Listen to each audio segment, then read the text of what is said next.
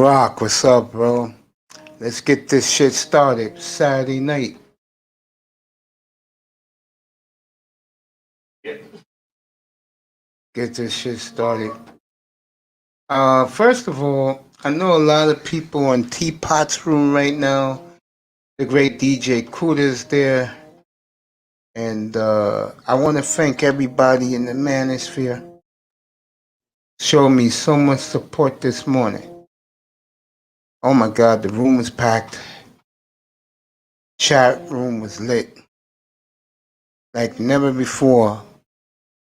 And supporting me. I want to thank everybody for that. Oh, I want to thank all you great brothers and sisters for that today, this morning. Number two, I'm trying to find out if there's any crap happening right now.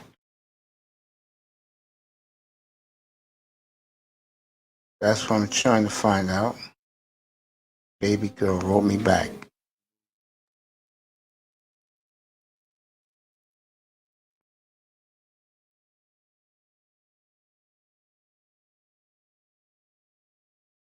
Nice's in here. And she haven't hit me back yet.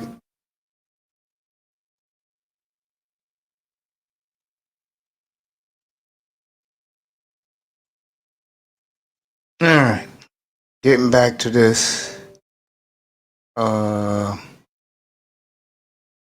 finding out right now what's going on.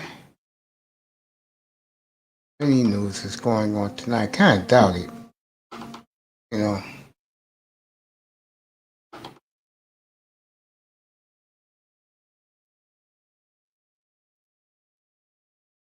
How's this going live tonight?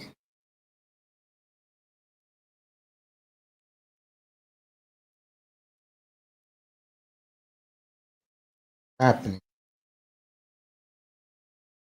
The hell is this?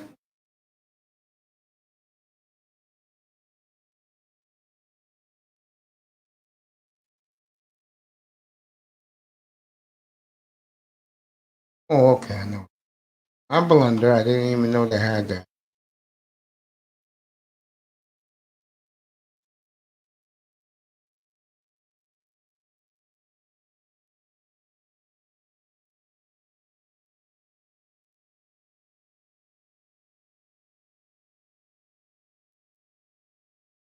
That's about Brady.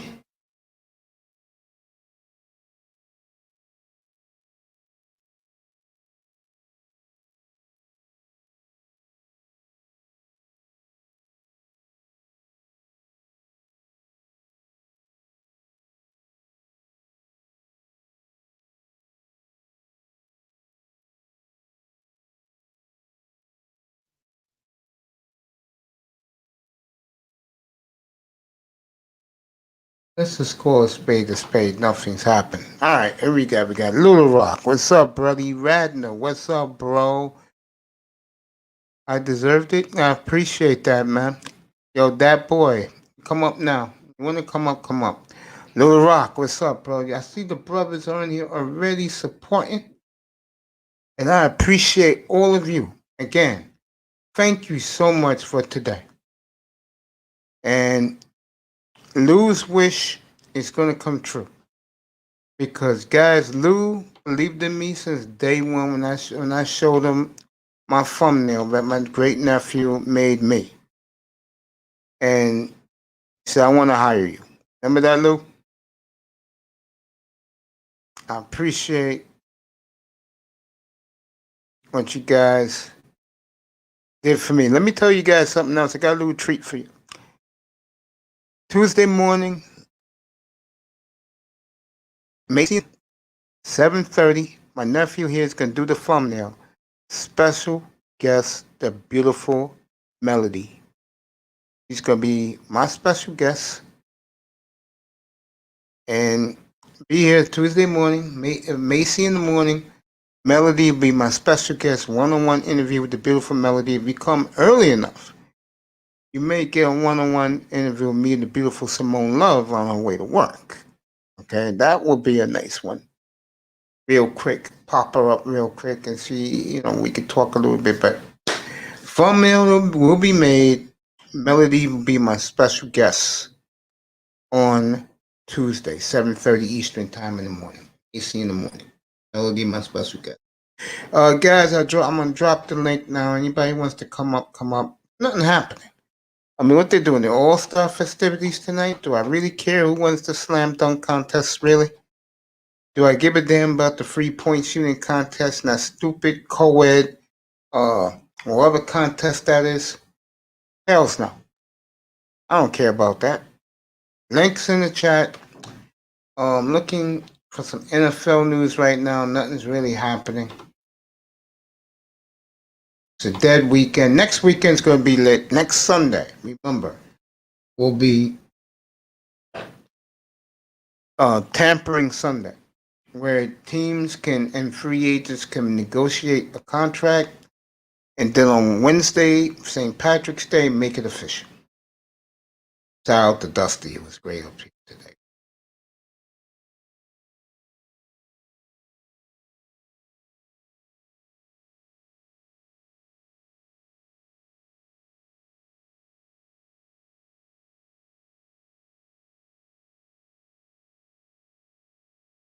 These guys, Dolphin losers. I'll call them out a little later down in Miami.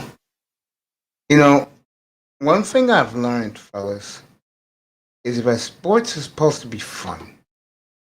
It took me many, many years to realize it, and once I did, I realized it.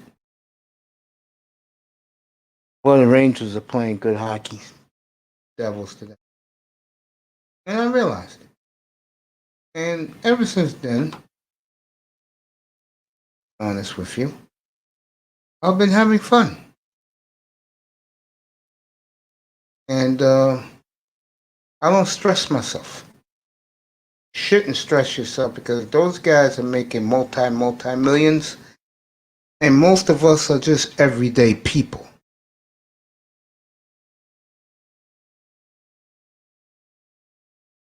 So, just a little tick for tack.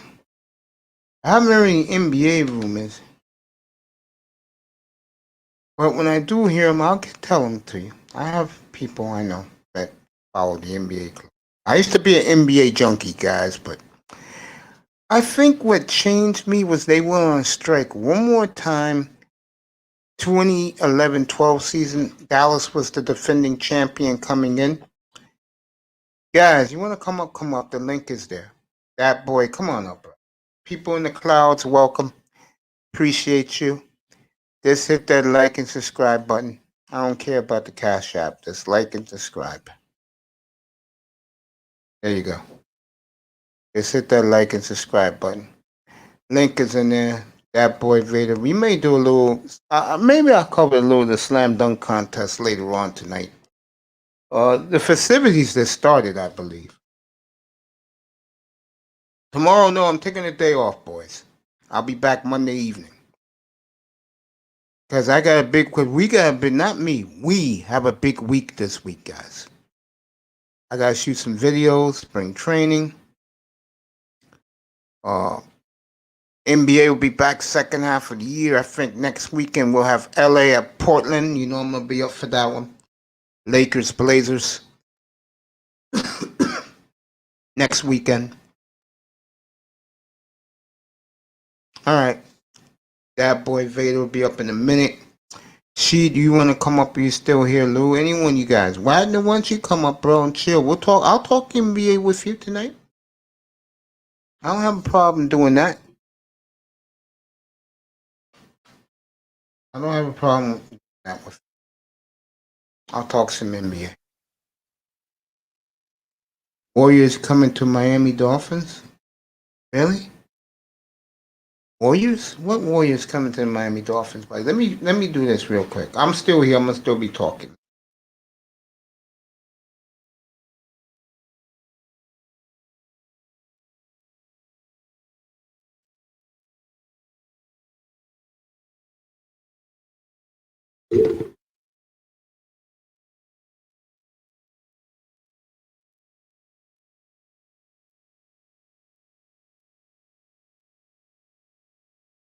What Warriors coming to the Miami Dolphins, bro? There we go. We're better now. It's coming. I don't know what Warriors is coming. There we go. Now the camera's put back right. Everybody hit that like and subscribe button. I don't care about the Cash App. Don't even think about it. Warriors coming to Miami Dolphins free agent.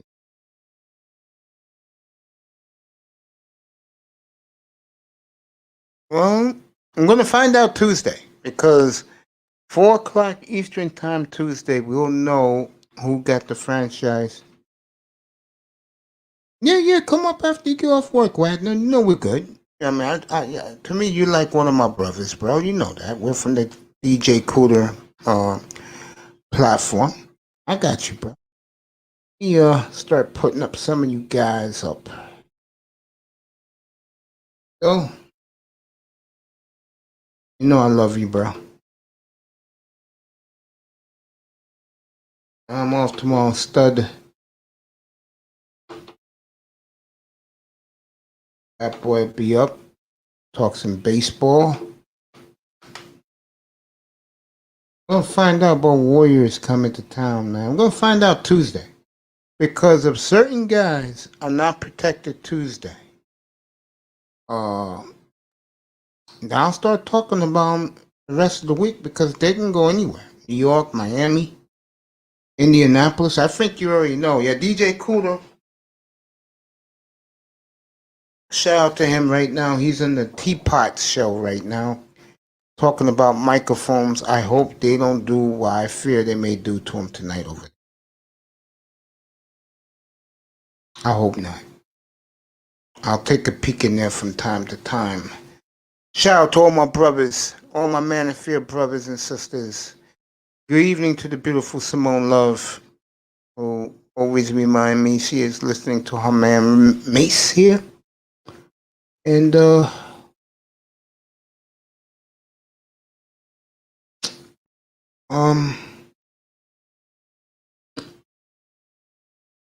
this is for all you Manosphere sisters and brothers also.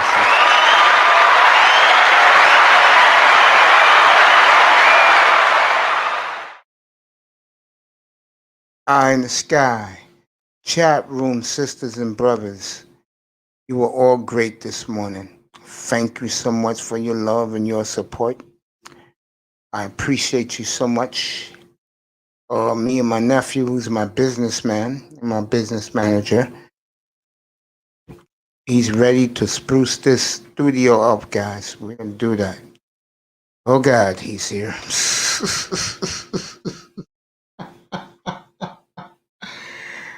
You want to come up, Manzano. Come on up. Breakfast with Coach Macy, chicken wings, glass of water. Yeah, that's it, bro. Remember, Tuesday morning, getting here fresh and early. Ace, the Ace, that's right, girl. Watching our boy DJ Kuda on Teapot. Hope you don't get ambushed. I'll be peeking in from there time to time. My nephew's going to do the thumbnail. I'll have it up tomorrow to push it. Tuesday morning, one-on-one, me and the beautiful Melody, 7:30 in the morning Eastern time. My baby, I call her my baby sister. I love that girl so much. And be here for that one-on-one. It's going to be a one-on-one, me and Melody. After Melody leaves, guys, this is for the Manzanos of the world. After Melody's done with the one-on-one, you guys can come up and talk sports. Well, I've been dying to talk to her for a hot minute. I finally called her this morning. She said, Mace, I'll be glad to do the one-on-one. She's going to put on her schedule. I'm going to email her on Monday night when I'm up here. Make sure that's the last thing I do is email her before I go to bed. I'll have her up here. And you guys going to have a treat. So, you like fine-ass women. Guys in the manosphere who's in this chat room like Wagner's of the world, they know how she looks. She is one of the baddest young girls I've ever laid eyes on. So, can't wait to have her up here on Tuesday morning, 7:30 Eastern Time on Macy in the morning. Special guest, the glamorous, flamboyant Melody will be up here. Hit that like and share button, gang. Back to sports now. I'll peek in on the slam dunk contest later tonight. I know a lot of brothers care about that. I think the free point contest will be starting in a little while. NBA likes to milk these events, and they milk them pretty good. You know what I'm saying? Chicago Bears, if you haven't heard, they are, in their minds, the leader in the clubhouse for Deshaun Watson, even though people think different. I think where a lot of teams go wrong is the Jets and the Dolphins have the most capital, along with Jacksonville, but we know where Jacksonville is going. Even though, and I reported this yesterday and today earlier, when I had a packed house in here, and Sound, you missed that Trent Baalke room is to Urban Meyer. Whoa, not so fast. This Zach Wilson kid looks real good. But you know they're going to take. At the end of the day, you know they're going to take Trevor Lawrence. And Jaguars, I think, go 79, 8-8 this year. Next year, they take off. They're going to be there with Miami, Colts, Buffalo.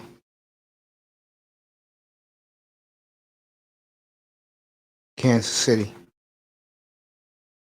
Chargers will be ready next year. Should be a fun NFL year 2022. This time next year, who's going to be the quarterback in Miami? Who's going to be the quarterback in New York? The Jets. Hell, by next year, who's going to be the quarterback for the football Giants?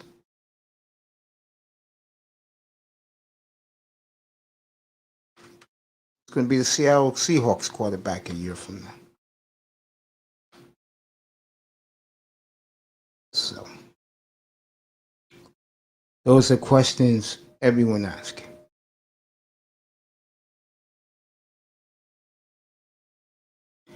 In the NBA, will Utah finish number one overall in the NBA? Best team in the West, best record.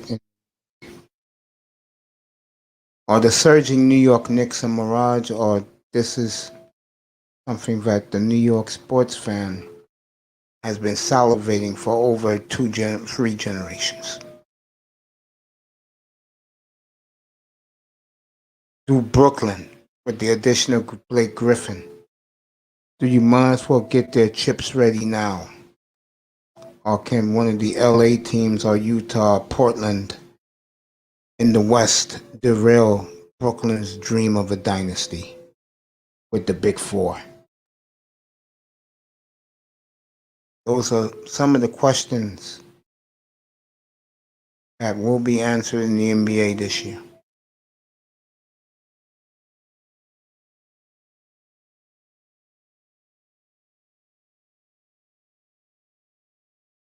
The pressure. What's up, John Hancock? What's up, bro? Let's go Brooklyn. Okay, bro.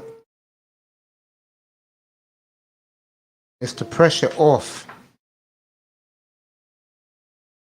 Philadelphia. Or do Joel Embiid continue dominance this year and try to bring a title back to Philadelphia? John Hancock says, let's go Brooklyn. Harden for MVP. The way he's playing these days, it's looking like it.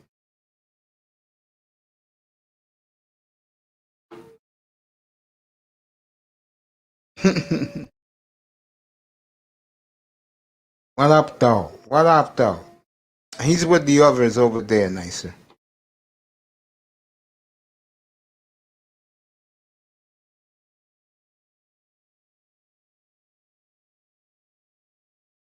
All these nice sentiments coming in. John Hancock, let's go Brooklyn. Like that logo, bro, in your avatar.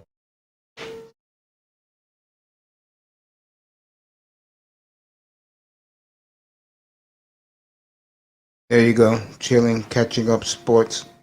Catching up on some sports. Juan Z's, what's up? Nicer, beautiful Nicer. Sitting here, Manzano, Mr. Miami.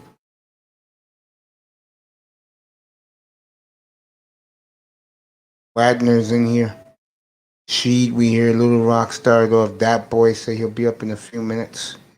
Commandante Lou, the whole family's here. Plus, we got people watching in the clouds. Hit that like button, folks, and the subscribe button. That's all you have to hit.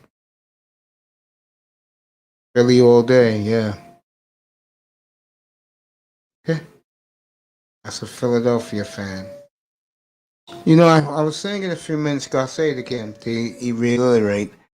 Sports is supposed to be fun. You love your team. You wear the jerseys.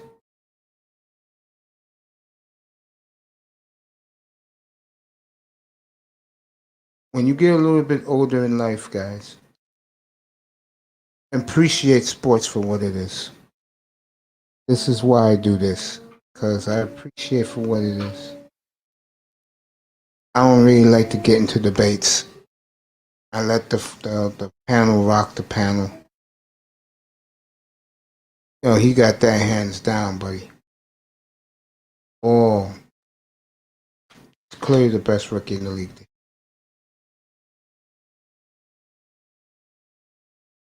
Clearly the best.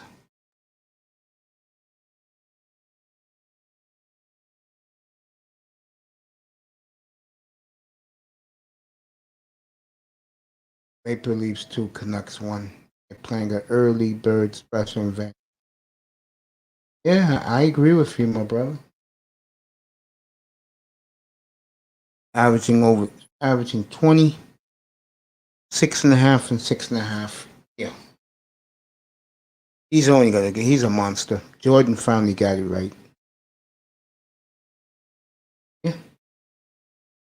I'm not gonna argue with that point.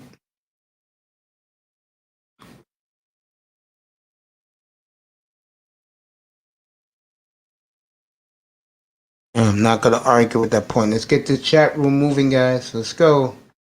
Ask some questions. I'm here for a while tonight. I'll be off tomorrow. I'll be back on Monday. Either anywhere between 5:15 and 6:15. I'll be back. I will be off next Saturday because I gotta prepare for the tampering Sunday. Next Sunday being everybody 11 o'clock is like the old days. I used to come on for the pregame shows on Sundays, NFL pregame shows. It's gonna be like that. I'll be on 11 o'clock Eastern time. We'll start matching up the dots. Who's gonna sign with who?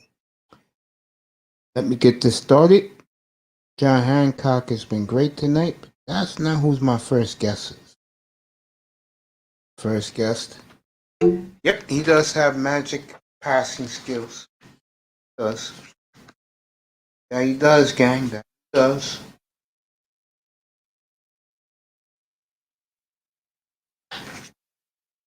Get this started. I don't know. It's gonna have to wait a little bit because I want to talk something with this man here. Are you ready, Manzano? Stay. Are you ready, my boy? Start this show off tonight. That boy Vader. Ready? What's good? No doubt. Hey, how you doing, Max? Brother, the great That boy Vader. Appreciate you, man. I was checking out the show earlier too, man. Platinum came through. Big shout out to Platinum. That was a live joint earlier. Yeah, guys, always playing video games. Yeah. Oh, that's you, That boy? Yeah, that's me, my bad. Yeah, go ahead, take that. Where is he? All right, I'll be right back. All right, take your time. Who else? But the great Anthony Manzano is with us.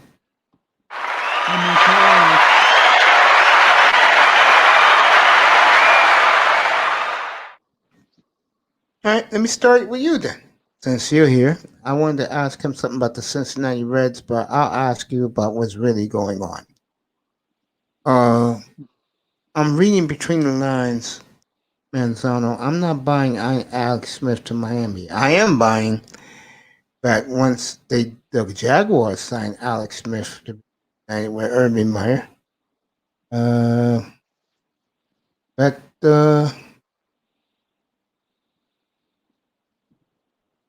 they'll cut Minshew, and how fast you think Miami will sign?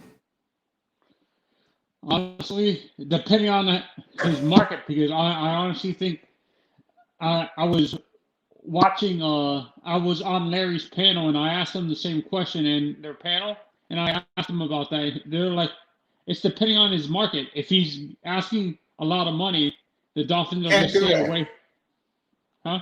Can't, can't do that because he's still in his rookie deal, and he was a 6th round pick, and he really, in most people's minds, haven't done anything. Okay. So you think we can get him at like a 1 million, 1 year, Nah, like two that's million? overpaying him. Give him $600,000 and happy to have a job. No, not saying a 2 year deal. I like a 2 year to me to be safe because I honestly think he could be a good backup for us because I think it was you or I just said he has a It was me. stronger He's a better. He's better. He has a stronger arm and less turnover version of Ryan Fitzpatrick. Yes, which is inaccurate. Honestly, that's an accurate evaluation for him, to be honest. I've seen enough of his games. Trust me. Hmm. I just don't watch Dolphins football. I watch everybody. Okay, I thought you were mainly a Dolphins fan and you just I focus am, on but I Dolphins. watch everybody. So when I have a show like this, Anthony, I know what I'm talking about with guys from other teams here. Yeah, Nice to and have some a honestly, beef pot pie iced tea for dinner. Yeah. yeah, and honestly, when I look at these, I used to enjoy all these the All Star Game things, festivities like the 3 point contest and the dunk contest. I stopped enjoying it when they allow like the big guys to be in the dunk contest, like a Dwight Howard or like the centers. I liked it when it was just a short, guys like Michael Jordan's height and stuff like that, or even uh, Clyde. Wait, was Clyde in a dunk contest during his career? Yes. Yes. There's in a couple of them. Yeah, that's one thing. I like guys that size in the dunk contest, not guys 6'10" or above. That's an unfair advantage. And honestly, I think you're more creative when you're a lot shorter because you're. Don't you agree? When it comes to those dunk contests, it's better to be shorter because it's a lot more creativity because you have more room to what's it called, to improve during the dunk contest. Not with these tall guys like Dwight or something like that, or Kevin Durant or something like that. I think Doncic in the 3 point contest this year. I believe Doncic. so. Yes. Yes. I think honestly he's my favorite for that competition. Luca is my favorite for that competition. It's either him or not Clay. Him or Steph. If Steph is in that competition, he's my favorite. If he isn't, it's Luca all the way. I can see that. Well, me and I Tess had a great conversation earlier this afternoon after that marathon we had. Um, my brother, that boy. Right back, Mace was good. Yeah, man. You like that room this morning, huh? Yeah, I did. Yeah. Platinum came through for Yeah, sure. man. I was shocked, man. Yeah, yeah. I mean, here No, I it was am. it was all in the works. Like, cause Cuda was live early this morning, and everybody was on it. Like, let's slide over the Maces, and that's exactly what happened.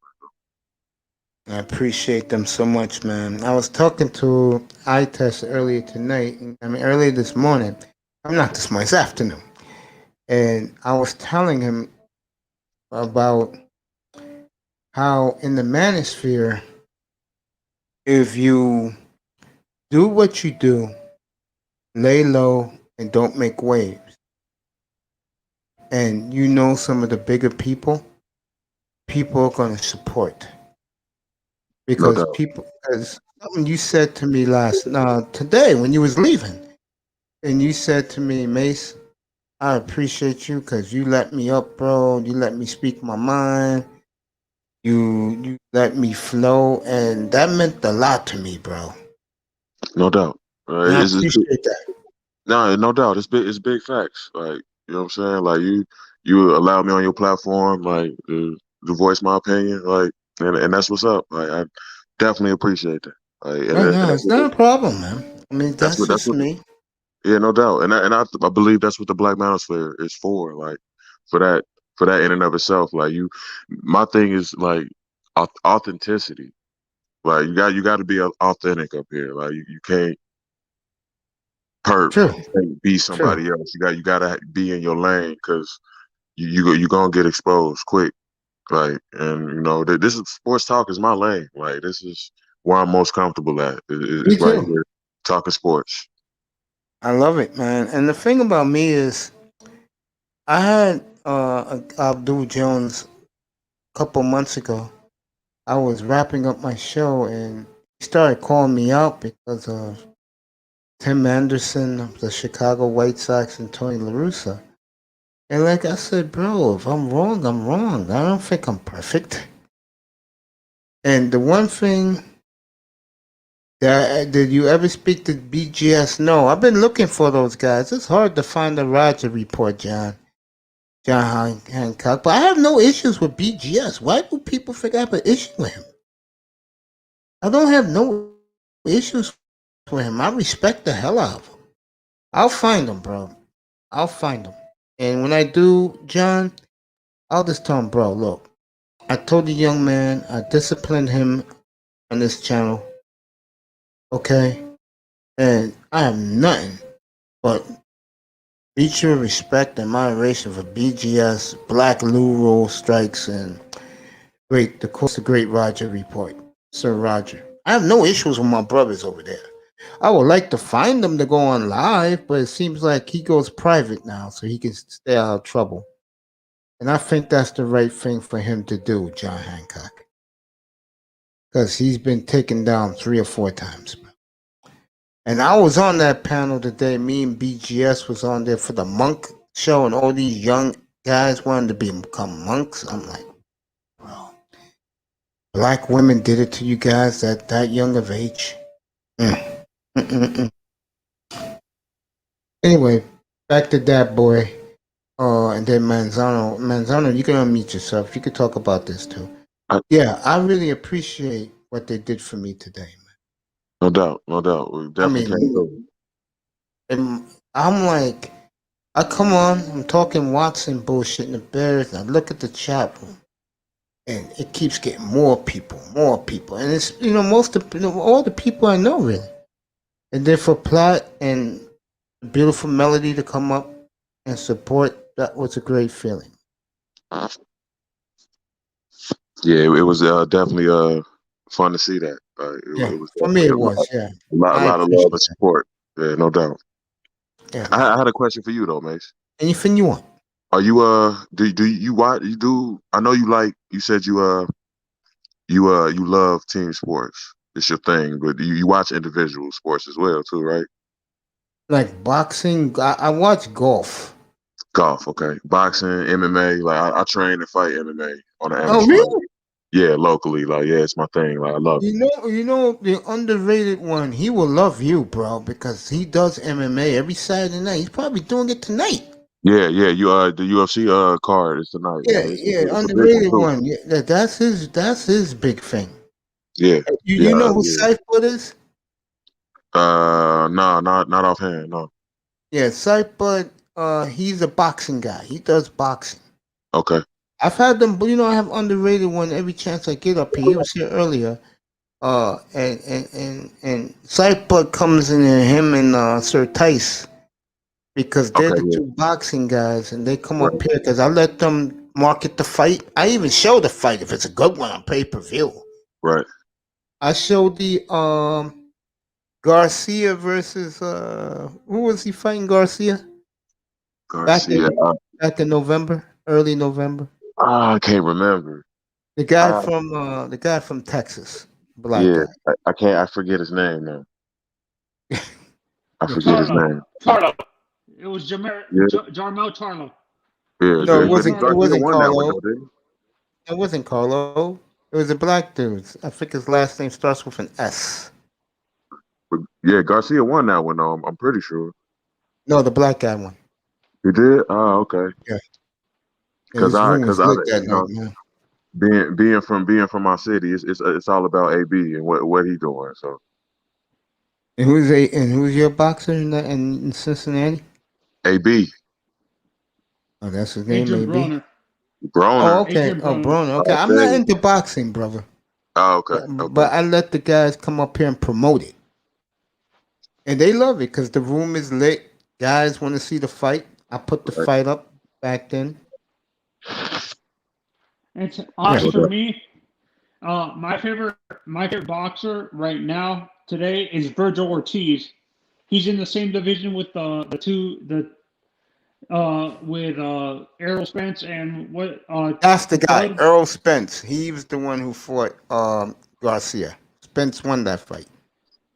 Yeah, and then my favorite UFC fighter. I'm not sure if you know who this is.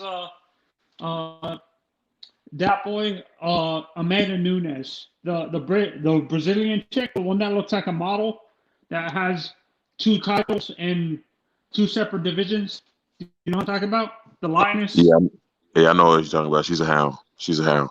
And John Hancock. I'm proud to be a monk, but that may change soon.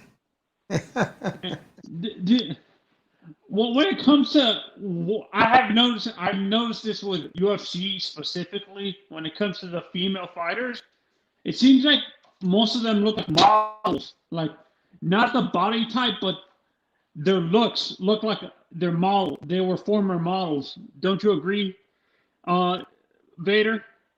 In a sense, like most of them are attractive. A lot of them.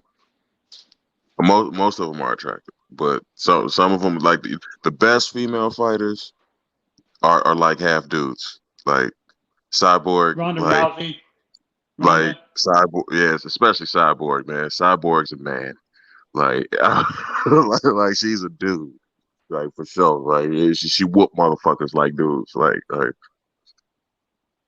You know how Ronda got her nickname? She actually asked Roddy Piper for it. Yeah, I heard about that. Yeah, before Roddy passed away, she asked him before he passed away, which was like about 4 years ago, miss. It's already 4 years since Roddy Piper passed away. How many years? 4 years. He died. Yeah, that's about right. Yeah, that's about right. Adrian Boner, very talented. Too bad he's such a a-hole. A DA. Well, Manzano, most of the, like you said, models. Right? I follow women's tennis, and that's where most of the models are. Oh, you follow women's tennis? I love women's tennis. For Serena, you just like the women. Serena, what I mean by like the women, you like women's tennis in general. In general, I like the sport and I like how they look. Honestly, my favorite tennis players. I funked her first. Good evening, brother LT man. Good evening. And of course, Big Daddy Smooth is in the building. Big Time is in the building. And even Nicer knows who Cyborg is. Nicer knows who Cyborg is. Yeah. That's Nunez. Yeah, she knows this stuff. Yeah, my 2 favorite tennis players are not the Williams sisters. Mine are you can have them. Naomi Osaka. Yeah, Osaka's looking finer and finer. Yeah, Osaka's, And Maria Sharapova, not Sharapova, the Russian chick, the one that they had to kick out because apparently she was taking steroids. That's Sharapova. Sharapova, that's her. Yeah, Maria Sharapova. I'm a big Sharapova fan too. Like, I understand. And do you actually believe, like, do you think it's just her haters trying to get her out of tennis, or do you think she really took steroids? I think she really did it because Serena was whooping her ass for 10 years straight. She was trying to get that edge. I think she did it. Oh, so Hit you that actually like believe, and subscribe button, fellas. so you actually believe that she did take steroids, it's not just her haters trying to get her out of tennis? No, she did it. She was gonna do whatever she could to beat Serena. It was in her book. Yo, I funked her first. Thank you for that advice, because now I can put. I mean, when I want to show you guys a live UFC event, I got you. Oh, hey, did you guys see that Jordan owns a NASCAR team now? There's a Michael mutual guy that we all know from the Manosphere. That boy probably knows him. Our boy Complex Design owns his own drag race team. That brother yeah. got plenty of money.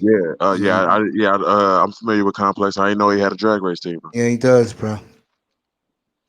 That brother does. Shout out to him. Yeah, honestly, I'm a big motorsports fan too. Go to him. Yeah, honestly, You can catch him a lot. Can I finish? And then I'll let you talk about NASCAR. That boy, you can go to you can find him on his own website, but a lot of the time he's in Mr. Fantastic's room. And just ask him tell him that Mace sent you. Okay. Me and him are all right.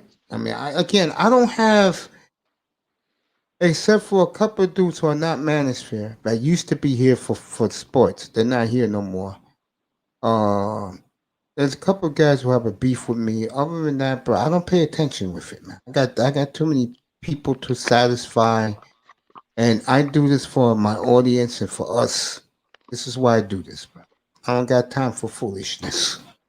Yeah, Mace. I need to thank you for letting me on your panel, because, like you said, I ask so many questions. Sometimes other channels like either don't let me on the panel, and I think it. Like I told you before, I have autism, and that's a tick for my autism. I tend to ask back-to-back questions without people answering it. And thank you for allowing me a platform to talk sports and stuff like that, to be honest. You know, I saw what TD used to do to you, and I didn't like it. And I told you, I said, if you want to come up on the panel or you want to talk, get your questions asked, come here. I've noticed with auto racing specifically, why do you think there's not a lot of African Americans in that specific sport? Do you think it's because of the money? It's too expensive for people to start a race team, or there's not a lot of. Thank you. I funked it first. The only sport that I see like African American representation is motocross, and it's with the Stewart brothers, James and Malcolm Stewart, and stuff like that. But that's it. I rarely see. There's not a lot of representation in NASCAR. There's not a lot of representation in what is it called, like MotoGP, like the motorcycle racing and IndyCar and stuff like that, or Formula One and stuff like that. Do you think it's because it's too expensive that's not a sport that the inner city can get into because it's so expensive? Of course, you need. I heard to start your own race team in anything, drag, monster truck, so that it costs about $7 million to start your own team. And to me, it has a lot to do with culture too. We don't, as black men, we don't grow up in motorsports. Like you really you come across it another way. Peanut butter heroes. I know like Bubba Wallace. I follow Bubba Wallace. Like, so I know, like you gotta come about it in another way, because we don't grow up with motorsports. It's hard for a brother to keep his license, let alone be a race car driver. There you go. It costs $8 million to raise your child to be a driver. Yeah. The perfect example. I think they interviewed the Stewart brothers. Do you ever watch motocross? Do you ever watch Supercross? I do. Watch no racing. I do. When I get a chance to, I try to catch up with it. Yeah, they were interviewing the Stewart brothers, Malcolm and James, and they asked him, "How did you guys get into motocross specifically?" They said because of what they hung around with a lot of white kids growing up who did it and stuff like that. Because in where they grew up, mainly like in the neighborhood they grew up in, they never really. It was always either football, basketball, or maybe baseball. So they never in the area they grew up in, like in the neighborhood, they never focus on motorsports in general. So it's a cultural thing. I agree with you. It's a cultural thing.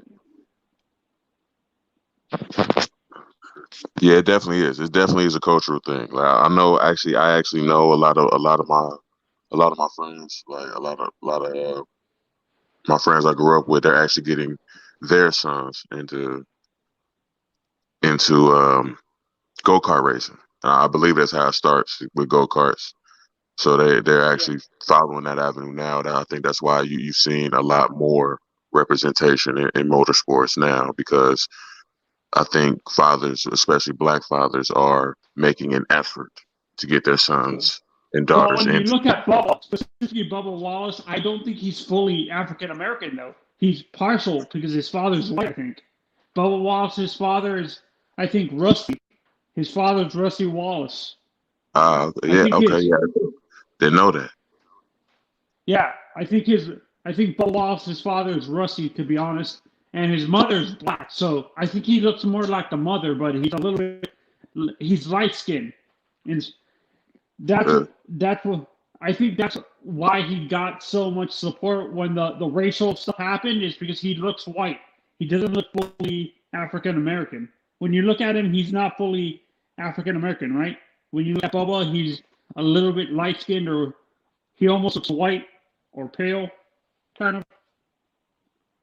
Yeah, he's light skinned. Like I didn't. If his dad is Rusty Wallace, then I mean that's the avenue he took. Then I mean, like Rusty Wallace is a big name in NASCAR. So I mean, for him to be the son of Rusty Wallace, then I mean it was only natural for him to gravitate towards that. Yeah, and what people need to realize when you look at the history of NASCAR specifically, that sport started out during the Prohibition, when these criminals were.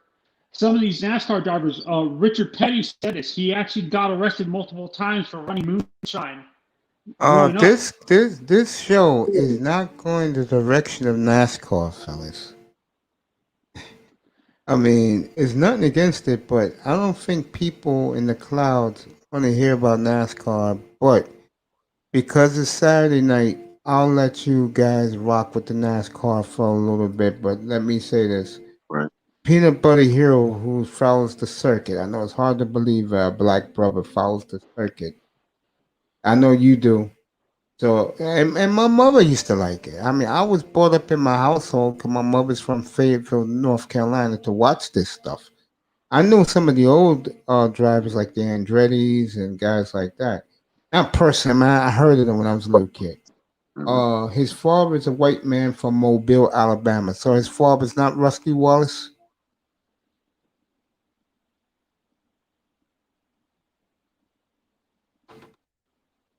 Yeah, but I was saying with people that when it Her comes dad to was an amateur driver. yeah, well, in general, when you look at motorsports, like not motocross, but kart racing in general, that those sports in general started out with like these guys souping up their cars to try to get away from the police running moonshine and stuff like that. That's how these auto racers started.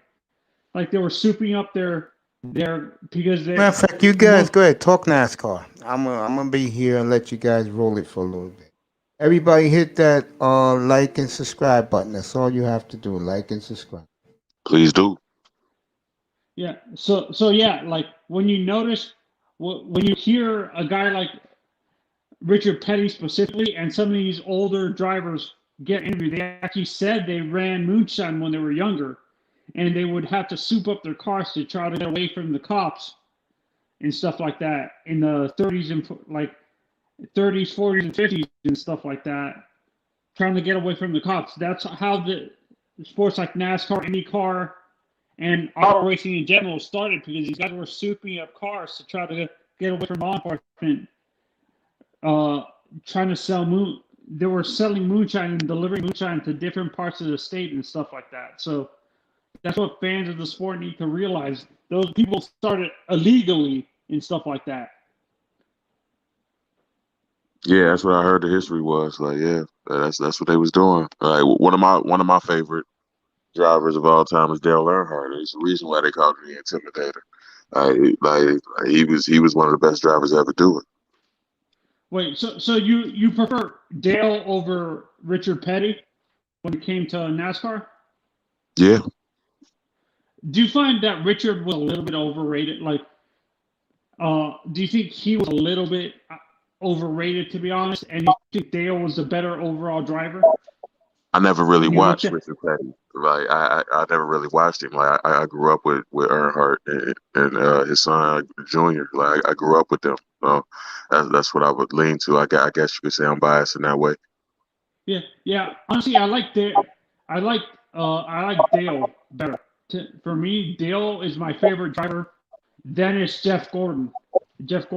I don't really like Jimmy a lot and stuff like that. And so, Chase Elliott. Do you know Chase Elliott? Do you know who Chase Elliott is? I heard of him. Bill I haven't Elliott. really seen him drive. Bill Elliott's son.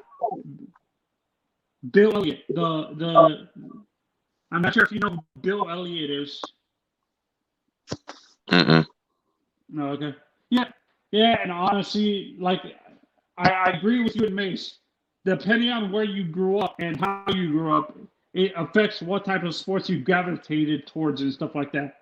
For me, it was soccer and baseball and stuff like that because my dad grew up liking it when he was living in the Dominican Republic. I grew up around a lot of kids who played soccer and stuff like that. You guys grew up with basketball and baseball, basketball, and football, but you guys mainly, your parents gravitated you towards sports like football and basketball because the instant money gratification, because you got the money faster compared to baseball where you had to wait a long time to go through the minors. Don't you guys agree?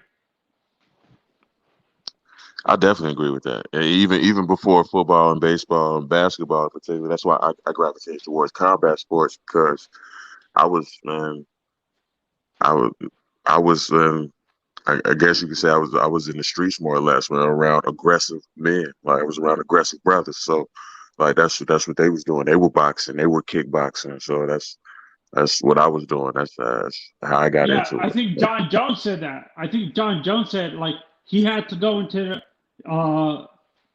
John Bones Jones. He actually did an interview recently, and he actually stay away from where he grew up, area he grew up in.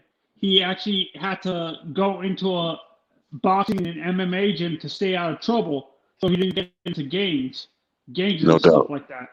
No doubt. That's how got out of that life myself. And I credit MMA with saving my life more times than I can count. Like What was it? Did Broner have that problem? Did Broner and like the younger boxers now? I think most boxers had that issue, man. Even when you look at Tyson, like Tyson especially had that issue. Like boxing was a way for him to escape that street life. Like that's why he gravitated towards it. Like, not only did he have a talent, like and somebody recognized that talent, but it was a way out for sure. This is going into boxing. Did you guys know it's the 50-year anniversary of the first listing Ali fight? Yeah, I didn't know that. I'm pretty sure Mace might know. Mace, did you know that? That was an iconic picture too. I love that picture. The first one was 1960, so that had to be 60 years ago.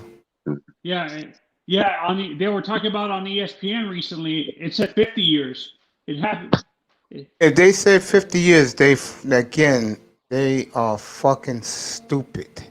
Because the year I was born, it was the second fight, and then a week later they found Sonny Liston dead, and that was 56 years ago in the second fight. So ESPN again is wrong. Okay, so they And made a this is the mistake. and this is the bullshit you young guys listen to is fucking Espen. Yeah, no, thank you for correcting me on that, Mace, because I always, when they said that, I thought it was a fact. So it was the second fight is 50 years ago. The first fight is 60. 56 years ago, Manzano, not 50. Oh, okay, 56 years ago. This is why I don't watch television. Okay, yeah, I thanks again. Thank you I for haven't correcting watched me. I haven't watched ESPN since 1996. Wow. Wow. And then I heard something last year which blew my mind. That boy, this will interest you and all the brothers in the chat room. You know, they said that, you know what they think of us, bro, as black men? I'm talking to you, that boy. You know what they think of us? ESPN? ESPN? Yeah. No. Yeah, run it. They think that all black men do is get high, sleep all night, or get with baby mama all night, and they play Madden all day, and they watch ESPN. That's where they put all those good-looking black women on ESPN. Wow. That's what it is. I know. They I, don't think black men could do nothing else better. Wow, I grew up with ESPN. That's why I still watch ESPN. Like, I remember when Part of the Interruption premiered. I remember the first episode. Man, I grew up with ESPN. That's why it's so hard to get away from it. Yeah, I got away from ESPN when I saw through their bullshit. They're starting to try to cater to the Hispanics. They're starting to hire more Hispanic news anchors on ESPN. So it's switching from what you're saying, Mace, that what they're trying to do with the black community. They're doing it with the Hispanic community now too, where they're starting to hire more Hispanic sports anchors. Have you noticed that too? No, I don't watch ESPN. I haven't watched ESPN since 1996. Oh, okay. Yeah, no, that's what I've since I watch ESPN a lot. That's what I've noticed now too. Like it's starting to transition to having more Hispanic anchors and stuff like that on Sports Center and all the shows and stuff like that. I can see that. that is what Mr. Miami said is 100% true. The what's it called? ESPN hates the Dolphins. That's true. Oh, they hate the Bengals too. Most definitely, they can't You stand know the what? Bengals. You know what they hate the Dolphins? Because most of the ESPN workers are from Long Island. They're all Jet fans. Oh, okay. So they're New Yorkers. That's why they hate the Dolphins, isn't it? It's Yes. just a buy. Yeah. Yeah. I just don't watch propaganda. I mean, they like who they like. And if they don't like you, they're gonna give you a hard time, bro. No doubt. It seemed like Stephen A. Smith take time out of his day to hate on the Bengals. So And the Cowboys. He hates the Cowboys. and the Cowboys. Oh my God, the Cowboys. The Cowgirls, as he likes to call them. Right, like man, with the hat and the cigar, I can't stand him, man. Oh my God, man. Oh man, Stephen A. Can't stand him. Can't stand him. Okay. I feel you, bro. I definitely feel you. I barely watch ESPN. If it wasn't for Part of the Interruption, I wouldn't watch ESPN either. Last time I saw ESPN, Craig Kilborn was the host. Wow, that's going back, man. Stuart Scott and Rich Eisen and all them. Yep. I didn't know Eisen worked for ESPN. I thought he. Yes, he was in ESPN for a matter of fact. I'll tell you something about Richie Eisen. He used to work for the Staten Island the Staten Island intruder here in New York. That's a young pup. He used to call Francesca and Russo all the time. Richie's from Staten Island. Yeah, Wow. honestly, Yeah. see, this is why sometimes when I look at guys like the guys that you see who used to be beat reporters for the Dolphins on ESPN, like Levitard and was it Darlington? Jeff Darlington. Yeah. Yeah, I can't trust their information because they're not really fully covering the Dolphins now. They're covering every other team. So I know you used to be a local beat writer, but how can I trust your information and stuff like that? A guy like that, Jeff Darlington, or who's the other? There's another another former beat reporter for the Dolphins that works for NFL Network. I forgot the guy's name now. Steve Weiss. Yes, Steve White. I don't trust Steve He's White very anymore good. either. He's White? very good. He's very good. White. Darlington's good too. I don't know. You may not like Jeff because Jeff got to do other teams, but Jeff is good. I like Jeff Darlington a lot. Does a great job down there. Did you see the third round? Did you see the third round of the Arnold Palmer? Yes, I watched that today. Yes, I did. It was excellent. Lee Westwood. How about Lee Westwood? Did you see his last shot on the 18 when he made his curve and it went in? Oh, the hole in one? No, I didn't see that one. I missed that part. Manzano, guess what? Yeah. Thursday is the Players. I'll be covering that 8 o'clock in the morning up here, live. I won't be able to watch you live next week because I'm gonna be going out of town and we're gonna be driving into we're driving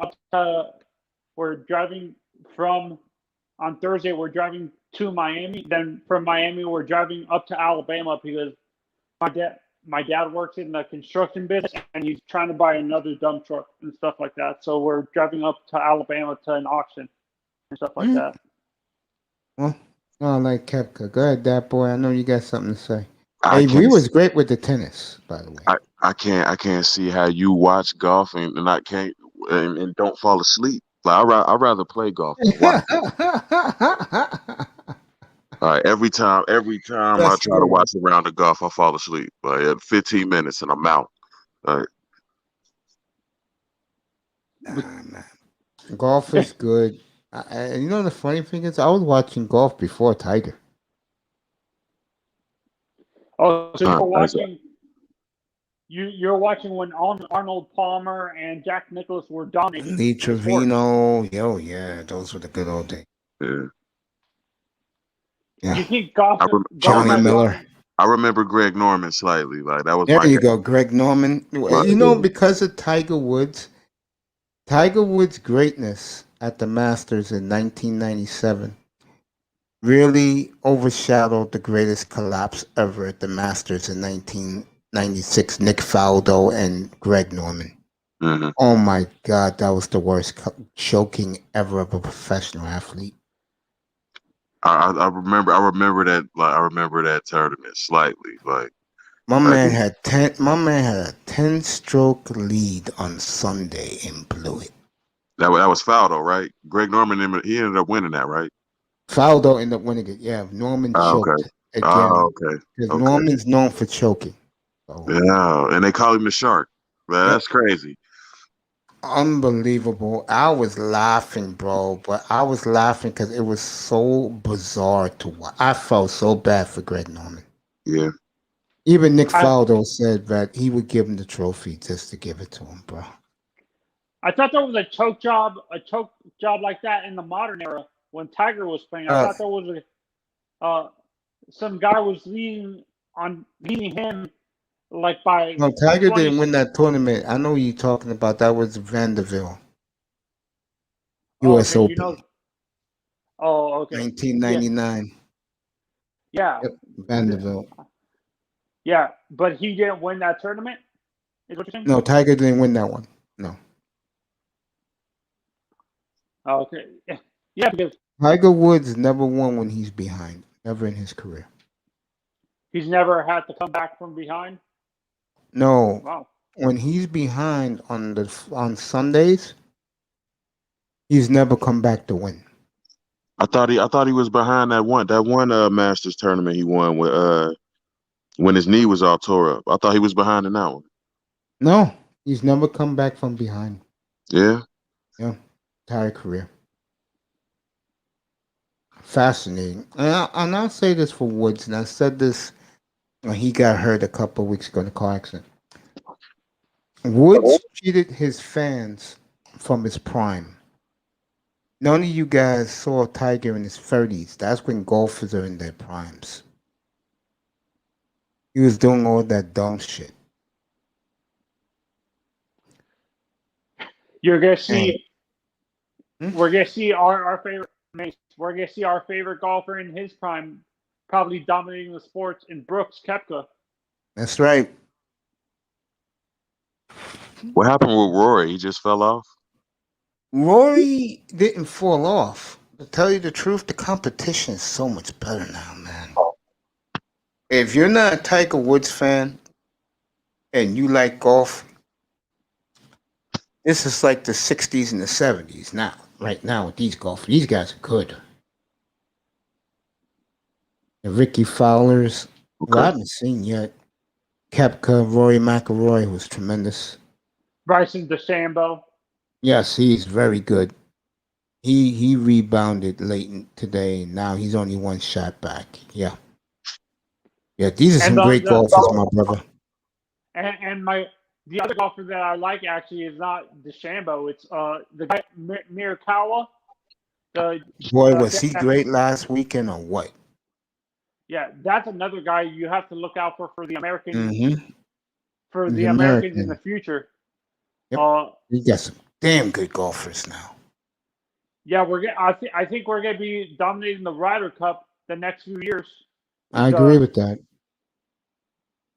Because the Europeans, first of all, are getting old, and second of all, our American guys are so good, bro. And they have, honestly, I think the Europeans are more finesse golfers, to be honest. When you look You know what I'm at gonna be doing, Manzano? yeah, When it's the Masters and the play, and if I get my air fryer in time for the players next weekend, I'm gonna be making chicken wings while watching the tournament live up here. who's your favorite to win the players? Who's your favorite to You win know the who players? I'm picking. Come on, you know who I'm picking. Me and you picking the same guy. Come on. No, we want Koepka to win. Who do you I'm think picking Koepka, realistically bro. wins? Koepka, because he only gets up for the majors. Oh, he doesn't show up for these like minor tournaments? Yeah, he doesn't care. He's pulling the Tiger Woods. They only count majors. So you think Koepka's the one that's going to be able to pass Jack Nicklaus? No. If he would start his career like 4 years younger than he did, yeah. But at his age now, no. But he's gonna win double digits. He's gonna be a Hall of Fame golfer. But you don't think anyone's ever going to break Jack Nicklaus's record? No. Like that? No. I'm going to say this. Maybe I wouldn't be surprised if the person who wins it is it Tiger's son. Maybe. Or maybe Tiger's son's competition may be the one. Yeah, when you Mace, you need to watch his you guys need to watch videos of Tiger's son when he swings. It's exactly the same way as Tiger. When Tiger was in his mid to late 20s, early 30s, and stuff like that. It's the exact same swing. It's the craziest thing. It's identical. I'm gonna have some birdie sounds too when we're watching the golf. Do you ever watch the team tournament, Mace, for tennis? I forgot what it's called for tennis now. Well, It's not the tennis. Ryder Cup. When you tennis fans, Davis Cup. When you tennis fans, I'll tell you this. Since it's from now to June, late May, Memorial Day weekend before we get the French Open, the next major. I'll be showing you guys some international matches, including Monte Carlo. And That's special.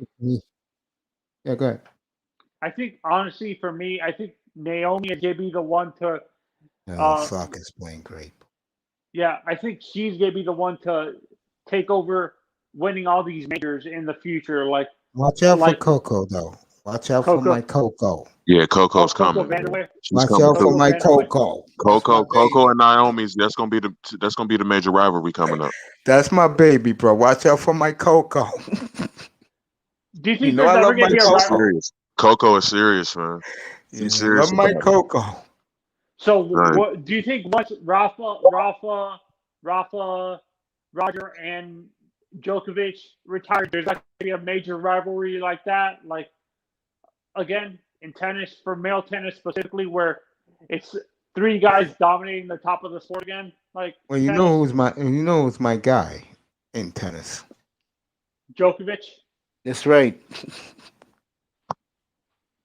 You And better believe it. Djokovic's gonna be there for a while too. He's not going nowhere anytime soon. No, he's in. I think He's in his Joker's in his 30s, mid but the thing about Djokovic is he's too behind both Rafa, who he hates. I cannot wait for what you call it. I get up for the French Open because that's Rafa's turf. And I remember a few years ago when Djokovic embarrassed him, bro. Right. See, I'm a Wimbledon guy. Oh, you like Wimbledon? Okay, I Yeah. like them all. I'm not too crazy about the U.S. Open, but I love Wimbledon, and I love Wimbledon is number one for me too. I like the I love Australian Wimbledon. Open the best. I like Australia too because Djokovic dominates. No doubt. I think You think Serena's done, Mace? Yeah. And you know, I'm gonna do a topic probably next Saturday night. Who is the greatest American athlete ever? She's gonna be in the thumbnail. And Yeah. I'm not a fan of Serena's, but I'll be an asshole if I don't put her in that category. Greatest ever. I feel bad for Venus. Venus gets overlooked because how dominant Serena was. Yeah, I love Venus myself too. Of the two sisters, I love Venus. I don't like Serena. I love Venus. I love Venus too. Serena's, yeah, Venus, Serena. Venus, my baby. Yeah, no doubt. So Every time she plays Serena, it breaks my heart. 'Cause I know Serena's gonna embarrass her, bro. So you think the Nice. next great rivalry of tennis, like tennis in general, is gonna be Vanderway versus Osaka? Yeah, Like all Stanford and Agassi? Coco. All Coco. Coco's coming. Not Vandeweghe, Goff, Coco Goff. That's right, Coco Golf, baby. Yeah, Coco Golf, like the quarterback golf from the Oh, he's now on the lines. wait a minute. She's Her married name to. is Coco. Yeah, she's from your neck of the woods. She's from Broward County. All the local athletes, like the football players, they know her well. They cheer for her, bro. Yeah, no, I didn't know that. I didn't know she was married to their golf. I thought she was still Coco Vanderway. Her name is not Coco Vanderway. Oh, you mean Vanderway, Kiki's niece, the basketball player's niece? Yeah. It's two different people, Manzano. Yeah, it's two different. Okay, you're confusing me because you said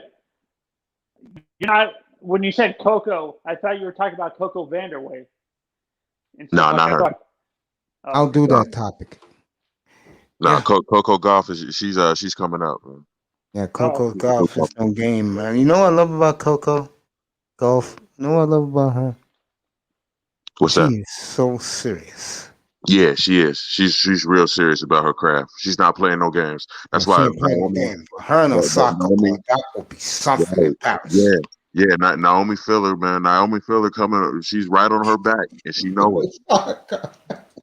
Let me tell you, I saw Osaka 2 weeks ago when she humiliated Serena, and I couldn't believe she has the fro now, the tan now. I'm like, who is this? I was up here doing it. I said, look at her in shape. And I said, oh, that's Osaka? That's exactly what I said on the air. I said, that's Osaka? Looking like that? I said, let well, me when I calm saw down a little bit. Mace was, I saw that too. I'm like, I wasn't even sure she was Japanese. I thought she was black at first. When I first saw that, I'm like, She is. She's half and half, man, Simon. She's half oh, Chinese, half black. no, she's Japanese. I Father's thought. black. Her father's black, and her mother's Asian. Okay. Yeah. Do you think American? Do you think there's ever going to be a dominant American male tennis player like with Sampras and Agassi, or that's not going to happen? It's gonna be a long time. I'll tell you that. That bad boy's gonna be a long time coming. And don't call Coco a stripper. It's a little girl. 16 years old. Cut that out, Mr. Miami. Shame on you. Michael Irvin from Fort Lauderdale, greatest sports announcer. Oh, yeah, Mr. Miami guy going. But anyway, yeah, I like this tennis talk, fellas. I do. Yeah, honestly, I agree with you. I think the male side of tennis is going to be dominated by the foreign countries like Spain and stuff like that because Medvedev or whatever his name is, the guy that's underneath Djokovic once he retires. Medvedev. Yeah, he's going to be the one replacing Djokovic for the Czech Republic or whatever country he's from, or Serbia. Yeah. And Russia's always there too, and Russia they love their tennis for sure. Yeah, man. With the women especially. Didn't Sharapova, was she representing the Russians during the? Of course, she's Russian. Yeah, she's Oh, always no. represented Russia. She spent most of her life in America, but she's always represented Russia. Yeah, and what's her name too? That one that everybody Kornikova. There you go, Kornikova. That's another Russian. No, there's actually one. I forgot the tennis player's name. I don't think she's Russian, but she's Get the up one here, bro. She's the one that's dating a quarterback for the NFL. I think she's dating like Aaron Rodgers or something like that. Or I forgot the girl's. She's Russian or German or something like that. She's from a European country. I forgot the girl's name now. She's dating. I think either she's dating Aaron Rodgers or she's dating a guy. Jimmy. I think he's dating Jimmy G or something like that. I forgot the girl's name now. No, Jimmy G's dating the porn star. What are you talking about? Yeah, I know. Wozniacki. Wozniacki was dating like a defensive lineman or something. Wozniacki was engaged to Rory McIlroy. Rory dumped her, bro, by text. Yeah, he did. I'm worried about that too. I don't even know why he did that, man. That was ridiculous. I honestly feel bad for the Americans on the male side of things. I don't think we're ever going to have a dominant tennis player. We're going to have the female. And we especially on the male side. On the male side, that kid's a baby right now. Yeah, on the male side of the game, it's going to be a while before you see another great American. The days of Pete Sampras and Andre Agassi are over. Michael Chang, that was my favorite time of tennis in the late 80s, early 90s with that group. And the women too. It's Kornikova, the Williams sisters, Hingis, Celis. Hingis. I was a big Jennifer Capriati fan. I don't know why. Capriati, man. Capriati and what's her face? Hannah Hardin. They all came up in that. And Lindsay Davenport. Yeah. Yeah, isn't Lindsay a coach for what? Isn't she a coach for Vanderbilt? Isn't she Coco's coach? Yeah, I think so. Yeah. Davenport, yeah. Yeah, and honestly, who was the guy who used to always yell at the judges? Who was a Hall of Fame tennis player who used to yell at John McEnroe. John McEnroe. He's from New York. That explains everything. That explains everything right there. His brash New York personality doesn't allow him to be wrong. I because think Davenport was Madison Keys' coach too. Madison Keys is another one too. She's one of my favorites Oh, on I haven't the seen court. Madison Keys in a hot minute, bro. Yeah. Yeah. I I well gotta calm down when you said Madison Keys, man. yeah. I used to like Chris Ever Lloyd. Yeah, she's a hot one.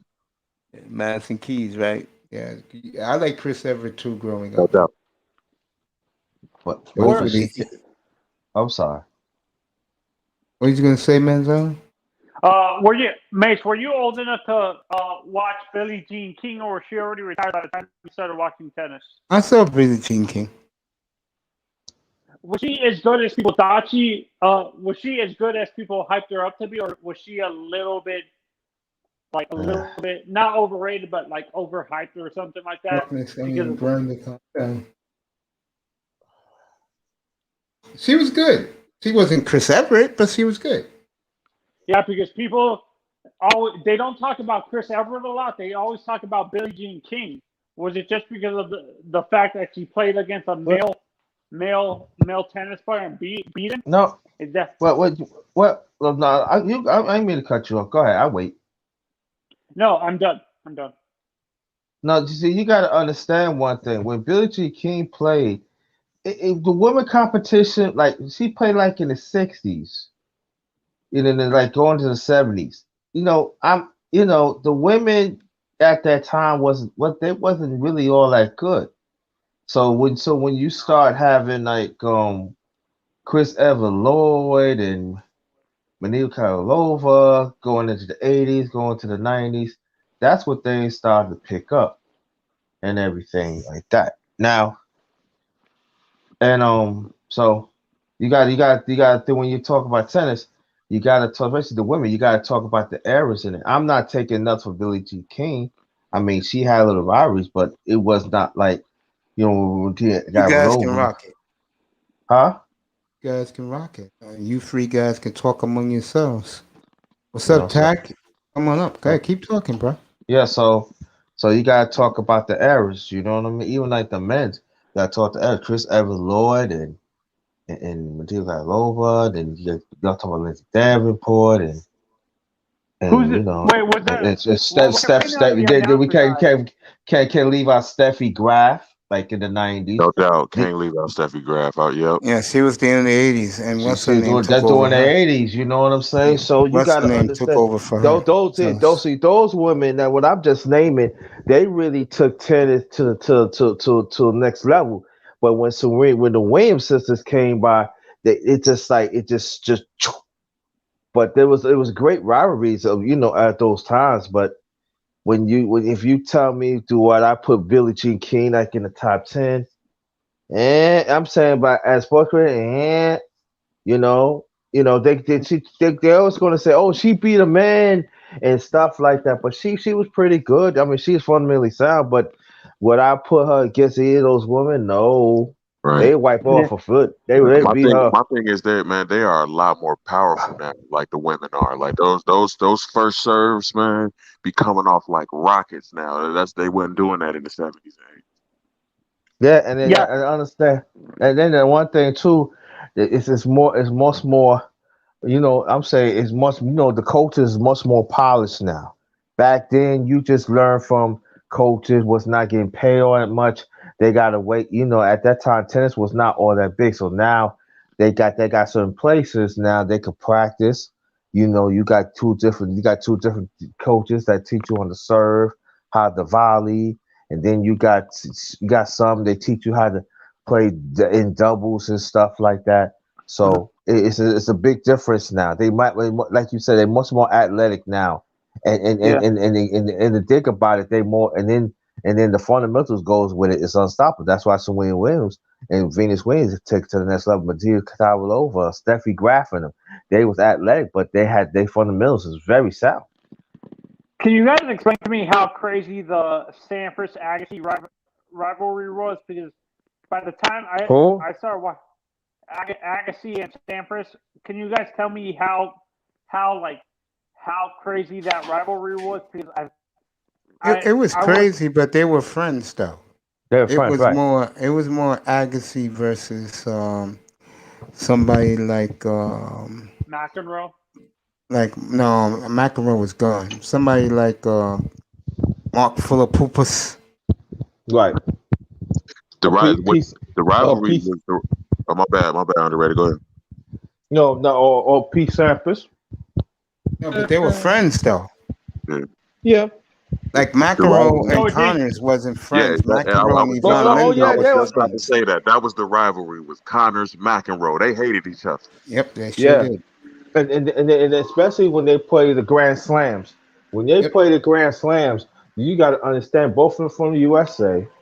And you think about at that time, men USA, men like men played, men at that time in the 80s was strong. That before Agassi, and you got Yvonne Lindo. You can't leave Yvonne Lindo out too. Yvonne Lindo was a beast. Yep. And This so, could but never win the French Open. they hate each other because But yeah, Tone Malone, what's up, baby? what's up, Tom Malone? So Yvonne Lindo got into the act and everything. Ooh, but you could tell Connors and McEnroe, they hate each other. They both play lefty, so they should show it on ABC Sports. You remember Brother Mace? Yep. They should show Those are that. good So days. Those are good days. that was a goal. But you notice they always show them in the USA, Australia, or Wilmington. That's the only time you see them. You never see them playing them other matches. Oh, so they never played McEnroe and McEnroe never played the French Open? Huh? Yeah, he did. McEnroe Yeah, never. he did, but he didn't win it. He did, but he didn't win. Yeah. The only No, one wait a who's minute. won a Grand Slam is Agassi's won a Grand Slam. Who else? Sampras didn't win because Sampras never won the French Open. Never. That the French Open too. That's what I forgot. Right. He didn't win the French Open. Who else won a Grand Slam? Djokovic has won the Grand Slam. Right. Nadal. Yvonne Lindo. No, he never won the French.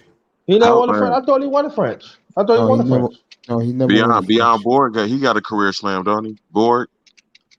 I think he got one. I think.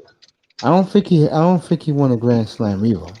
No, but you check it out, y'all. It's so funny that we talk about it. One season tennis, they talk about the Grand Slams, but they always leave like the French out, or if he get 3 out of 4, that's a Grand Slam. Back then, you got to hit all. No, you to got to be hit more aggressive. of them. That's why Pete Sampras is never going to be remembered as an all-time great. Never won the French. Yeah, never won the French, right? Mm-hmm. Yeah, Okay. only Djokovic, Sampras, and I think there's one or two more of us won the. I know Nadal won the Grand Slam.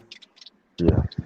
So did Roger Federer won the Grand he Slam. finally won the French. Yeah, he finally Who? won the French. Who's Federer. this? Oh, Federer. You Roger Federer, right? Yeah. Yeah, so those three guys plus, what's his face? Agassi. They the ones who won the Grand Slams. Those four. Those four. But think about Joe. I'm talking about Mace and the other brother. Let me tell you. You know how long that Federer was playing in French? He can never win it. He always missed that French, but when he finally win it, it put him in another level. Yeah, but here's the problem. Djokovic winning percentage against both of them is astronomical. Right. Mm-hmm. And Nadal was the man on clay, right? Yeah, He was Djokovic embarrassed them and beat him in Paris. In clay, yeah. Yeah, in clay. And I think that go ahead, Anthony. I can wait. I have a question for you guys. Can you guys in tennis? Can you repeat a Grand Slam? Win all four of them twice, or is it just they just call it a Grand Slam when you win it once? Can you repeat the Grand Slam? In tennis, and when you win one of each, you won the Grand Slam. Right. That's all it is. That's all it is. Okay, so you can't win the Grand Slam. You can't repeat winning a Grand Slam and stuff like that. Yeah, you can repeat winning the Grand Slam if you win it again. If you win all three again. That's right. That's what was holding, and that's what was holding Sharapova back, man. It took her forever to win the French Open. Right. Yeah. and that's why they That's right. supposed to She, win. her, Serena. Yeah, Who else? Uh, beautiful lady, beautiful girl right now. What's her girl name again? Osaka. Osaka. Yeah. Osaka, She's yeah. way. Steffi Graf won the Grand Slam. Mhm. Martinez won the Grand Slam. Yeah, I'll be back. Yeah, bro. Navratilova won the Grand Slam. Hells yes. Yeah. She's one of the greats. Like, oh yeah, she's definitely there. I What's up, didn't know. General? I thought she. I What's up, thought she brother? only won 3. What's going I on? thought What's she going only on, won. General? Salute.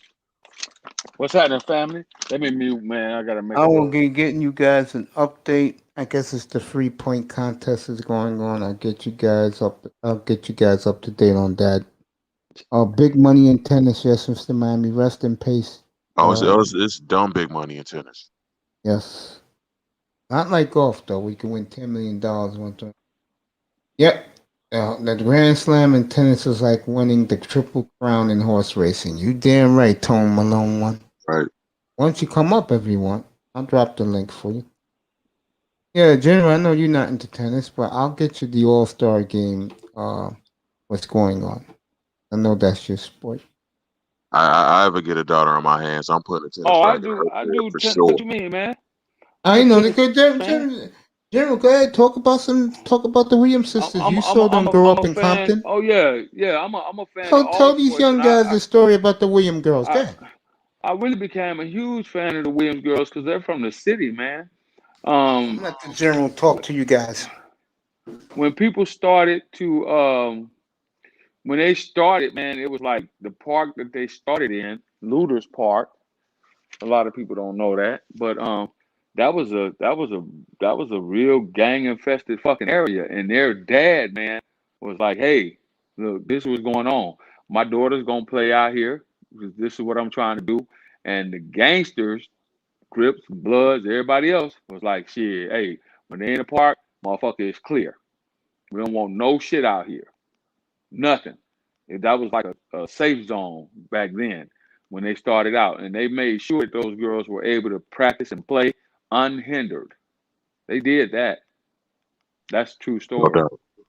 I feel like the tennis community treated Richard Williams so hard. They treated him like a crackhead for real.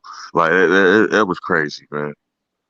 Well, what the reason why they didn't like Richard Williams is because the motherfucker read up on it and watched hours and hours of tennis matches and trained his daughters without them going to an actual camp. He did it the Facts. unconventional way. And that's what they Right. hated about him. They was like, who is this nigga? How this nigga come in here and got these two little nappy head black girls with all these beads on their head and they just whooping ass everywhere. That shit ain't cool. That ain't supposed to happen. They're not supposed to be beating these girls. They go to the best tennis academies that we got to offer in America. No. Straight out of the hood, straight out of South Central, straight out of the city of Compton. They ain't have to, Straight. right? They straight. They went out on that broken ass court with goddamn cracks in it. No tennis court. When they first started, they hung string across the goddamn thing because they didn't have a goddamn tennis net. That's how fucked up the park was. And then eventually people got together, and did some community work and he paid for the tennis net out of his own pocket and people started, having them to make improvements to the park area. Yeah, that's an amazing story. So that's how that happened, man. Them girls came from nothing, boy. That's the true rags to riches story. True rags to riches. And that's how that happened. Facts. He made them girls. Just like the Jacksons. The motherfucker made, hey, sing, Tito. Michael dance. He made them girls. Like, hey, you got to hit the ball like this. Now, them girls was cold, man, when they was coming up in the ranks. They was whooping ass out there. And nobody could figure out how it was happening. Nobody could understand. This guy took his two daughters and just willed them to fucking win. Right. Nobody could understand it. And how they even treated them, even myself, and Venus and Serena, man, just the whole time calling them monkeys and men, and it is ridiculous. Yeah, that was fucked up. what they did. That was truly fucked up. They didn't have to do that. So what's the update, man? On the I missed all. I slept through my fucking 3-point slam dunk. What the fuck going on here? Are you watching the All-Star festivity? I thought I was. Where they having this shit? I'm trying to search it now. My dumb ass. I done slept through it, I believe. What's going on now? I'll be damn. Where they at now? I'm trying to find this shit going through all these damn channels. Mate. Oh yeah, I ain't watching it. Yeah. Vader. Actually, I'm looking at a list. A list of the young tennis players to watch in the next couple of years, or this year specifically. Five of them. These are female, specifically a female list and stuff like that. The majority of the list is young American tennis players and stuff like that for the female ranks and stuff like that. I'll give you the names. The girl you guys were talking about recently. Osaka? No, not Naomi. These are girls in the amateur ranks, in amateurs, like people who haven't gone yet. You talking about Coco? Coco's a pro now. She's up there. She's a pro. The 16-year-old? Yeah, she's in the major tournaments already. Oh no, because in this list they're still considering her an amateur because she hasn't won a tournament yet and stuff like that. Okay, that I can understand. Okay. Yeah. Shoot.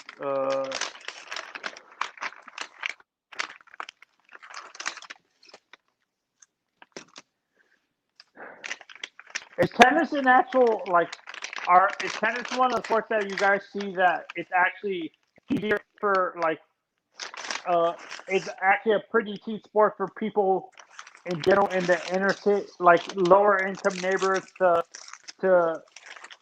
afford to start playing, or is it too expensive? Well, normally? it's not necessarily too expensive. What it is that in the inner cities, like I said, I told you about the condition of the parks. So a lot of the parks. All right, so here it is. This is why. Let me tell it from my experience, because I grew up during a time when, and I went to an inner city high school. So, there was a point in time. This is why African Americans excelled in things like basketball and football and baseball, even, right? Because all you needed was an open field, right, and a ball. That was it. That's all you needed. A court and a hoop. Or a That's all you needed. Yeah, that's all you needed, a court and a hoop, basketball goal, right? So a lot of inner cities had that. This is why the African Americans really, truly excelled in those sports, right? Football, all you need is a ball in an open field, and you can mark it off and you can play. Tennis, however, takes a little bit more. You got to have the equipment. You got to have, the accessories, the clothing. It's a little bit different. So it gets a little bit more costly, if you will. And then two, tennis for the Williams sister, it was something that they just innately picked up. Okay. Oh, okay. Right, but when they started out, the courts were all cracked. General, I have a question. Before you continue. I'm kind of surprised that you didn't say soccer. Soccer is the same way. You only have to pick up a ball and an open field. Why isn't soccer popular in the inner city in black community? Because soccer wasn't something that was exposed to the African American communities in the inner city that as much as basketball and football. Remember, soccer did not become big in America on TV where kids actually saw it in mass until when? The 2000s? Or the World Cup? Late 90s, 2000s. When you guys were younger, you underrated in Mace.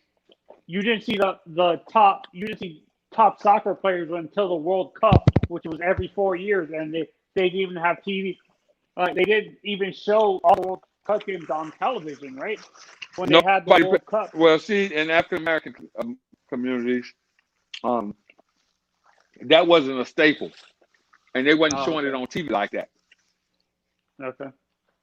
This is why NBA players, NFL players were heroes in the black community. This is why people like Dr. J and people like Larry Zonka, people like Roger Staubach, people like Lynn Swan, because we saw them all the time.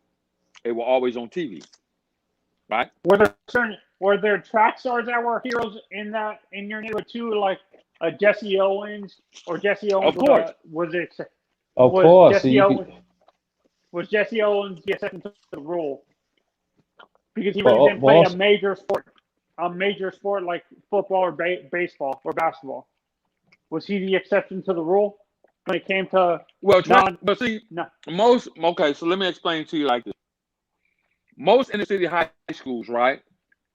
Yeah. They primarily had the 5 major U.S. sports when it comes to black high schools across the nation. Unless you went to, some school, I don't know. Anyway, those 5 major sports, or 6, typically, you were lucky if you had a boxing team.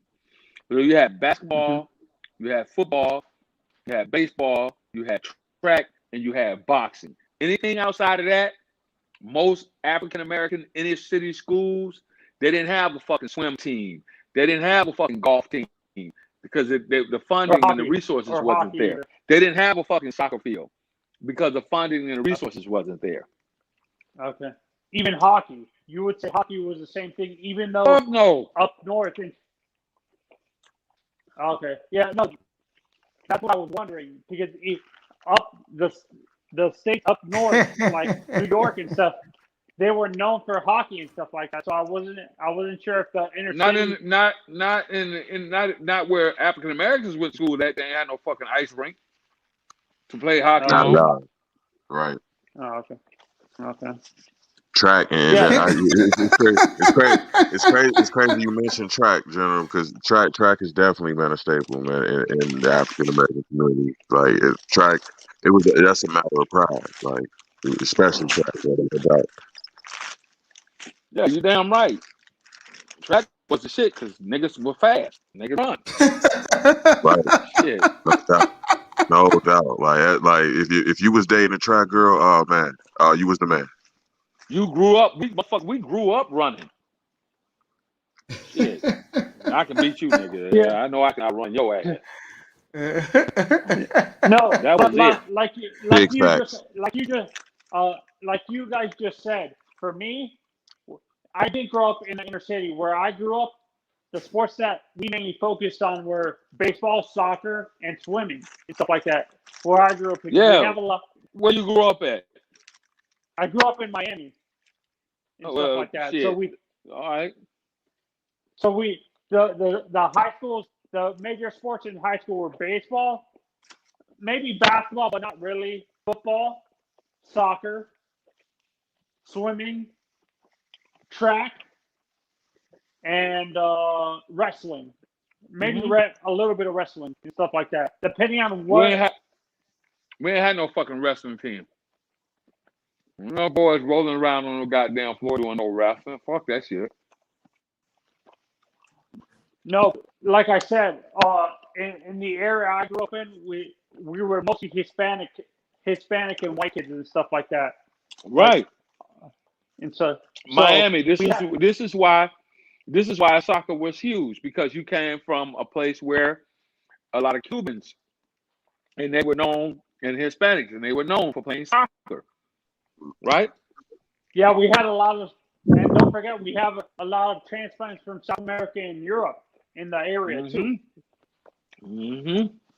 That's why you see like a lot of the black representation in soccer is African, not African American, African. Mm-hmm. Here's the funny thing about soccer. Other than the United States of America or North America, everywhere else around the world, everybody knows the soccer players. Kids want to be around the world except for North America like soccer players. Yeah, they want to be Messi. They want to be Ronaldo. They want to be Mm-hmm. Neymar and stuff Yep. like that. No, in That's my who they want to be. yeah, in the Hispanic community, that's who the athletes we want to be. Like you guys wanted to be football players and basketball players. We wanted to be guys like A-Rod, Messi, Yep. Ronaldo, Pele, Carlos and Correa. Carlos Correa. Like those are the guys we looked up to growing up. Yeah, Baseball, baseball players and soccer players. Yep. and stuff like It's that. true. And boxers. Yeah, we had Oscar. You guys had boxers too. You guys had It's you not had the Lenny. same. It's not the same for us like it's the Latin guys. Oh, okay. Yeah, Our I can guys, agree with that. Yeah, Tyson was my guy. our guys is the NBA and football players. No doubt. That's who our Oh, guys are. okay. So you're Well, saying no.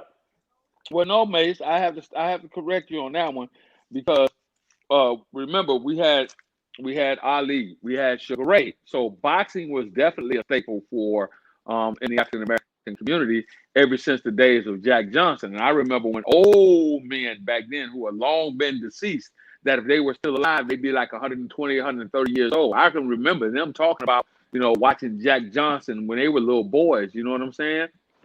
Yeah, but general guys, but brothers under 30, they don't care about no boxers now.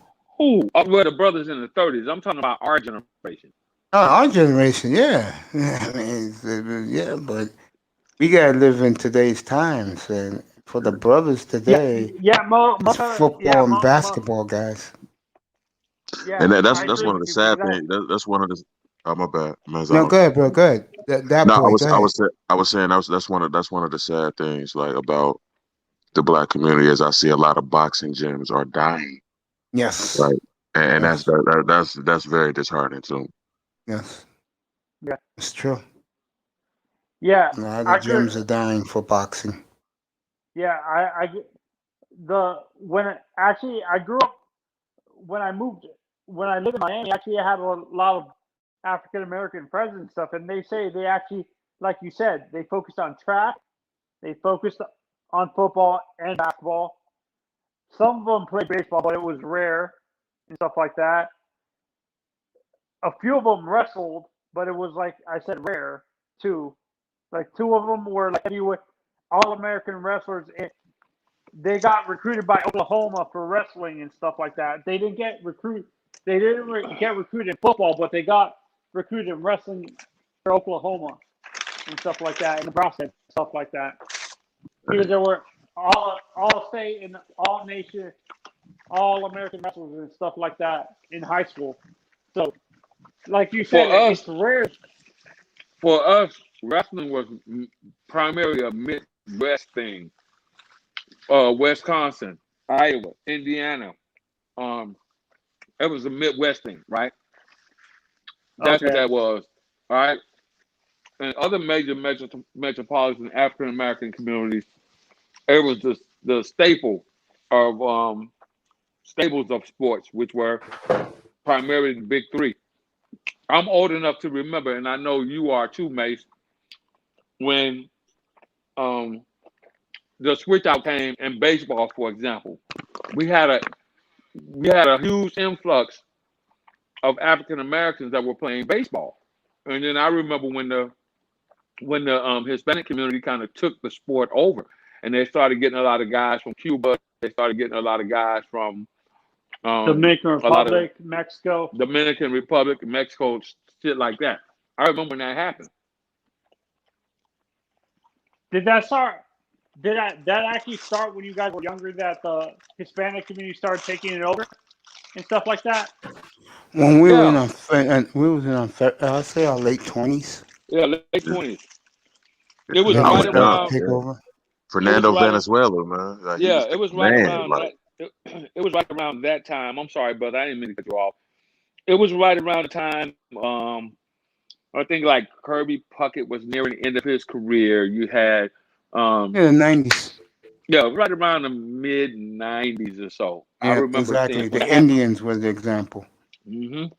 Yeah, or the Yep. Latino players. They were good too. That team And should have won World Series. you had Big Papi and all of them dudes coming over, and the Venezuelan crew started coming over, and the Yep. Cuban guys started coming over, dominating. You know, they just kind of took over the sport because African Americans were going away from it primarily because they were going to the, they were going to the, you know, the sports that were at the time a little more lucrative, if you will, Yes. because they started seeing people like Shaquille O'Neal get the big contracts, and they started seeing, you know, all these other guys that were getting big contracts. See, early on in the NBA, people like Mike Magic, they didn't make a lot of money early in their careers. You know, there were no 40, 50, 60, 80, $100 million contracts. That didn't happen until Shaquille O'Neal and Kevin Garnett and those guys came around the mid to late 90s. That's when that happened. Mm-hmm. Yeah, I remember those mid '90s like Texas Rangers teams too. Was loaded with Texas Rangers. with loaded with Latin talent like Pudge Rodriguez, Juan Gonzalez, like Ruben Sierra. Yeah. Was A-Rod on that team, or was he was he still at Seattle? A-Rod was in the Mariners. He was in Seattle. When did A-Rod get traded to the Rangers? No, he left the Mariners and he signed with Texas 2001. Yeah. Oh, it's okay. It's a shame that the Mariners never won a ring to either too. With that team they had with Griffey, Buhner, Johnson, a young A-Rod, they never won a championship. That is a shame. Yep. Because they have to deal with the Yankees. That's the reason why they have to deal with the Yankees. No, they didn't play the Yankees. They played the Yankees. They beat the Yankees. They just couldn't win. Oh, okay. They couldn't win. That's what it was. I think the Yankees beat them in 2001 when they had the best record ever. 117 wins. My favorite Tino player, Martinez was a Mariner too, wasn't he? He was, and then they traded him to the Yankees. Yeah, Edgar okay. Martinez too. Edgar too. Edgar was there all the time. Yeah, Edgar was there. Yeah, that team was loaded. Man. That team was loaded. It was. My favorite old school player, I wasn't able to see him play, was Sandy Alomar Sr. Can you guys explain to me how good he was, Sandy Alomar Sr.? Nothing like his son. Oh, so Junior nothing was like better? Junior. Oh, God, Junior's a Hall of Famer, bro. He's in the Hall of Fame. He's one of the greatest catchers I've ever seen. No, not him. His brother. Okay. Roberto. Oh, Sandy Senior. Is Sandy Senior? Sandy Junior. Sandy Junior was a good catcher. Yeah, he was good. He was better than his father too. Yeah, Sandy. His claim to fame to me. What up, though? His claim to fame to me was when he hit that home run in game 4 against the Yankees in '97 off Mariano Rivera. I'm sorry to notice there's a lot of Mace.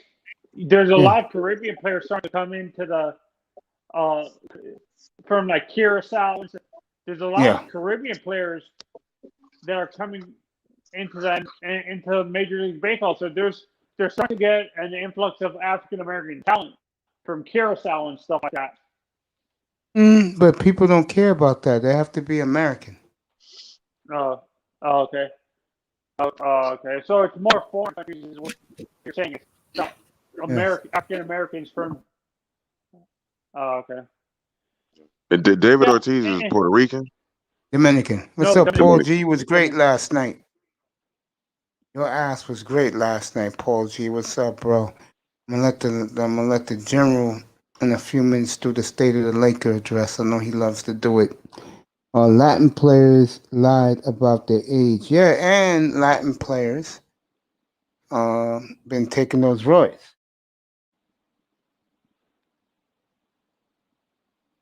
So. And in a sense, I agree with you. But I don't think Carlos Correa and Frankie are taking steroids. I honestly don't think today's players are getting tested in the minors before they come up to the majors. Oh, okay. Like, You don't think Ortiz was on roids though? oh, he was. Oh, But the only reason why he's getting away with it because people like Big Papi. yeah, all over the world. Yeah, they don't like a guy like Barry. Barry, next year, if he doesn't get in, he has to wait till the year 2037 to get in. 73 years old. They doing very wrong though. Oh, come Man. on, man. Barry cheated, bro. He did, but he was a Hall of Famer before he even went to San Francisco. He was a Hall of Famer in Pittsburgh. His best years were in San Francisco before he took the roids. 93 to 97 was Bond's best years. Okay, Mace, I meant to say, how good was Orlando Cepeda as a shortstop? Because I never. Can you explain how good he was? Was he before No, he your wasn't a time? Or was he? shortstop. Cepeda was a first baseman. He was great, man. Hall of Famer. He was great for the Cardinals. How about Juan Marichal? What's your opinion on him? Marichal was awesome too. He was awesome. They put him in too late in the Hall of Fame, but he got in.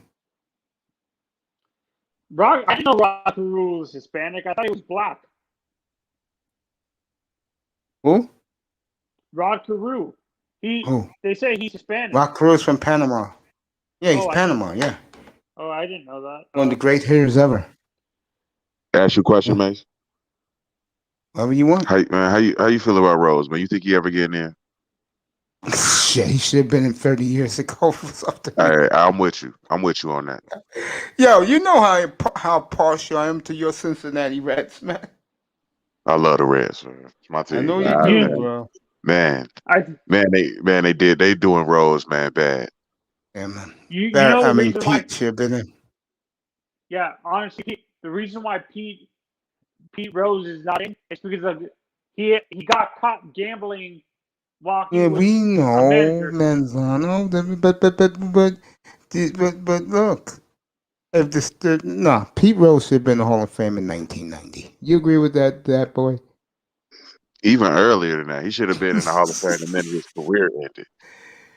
We're talking about one of the great franchises in all of professional sports, not because of the winning, because it's tradition. Baseball starts and ends in Cincinnati. No doubt, Okay. man. No doubt. Charlie Hustle.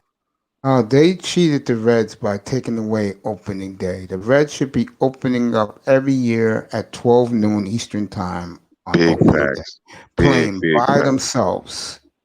And then when the Reds game is over, everybody else plays. Man, that's tradition. I mean, I know that boy thinks some nuts, man.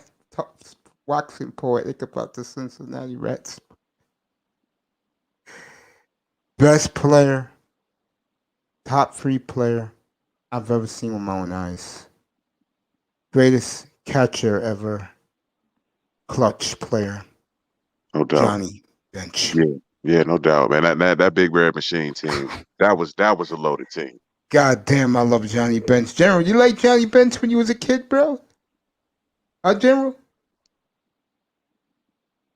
General, join us in a minute. Oh God, did I love Johnny Bench, man. Yeah. But my mom's a Big Red Machine fan. Man. She has hella memorabilia from that 75, 76 back-to-back team. Oh my God. Let me put some of this up for you. Paul G, yo, hit it up, bro. You've been great in here, man. Paul G, hit it up, bro. I know Tac Man saying some crazy shit. That's why I'm laughing. I'm holding it back. Johnny Damon, Hall of Fame. Yeah, seriously, Johnny Damon and Billy Wagner should be in the Hall of Fame. I agree with that, Tac. That's nothing to laugh at. And I'm still waiting for Scott Rowland to get in. He'll be here, bro. Keep telling you, next year the 4 of us getting in. Chillin and Andrew Jones should definitely get in. He has 9 with 10 Gold Gloves. Yeah, but we had this argument a couple of weeks ago when I had the center field argument. General was up here for it when I said that, to me, the 2 best in the 90s by far was Griffey and Edmonds. And I said that Andrew was third. Andrew was great. He made it look too easy at times. But Andrew should get in the Hall of Fame because it's going to be a long time before Bonds get in. I can tell you that after next year. Next year, Roland, Big Papi, Chillin, and Jimmy Rollins. What I will about make Matt that Holiday? prediction. Nah, Matt he don't got Holiday. enough numbers. Do you guys consider, like, I know Ichiro started his That's for you, career that late. boy. I know Ichiro No started doubt. in the league later in his career, later in his life. Do you think he's has enough stats to actually get into the Hall of Fame, or do you think he, like, as a first ballot Hall of Famer, or do you think he has to wait maybe the second year or third year on the ballot? Which player is this? Ichiro. He's getting in first ballot, bro. Even though he started his career late in the You MLB. can argue that he is the best pure hitter in the millennium. Especially when we're talking leadoff. Oh yeah, Ichiro. Yeah. He got the numbers to back it up, to back it up. Let me put some of this more of this. So you guys, when you look at a guy like, I know he has a steroid issue, like a steroid cloud over him. Do you think before that, Miggy's an automatic Hall of Famer with the constant stats, his stats he had before the steroid issue and stuff like that? Do you think, or he gets tarnished with the later steroid issue? Which he doesn't guy? get in the Hall. Miggy Cabrera. Mickey's getting in. Even with the steroid issue? He'll get in. Who should be in, but I don't think he's getting in exactly for the steroid era is Rafael Palmeiro. Yeah, and that hurt me because I was a big Palmeiro fan, and he had ridiculous. He had 600 home runs, 3,000 hits, and 2,000 RBIs. God damn. Yeah, it was sad to see him on Capitol Hill, man. That was a mess. Yes, it was. You guys believe Pujols is dirty or no? I don't think Pujols is dirty at all. Look at him; he's broken down. Because I thought he got suspended for steroids. Never got suspended, man. I keep telling you, never got suspended. But who told you those things? Lance Berkman, Hall of Fame, yes, he'll get in. Zach Greinke, no. Lance Berkman. Zach doesn't have enough winning. Even with his playoff performances, you don't think he gets in the Hall of Fame? No, he never did nothing in the playoffs. That's his problem. I thought Zach won a World Series with I thought he won a World Series. I thought Greinke was on a World Series team. No, he was never on a World Series team. Oh, because I thought he was with the Dodgers. Was that the year they lost? He was in the Dodgers 6-7 years ago, and then he went to Arizona, and then they traded him. I think he was on that Kansas City team that won the World Series. I'm pretty sure. No, he wasn't there. He was gone. Oh, okay. Yeah, that year he was with the Dodgers. The Mets beat him that year in the first round in Game 5 at Dodger Stadium. Attack man, it's funny. Oh boy. Yeah. General, you there? You back with us, General? General's not back with us. All right, Mace. go ahead, man. Yeah. Mace and Vader. I'm not sure. Who do you guys think is a better center fielder, Mays or Clemente? Because Clemente did play center field during this. Yeah, but he was a better right fielder. Oh, so you think Mays is a better center fielder? You gotta put Mantle and DiMaggio in that conversation, you know. Willie Mays showed Griffey how to do it. He was Griffey before Griffey. I'm gonna go with the best I've ever seen Moon Eyes. I gotta go with Jim Edmonds. I know I'm being a little biased here, but I gotta go with Jim. But I will say this. I've seen a lot of them. I mean, Willie Wilson was great. No one talks about him. Willie McGee was awesome. No one talks about him. Gary Maddox was awesome. No one talks about him. I mean, I've seen a lot of good ones, fellas. I'll tell you two off the bat, and you're gonna be like, this nigga don't know what he's talking about. But I watch them every night. Nice, I'm an old satellite dish. Gary Pettis and Devon White were great center fielders for the Angels and the Blue Jays. Don't forget about Kenny Lofton. Kenny Lofton was great. Marquise Grissom was great. Yeah. Oh, yeah. Yeah. Did Ichiro play center field when he was with the Mariners, or was he mainly a right fielder? Who?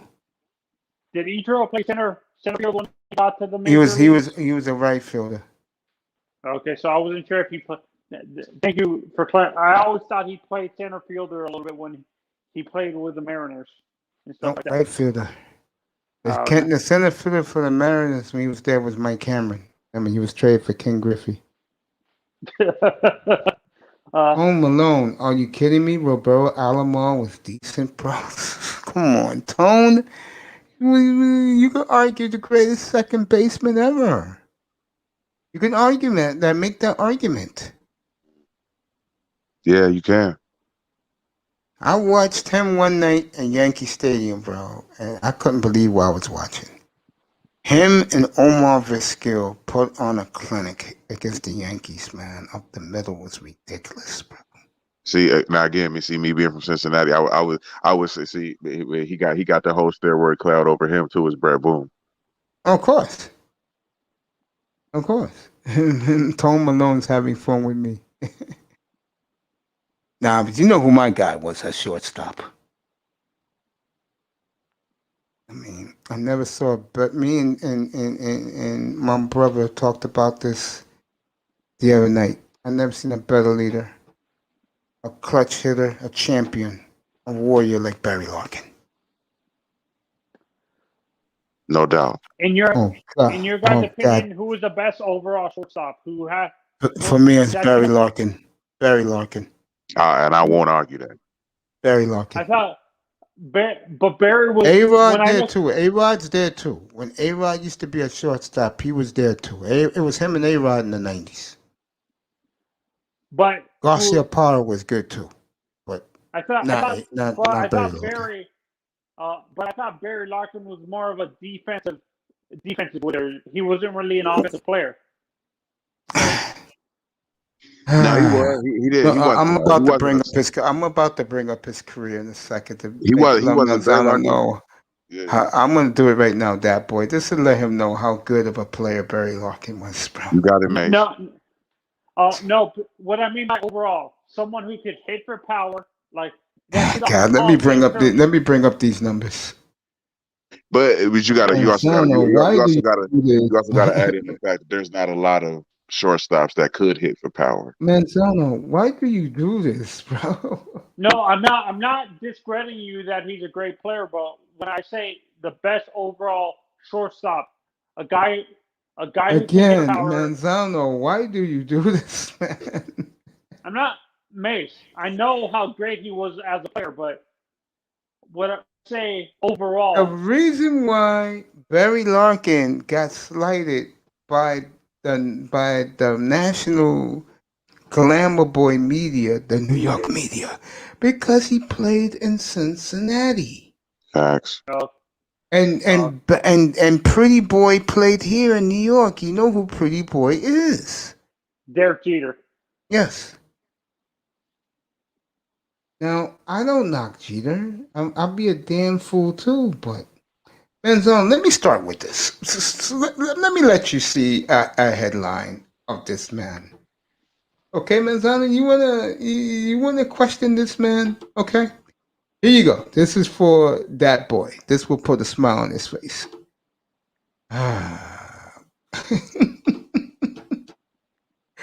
Oh boy, Manzano. I'm gonna show you something, okay, buddy? Take a hard look at this, okay? What does it say right there about Barry Larkin? On the right-hand side, lower right-hand side. What is that? Amanda? Barry Larkin. Cincinnati. Shoot. What's the second line, Manzano? You said his first name. What is the second line? Cincinnati, Says 1996. Manzano. You see his name, Barry Larkin, right here, right? Yeah. You see his name, Barry Lewis Larkin, right? Yes. Read the next line. Smooth fielding, steady hand. Manzano, go to the left side and read this.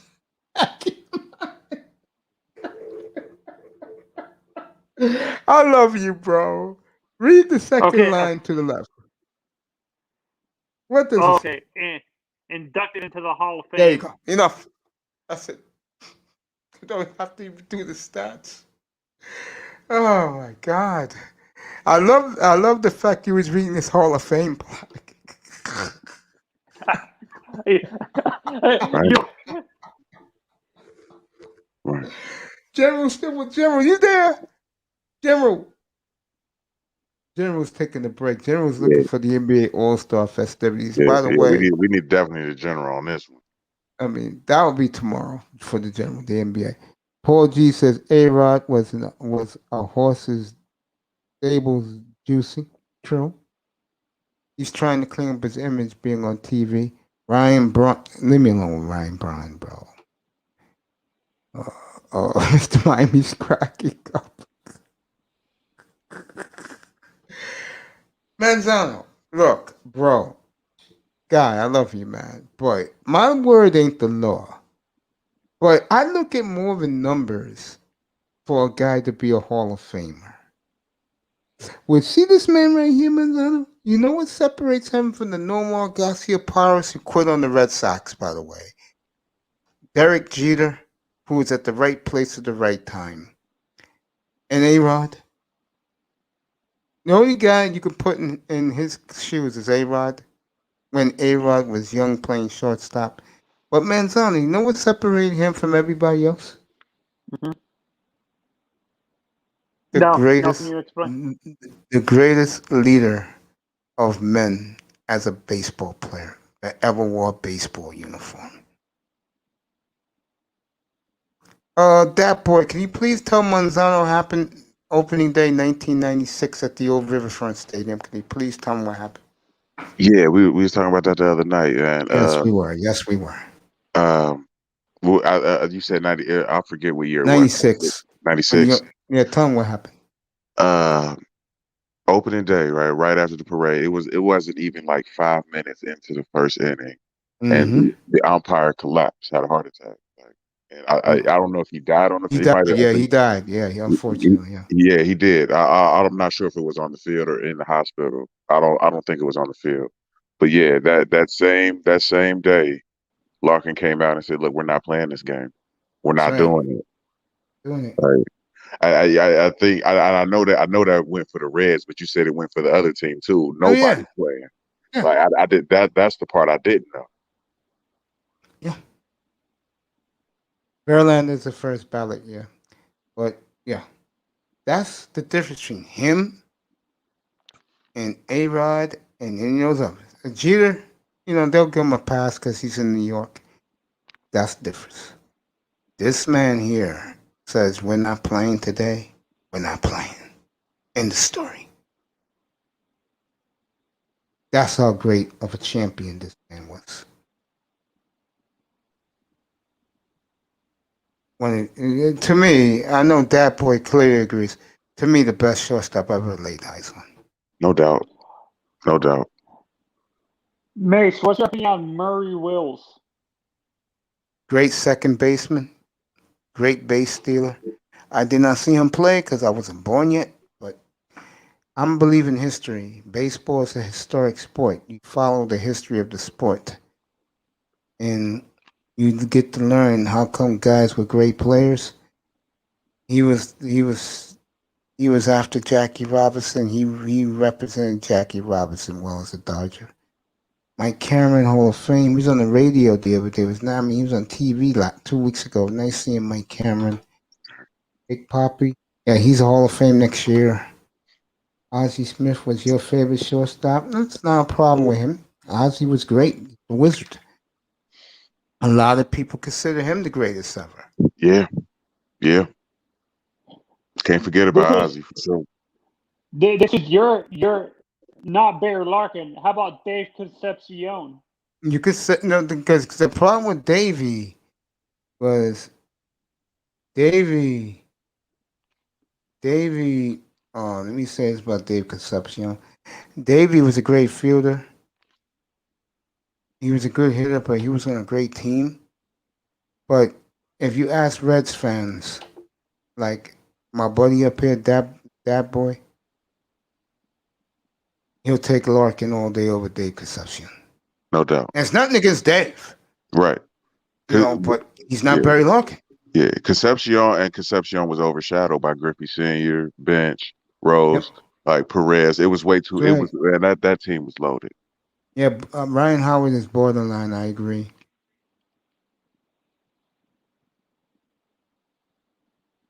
Yeah, that's it. Is your answer why Dave Concepcion is not mentioned? There you go. Because like he was overlooked because he had other Hall of Famers around him, like damn right, Tony Perez and stuff like that. Yeah, the Big Red Machine. Who was their who was that? Who was that team's pitching staff? Can you guys? They had a horrible pitching staff. That pitching staff was horrible. You don't have to mention the names. Jack Billingham. Are you kidding me? Jack Billingham. I can't remember a pitcher on that team at all. Wally Eastwick was the closer. No, man, but I know they could hit it out the park though.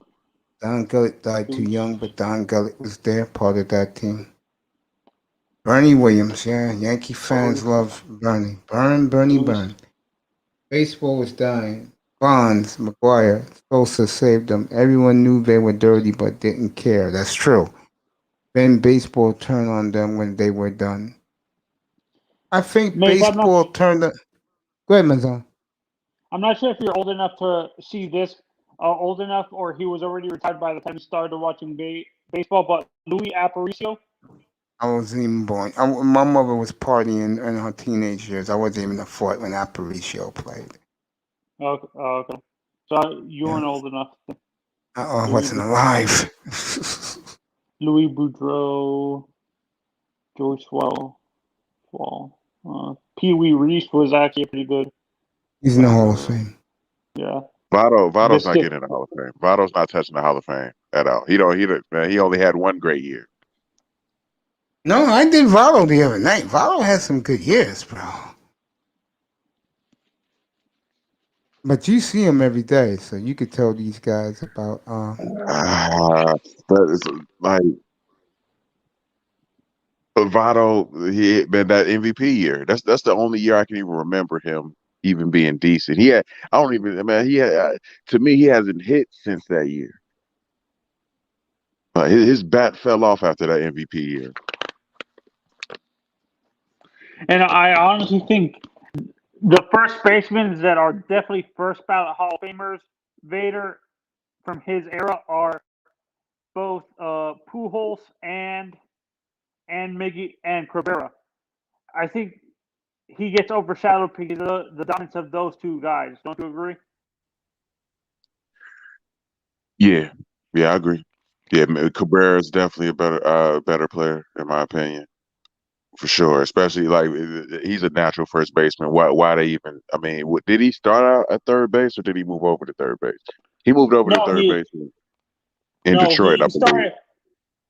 He actually, when the Martins drafted him and were signing him as a young player, he was an outfielder. He moved into the infield.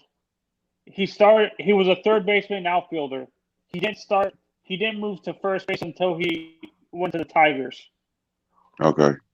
And then they picked up Prince Fielder. He moved back to third base. That's what happened? Yeah. When they got Prince. Yeah. Now, see, Prince Fielder's, that's one of my favorite first basemen. Yeah. He was well on his way to Cooperstown. How many golden gloves he have? Which guy? Prince Fielder. I don't know.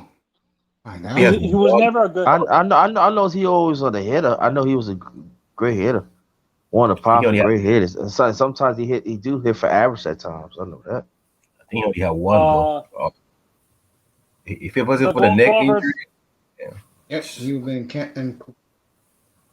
Man, he would definitely be in Canton, man. If it wasn't for the permanent neck injury, that neck injury is no joke at that young age.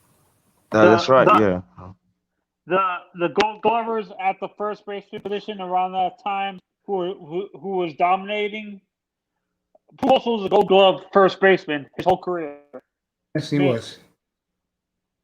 I think. Would you say Miggy was a Gold Glover at first base? Who? Mason? Who? Cabrera. Miggy. No. He's a pure hitter. Okay. Right, he's a pure hitter, especially at that time they had a DH. Cannot put in the DH because he always come through when he hit DH, especially when they had to play in the playoffs. Oh, I'm thinking of Andre. The guy who used Dawson? to play for the.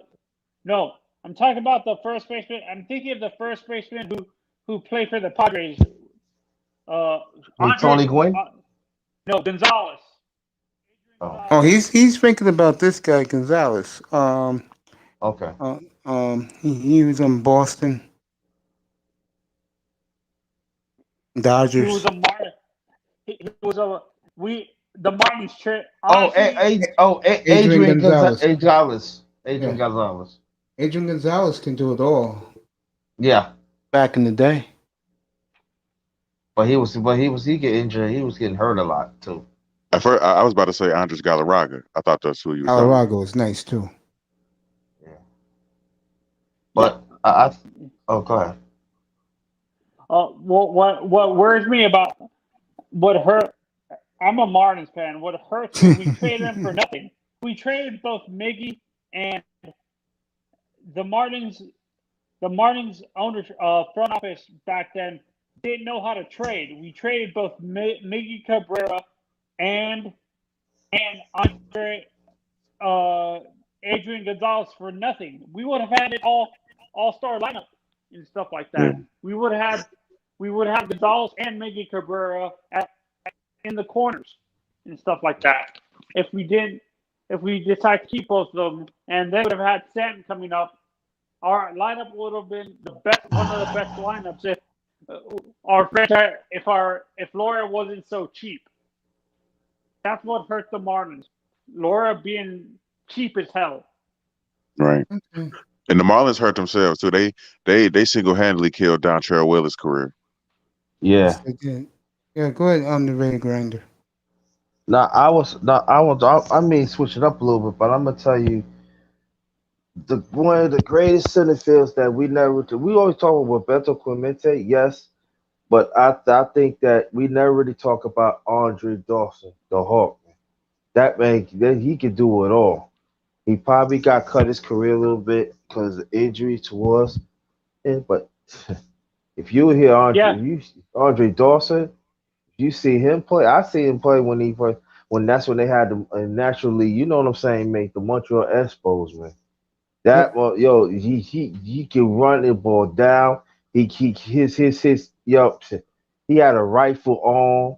At that time, he had the most put outs of any center field back then. I think he's probably in the top 5 on the top 10 of all time of put outs in the center field and field percentage. He can hit with power. He can hit with average. Very, very intelligent player. And it seems like when we talk about center field, so we never bring Andre Dawson. You know what hurt? Underrated. I think what hurt why his career was so short. Dawson, Andre, the Hawk, he played on AstroTurf, and AstroTurf wasn't really good on your knees. In general, AstroTurf, he played on AstroTurf the majority of his career, right? In Montreal. Yes, in Montreal. Yes, he did. Yeah, so that's what hurt him. Most of those players in Montreal and Toronto get hurt because they're playing on AstroTurf their whole careers, and and their careers are cut short because of it. Don't you guys agree?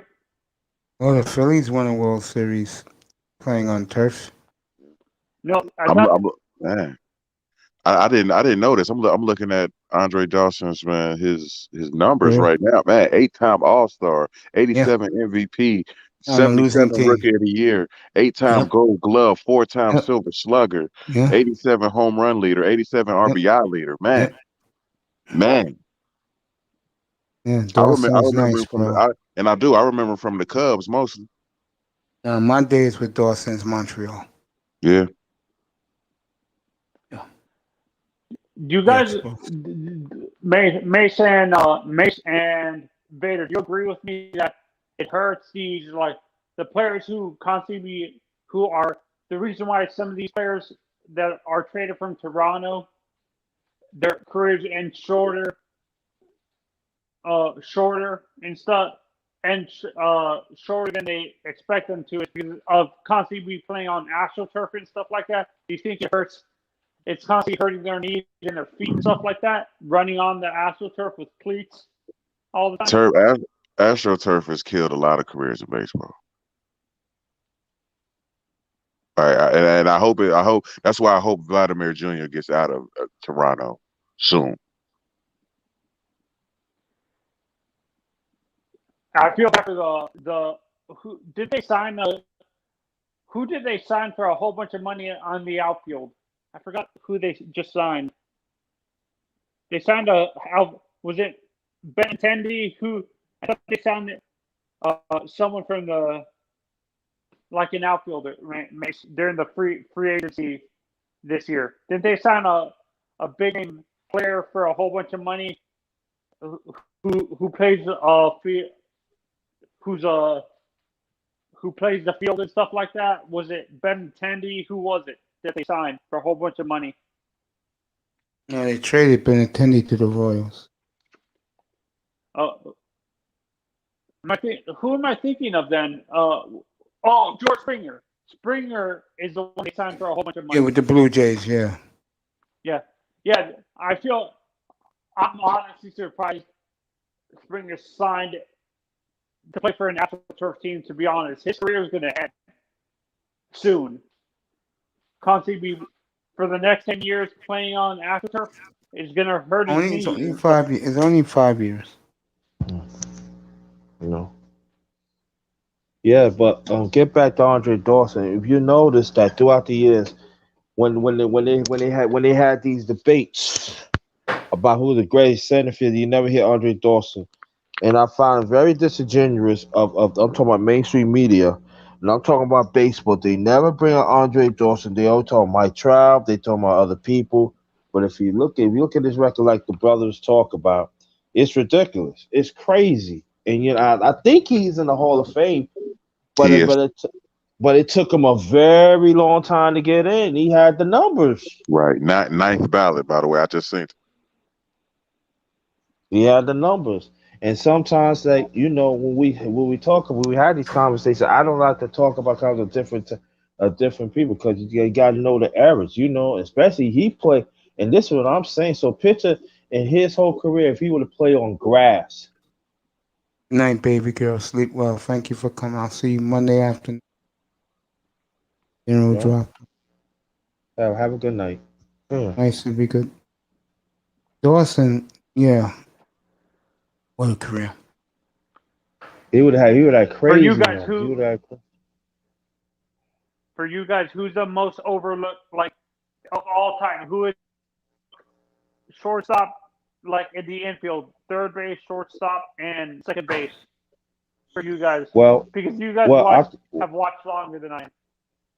I could say that you could say Greg Nettles, but I think a lot of people he had the most Golden Gloves at third base is Brooks Robinson. I had a chance to see him on TV. And man, he was a magician. he was a magician. A lot of my favorite. I grew up amongst the steroid era. That's the era I was watching. So a lot of my favorite players are embroiled in that. Like Ken Caminiti is one of my favorite third basemen. I see him play a lot. Great third baseman. But unfortunately, yeah, Michael. that juicy. What you were saying, brother? I didn't hear just the last part. Kid. Oh, the kid Caminiti, he was great at third Yeah. base, but he Yes, got he that is. he got that steroid thing on him. So Yeah, that's good. And I'm gonna tell you one thing. Before the steroid thing come back on Barry Bonds. Barry Bonds had the numbers, man. You know, a lot of people don't understand. I think, got 8 or 9 Golden Gloves.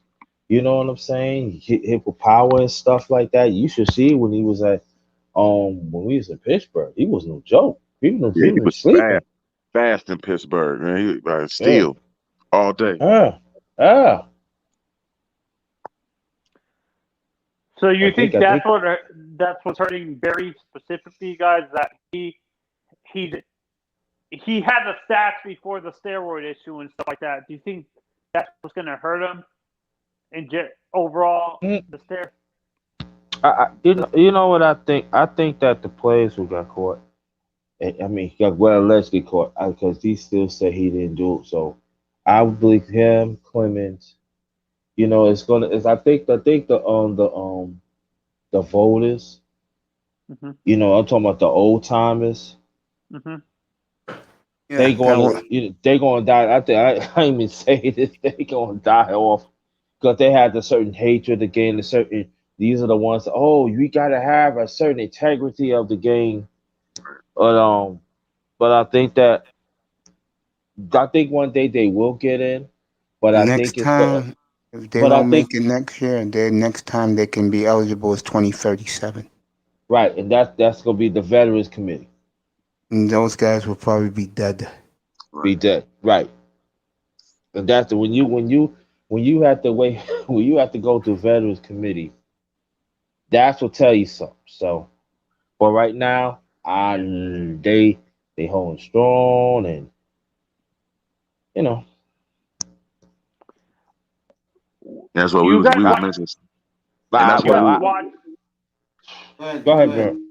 No, I was saying that's why I got a Griffey Jr. bias because man, like especially at center field. Like he has he played amongst the steroids era, no steroids contact whatsoever. Like one of the greatest center fielders to ever do it, one of the greatest players to ever do it. I definitely got a bias. Oh no, I agree with that. But this is what I'm at right now. So I'm talking about his historic content. If Okay. you gonna let racists and bigots gambling that had relationships of organized crime, and I'm saying if you look at the numbers back then, it was pretty good. It was okay. And then we cannot mention about the Negro League because Jackie Robinson broke the line back in '47, and then we not talk about Satchmo Page, Right. you know, and then also we never talk about Josh Gibson. A lot of people don't Never understand. talk about Josh Gibson. Josh Gibson had 808 almost. They said he was the first person that hit the ball out of Yankee Stadium in the 1920s and 30s. Hit it out. Hit it out. They always The talk big- about that legend, man. He hit a one-handed home run or something like crazy. Yeah, he had one hand. He hit it one hand, and plus they say he should throw people out. But what happened was all the abuse that he was getting, he died even before did he get his chance to play in the major leagues. You know, in like '47, you got Satchmo Page. Satchmo Page, he was old at that time. So this is what I'm at right now. And then the years that they played the All Star games against the major leagues, they was winning majority of them too. So I'm just saying this that we got to tell the story. If we're gonna tell the story, we got to tell the story right. So I feel like that, and I know people ain't gonna like what I say, but understand what I'm saying. Of historic content, Barry Bonds put up the numbers. Guy put up the numbers. If you're gonna let them in, back in the days, gotta let them in. Because if you don't let them in, I know the young ones ain't going to understand it, but I'm talking about historical content. Well, I'm going to look at the American Baseball Association. I'm going to look at y'all as hypocrites. You know what I'm saying? And Yeah, no doubt. honestly, I'm not sure if you guys agree with this. You all three of you, but I honestly put a little bit of an asterisk on both Lou Gehrig. I know they're Hall of Fame Yankee players, but I put asterisks on their careers a little bit because they didn't play against a Satchel Paige or I forgot Casey Matthews when they were dominating the Negro Leagues and stuff like that. So honestly, I'm not sure if you guys agree with that. When you put an asterisk on both Babe Ruth and their numbers because they didn't face pitchers like a Casey Matthews or a Satchel Paige. But you gotta understand one thing. At the time, who was running baseball? The white people. So one way or the other, they're not gonna put no asterisk on their record. I understand what you're saying. They're not gonna do it because you gotta understand. Again, you gotta understand the times. But like I was saying, if you gonna let them in, you gotta let Bonds in. You gotta let them in one way or the other. They always said they want to keep the integrity in the game. They said they gotta, we gotta keep it pure. But half of those players that we gotta understand they was bigots. They was racist. We gotta understand that they was with the KKK. So I'm just saying like this. But let me finish. Well, let me stop this. I'm just saying that if we gonna talk, let's talk about the historical content here. You gotta let them in. They had the numbers to prove. It's not like they had the numbers to prove. And the one point is still too. Do you know who's the second person that came after the late great Jackie Robinson? It's Larry Doby. Larry Doby was the first black player in the American League, and look at how it took him to get him in the Hall of Fame of historical content since '97. After that, he passed away. They all through the years.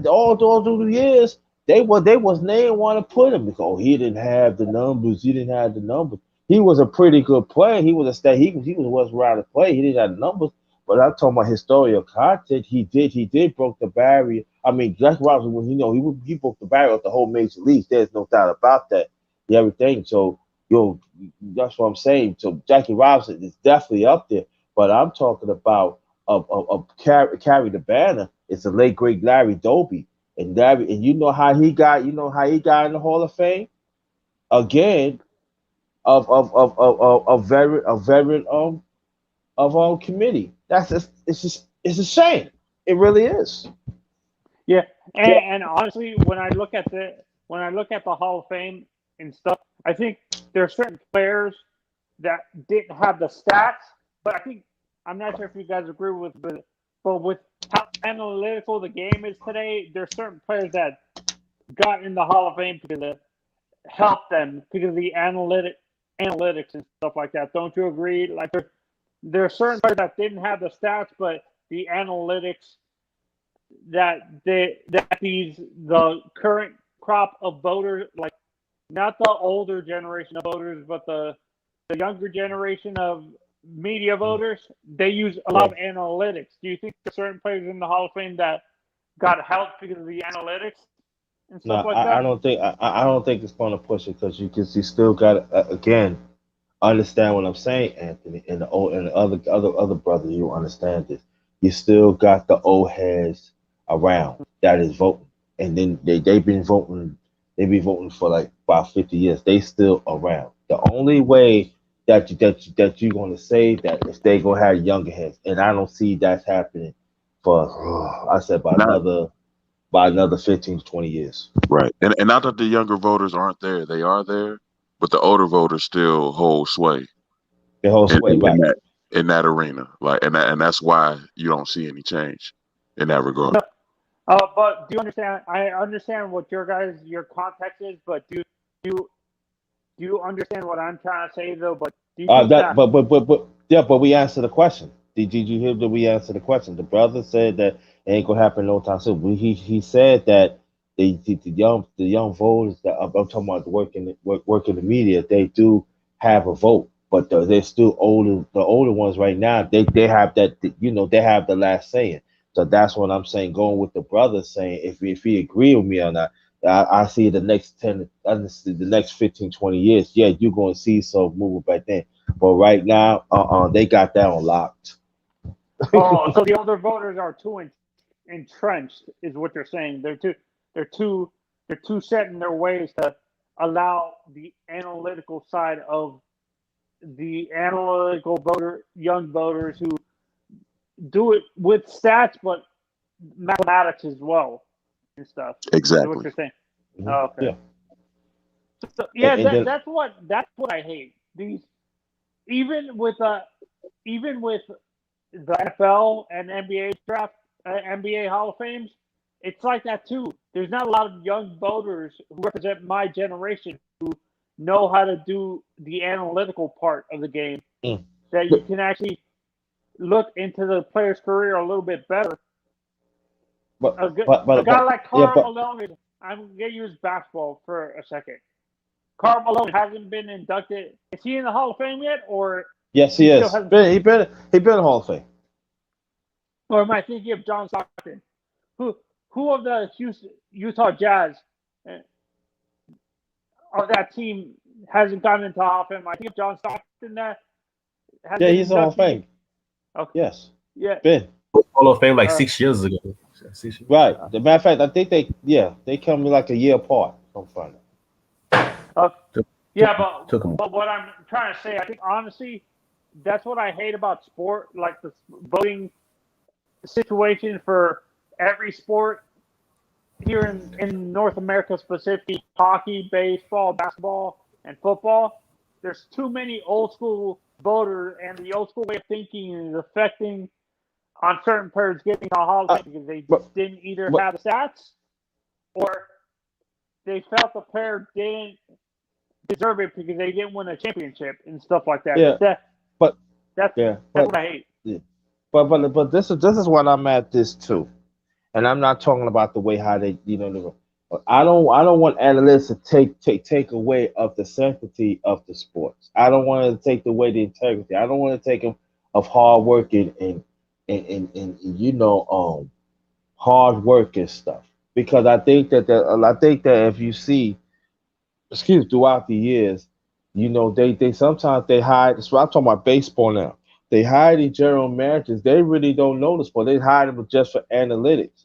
And then there are some players out there right now. They don't even they don't like analytics. They even they don't know. They just want to play. Sometimes when you dig in and you put into something too much, sometimes you can mess it up. Now if they find a way to balance out of the old way, I'm talking about the old great good way, and with analytics, yes, it can happen. But analytics should not be the way of taking of hard work and stuff like that. And that's why that you find players, they get into analytics and stuff because they don't have the knowledge of the game. They don't respect the sanity of the game. That's what I'm saying. I respect the sanctity of the game, but what I'm saying is, I think I'm not saying you. No, I'm not saying you're saying it's me, but in general, I think what I'm saying, there's certain baseball players. When you look at certain stats for certain baseball players, like career stats, a guy like Mike Mussina, he didn't have enough wins. Let's be honest, Mussina didn't have enough wins to qualify for the Hall of Fame. The Hall of Famers that you see are in the Hall of Fame are normally guys who won 300 games and stuff like that. I believe he does, because there are some pitchers that got in like 225 wins, and Messina did pitch and did and then he did average like 19 or 20 games most of his career, but slow down and everything, but. But that's what I'm saying. I go back to my point again. If you're going to put those players back then, that I'm talking about the pitchers that won like 225, 230, or 225 or 210, you got to put Messina in. That's all I'm saying. And you got to remember, Messina spent 10 years on a mediocre Baltimore team. That's why his wins are what they are. It's like that too, right? That's exactly, that plays a role too. So you think he played a mediocre team, right? And he still got to, and he still had 250 wins. That should say something. That kind of exactly happened to the Felix Hernandez. I think his number could have been a little bit slightly better if he was in a more competitive market, the bigger team. But I still think he has a chance to get into the Hall of Fame. But I wouldn't say the first ballot. Who? Felix Hernandez, the former pitcher from the Mariners. How many wins he have? I think he only has like 150, but his ERA is extremely low. Right, yeah, strikeouts, man, it's ridiculous. But it's not. Yeah, Strike is high. It's like 2,500, 2,600 strikes. But like I said, that wins are really like you can't really determine what he did on the field because of the fact that, like I said, the Mariner was been the competitive for during his prime and after his prime. So if he wasn't in a bigger market, like the more competitive teams, I think he would have at least 180 wins about now. But I can't blame him. Actually, there's actually one thing I want to bring up. Actually, do you think when it comes to the voting, do you think there's an East Coast bias? Because it seems like the West Coast players tend to take a longer time because they don't have a lot of exposure because they're getting so late and stuff like that. Well, don't you think there's an East Coast bias kind of when it comes to Hall of Fame voting? Guys? It really depends. It really depends who the voter is. That's what it is. It really depends on the voter. Sometimes you can put up great numbers if you don't have a relationship with that sort of sports writer, especially a man or woman. They gonna do whatever they can to screw you. But I would say this that he had to strike out. His run is great. But you know what they're going to say, and I hate to say it. Like I said, I really wish that they don't see it like that. But any pitcher that had over 225 wins, they get in. And I just hope, they're gonna see it if he have like 100 and something. They gonna just go look like, oh yeah, you got the Irwin average, yeah, you got the strikeout. But I think they're gonna look at the wins. That's what Greinke's gonna fight. Zach Greinke gonna try to stick around for another 2 years or so, just to get that 200. Match with his 2,700 strikes, I believe 2,700. But his strikes ratings are very high, so he needed about 15, less than 20 wins to get his 200 career wins as a starting pitcher. So I think he's gonna definitely stick around. As for Verlander already got his Hall of Fame resume is already set, so he can just hang it up today, and he's gonna be in the Hall of Fame. Are you guys surprised that a guy like John Smoltz got into the Hall of Fame? Because I don't think he had enough wins to qualify as a starting pitcher. I understand he had enough saves. But see, this is the thing that you have to understand. He performed well in the playoffs. Okay, he had over 100 something wins as a starter. Also, he have 100 something wins as a reliever. And his run average is very good, and while he was starting, he has pretty good strikeouts. But when they brought him in, he was the closer. So what John Smoltz has, he realized at that time, hey, I don't have to really be making like 80, 90 pitches, do 7, 8 innings or more than that. I could just be the closer, boom, boom, boom, boom, less than 20 and close out. And he was getting good at it. And let's be honest here, at that time when John Smoltz became reliever, he was getting banked. He was getting money. And then he was getting save after save after save and stuff like that. So right. he deserved it. He deserved it. Smoltz gonna get in just for his versatility alone. Right, exactly. But you understand where I'm coming from. When you look at his record, just as a starting pitcher alone, overall, I understand he got most of his wins in the big moment in the playoffs, but regular season, like he doesn't have enough wins as a pitcher to qualify. He doesn't have 200 wins, does he? Does John Smoltz have 200 wins? Anthony, again. Yeah. Do you hear what the brother's saying? He said he would get it because of his versatility. He pitched well in when he was a starter, and also he pitched well as a reliever. A closer too. I think he was a closer. He was right. He was definitely closer. So when he come in, he did boom, boom, boom. That's it.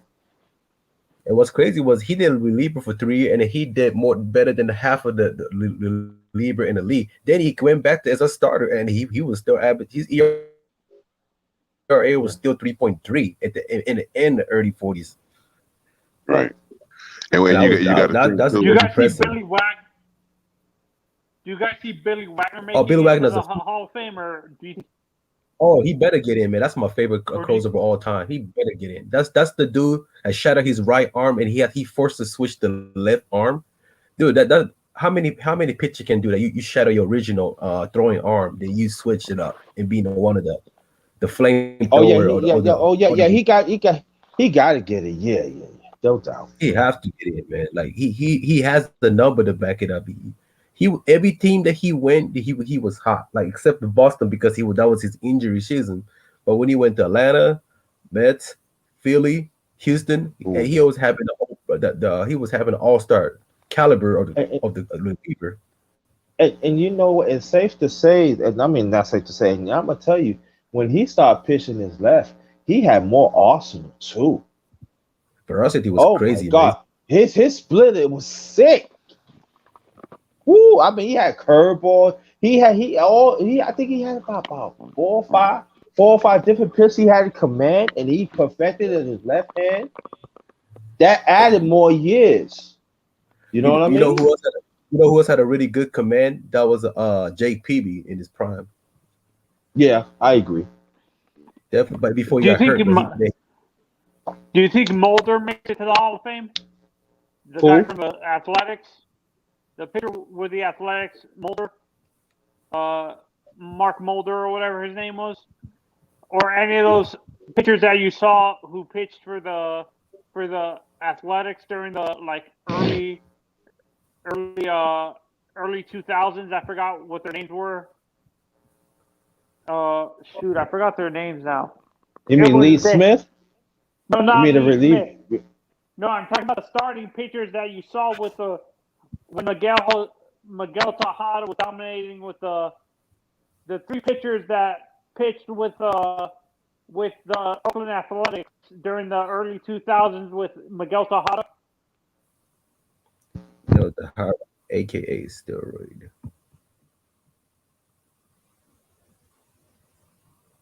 I forgot their names now. Shoot. Does David Cohn make it into Barry Zito and Tim Hudson with afterwards? Yeah. Do you think those 2 guys have enough stats to make it to the Hall of Fame, or do you think they miss it by a little bit? I think Barry Zito might get close. The only problem I think Zito probably be a borderline.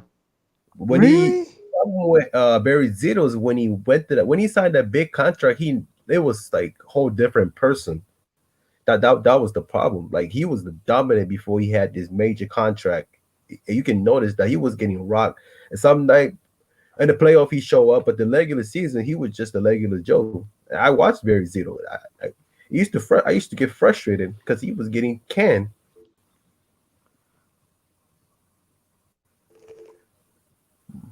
But his first 6 years, I know May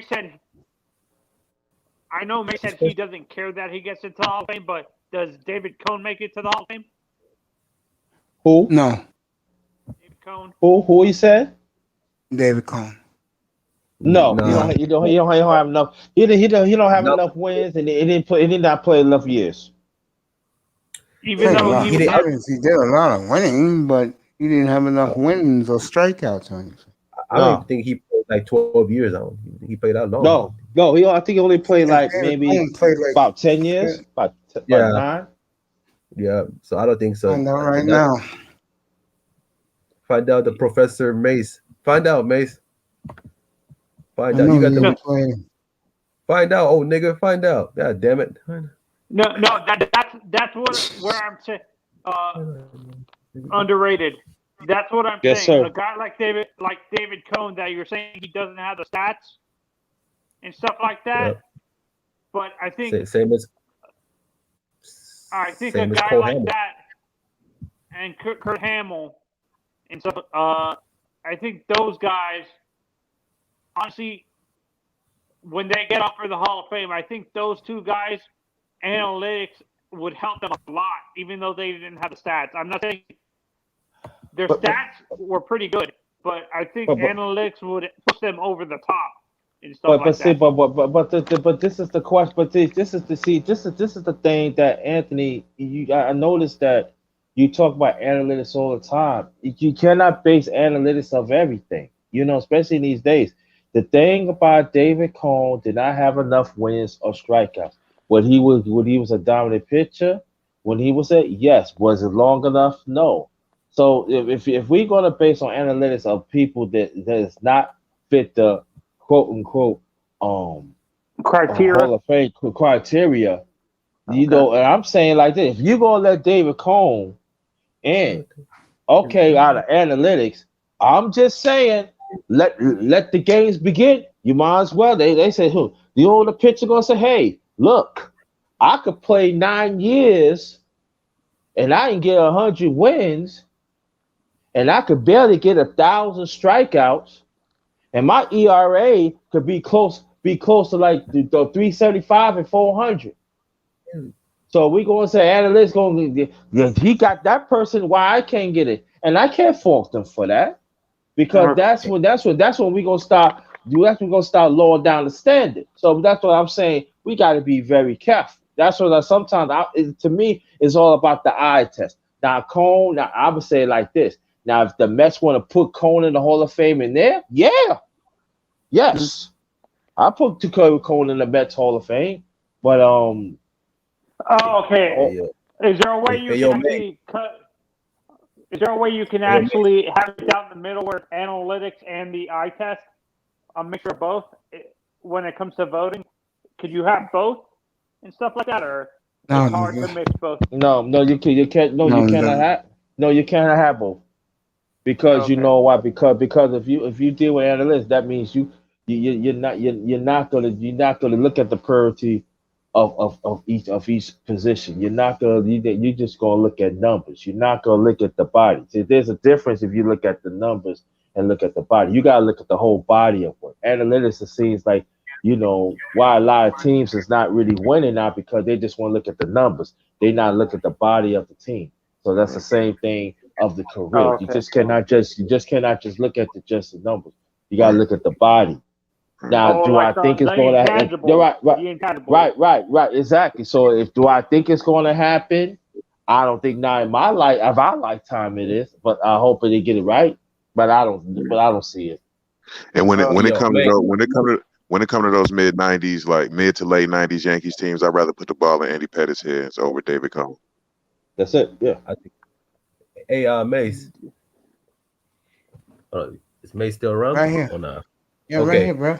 If John Lackey's career ERA was low and his losing record was a bit lower, do you think he could be in the Hall of Fame? Because right now he has 188 wins, but his ERA is a bit too high at 3.9. But if his ERA was between 3.5 or 3.4, and if he only lost by 120, and if he get close to 200, would he get into Hall of Fame? Because right now his career win is at 188 and 147 loss, and his career in a ERA is 3.95. He won't make it. No, he won't make it.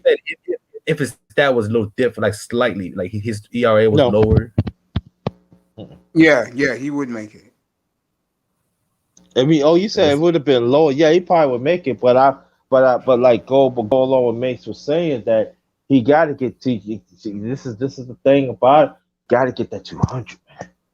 You get that 200. How many years he got left? I don't like he been left.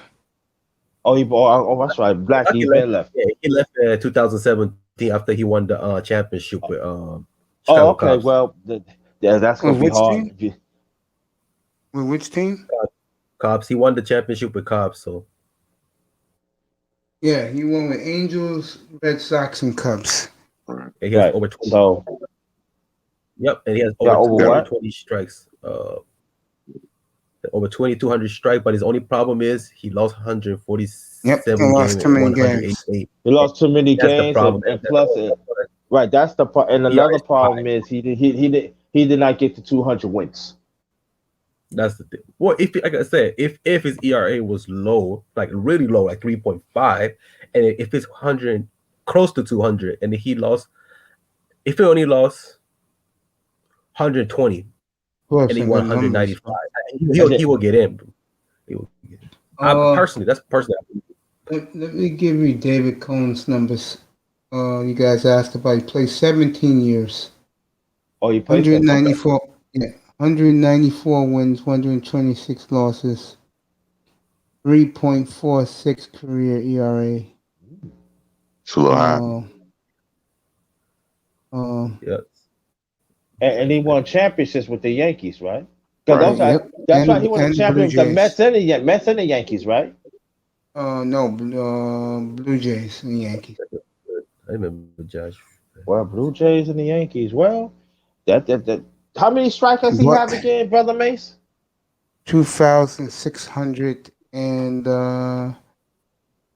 2,668. Oh, Wow. that's But well. like I He said might. He about might. David Cohn, He, David Cohn, he, by the way, will probably be put in by the Veterans Committee. yeah, I was getting ready By to the say that. Yeah, Veterans he'd been the Committee. Veterans Committee. Yeah, the Veterans Committee gonna take care. But Right. Right. he would rather be a New York legend Mm. and a Toronto Blue Jay legend than being in the But Hall of Fame. He don't care because New York, he's God here. Oh yeah, yeah, he's gone. I Yeah. got a question for you, mate. Doc Gooden is in the Hall of Fame, isn't he? No, No. No, no, cocaine no, killed his career. no. Yeah, cocaine killed him. Even Strawberry's not even Nope. not even the Hall of Fame, and they barely got over 300 home runs. Yep, facts. But again, New York legend because he won both of the Mets and the Yankees. Yep. And Dale Strawberry got 5 rings. People don't realize that. Yeah, right. Yeah, 5 rings. 4 with the Yankees and 1 with the Mets. On the Mets. Yep. So he legend. I mean, Yeah. Strawberry would be more Gooden here. They look at him as not a great, but one of their own. Yeah. The culture, part of the culture. Yeah. Remember. But Strawberry, they love him here because, especially Yankee fan, because he was big. He came up big against the Braves in '96. Yeah. Just like Cubs love Carlos Zambrano. They treat him well. But Yeah. man, when he gets hot, that's when he gets pissed and start kicking shit. That's when he would start killing him. I remember Carlos Zambrano.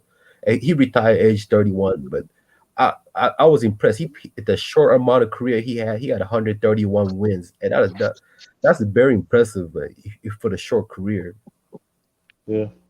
But But get back. Yeah, that is very impressive. But get back to Darryl Strawberry now. And now, if the major league, I'm gonna put out there the Mace and the rest of y'all. I want to see how you feel about this.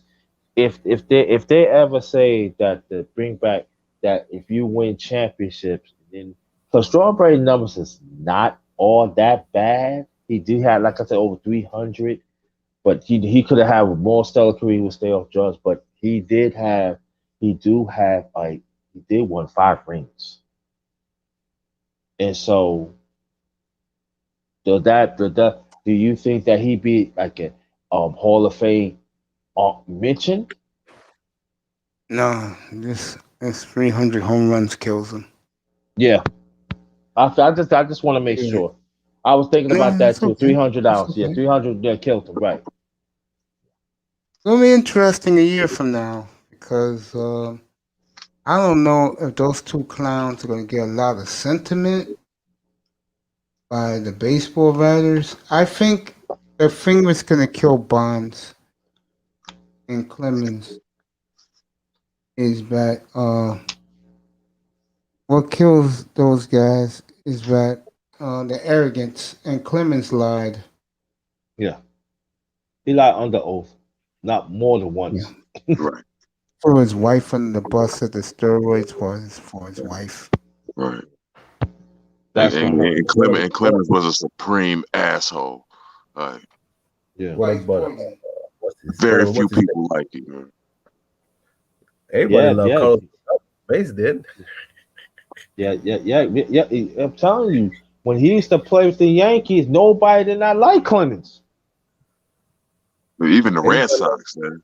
Even the Red Sox, they didn't like him. They didn't like him. No, he didn't even get along with the players.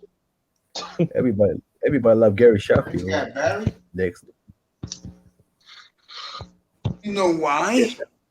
The difference in Sheffield, let's say Barry Bonds, and I hate to say this phrase, but I'm going to say it because I hate saying it, but it's the facts. Gary was a nigga's nigga. Mm-hmm. Yes, he was. He didn't Gary care. Sheffield was a bad motherfucker. Yeah, Gary Sheffield was a bad motherfucker. Barry Bonds was a dick. Barry Bonds was a dick. And what do you think?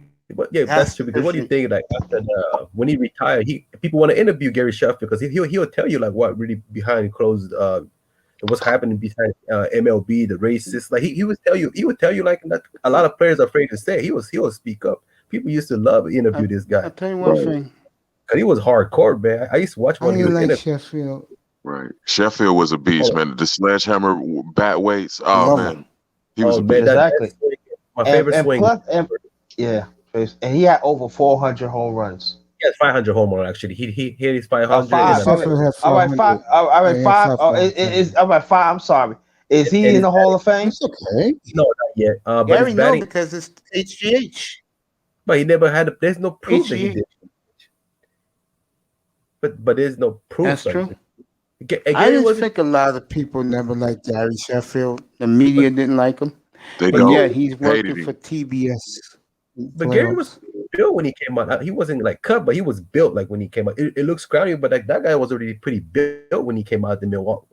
When he was playing for Milwaukee. That's a great point. Gary Sheffield never blew up. He never became the Hulk. He was always that big. Facts. Right. Yeah. Right. That's like Big Hurt. Big Hurt was already big when he came in. Frank Thomas was already. Frank Thomas is a different story. I'm not going to get into Frank Thomas. Frank Thomas is a different story. That wasn't human, dude. That 1970 MLB jersey. Underrated. Go ahead. You have to customize the jersey.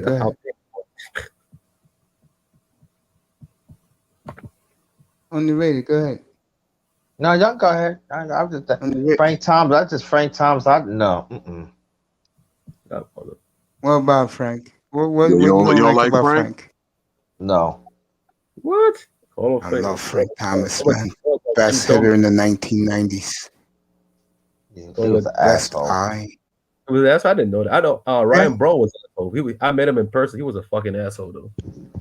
I'm happy Frank Thomas got that ring before he left though.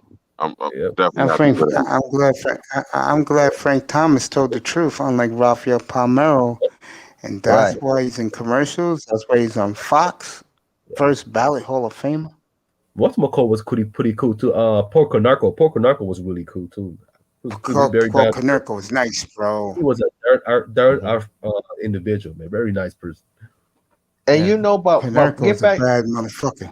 Yeah, but get back to Rafael Palmeiro. This is the thing that people understand. Rafael Palmeiro, despite how we feel about him, Rafael Palmeiro was a well-rounded player. He was, but he lied. He did. He didn't have to do the rules. He didn't have to do it. Problem. Think about this. Palmeiro, if he would have retired the day after he got his 3,000 hit, He would never get caught, and he would No. gonna probably put as one of the greatest of all time. 600 home runs, 2,000 RBIs, 3,000 hits. How many players do that? And you know, and Mace, how many Golden Gloves he have? 'Cause he was also excellent fielder too. I forget Yeah, I forgot he was on those Rangers teams too, Palmeiro. Ball game a little bit. No, I was saying I forgot he was on those Rangers teams too. Which one? Palmeiro. Palmeiro was boy, on those what Rangers teams too. He was on the Rangers, yeah. Yeah, Yeah, he the was Rangers, on- right. Yeah, I don't know how many Golden Gloves he had, because every time I see he was an excellent fielder too. Yes, sure was. If he were retired the second he got his 3,000 hit, he would have got away with it. Yeah.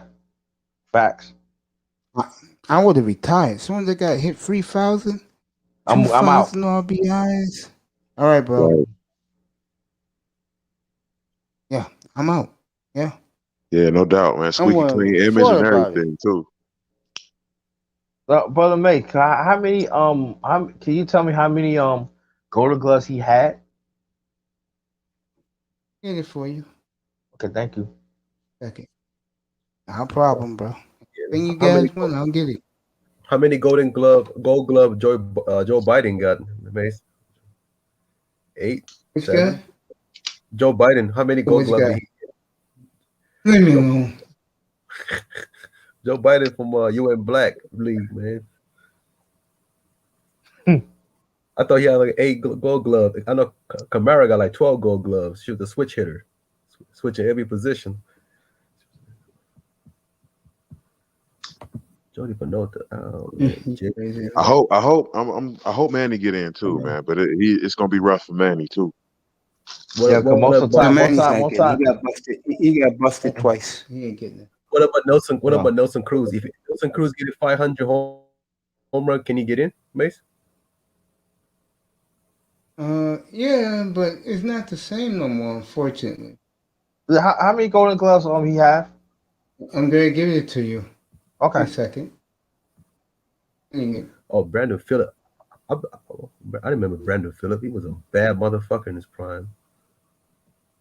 Brandon Phillips. Yeah, Brandon Phillips, man, no doubt. Hey, that guy was, man, he Hmm? hated St. Louis. He hated everybody in the division. That's what I liked about him. He was one of the players, like, you know, compared to today's league, he was not trying to be friend with anybody. That's what I like about Brandon Phillips. Like, you watch today's NBA, Ben Simmons missing free throw, and he talking to the opponent, laughing, he joking, like, and this was last week. They lost to a worse team in the Eastern Conference. One, and you laughing. 1999. Huh? 1999. Wow. Yeah, Wow. that's why I like Brandon Phillips, because I'm telling you, man, he did not care. It just opponent, he shows no mercy to opponent. He would talk trash, he'll back it up.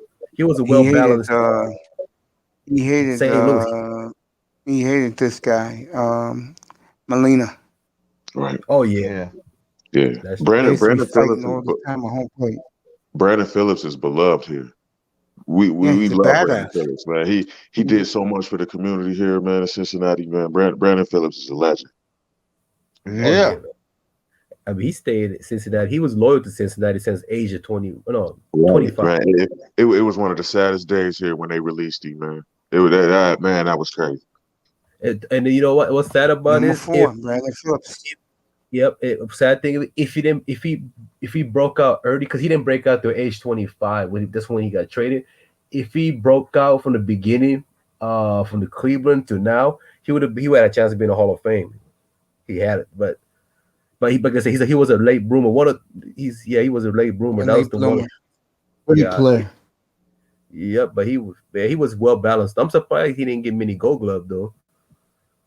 Because he defended well at that second baseman position, and he had a really nice arm too. Right. That's what I was surprised with Rafael Pomelo, because every time I see him, it seemed like he was an excellent outfielder. It seemed like he was like sound, but you know, when May say he got what he wanted, so that's why they say about Ian Kinsler. Like Ian Kinsler should have got at least 4 Gold Glove. I mean, he was an excellent defender, the second baseman. Like, he's one of those players, like, they never appreciate it because people only pay attention to Josh Hammond. What's this? Josh Hampton, right? He used to play for Rangers, Yeah. and so they were. But Yeah, everybody was like praising the other player because he's the one that she was the one of the showcase that hitting 40, 50 home runs. So they were forgot about Ian Kinsler, but Kinsler, he's like what old school player. You know, he's quietly slowly put in numbers, but he did a lot of dirty work. He yeah, did a lot of but stuff you, to show stats. yeah, you right.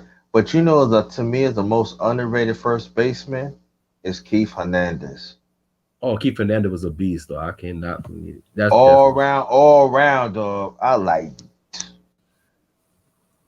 when the Mets got him from St. Louis. I believe to this day, it makes you remember we was talking about the Hest of of Indianapolis.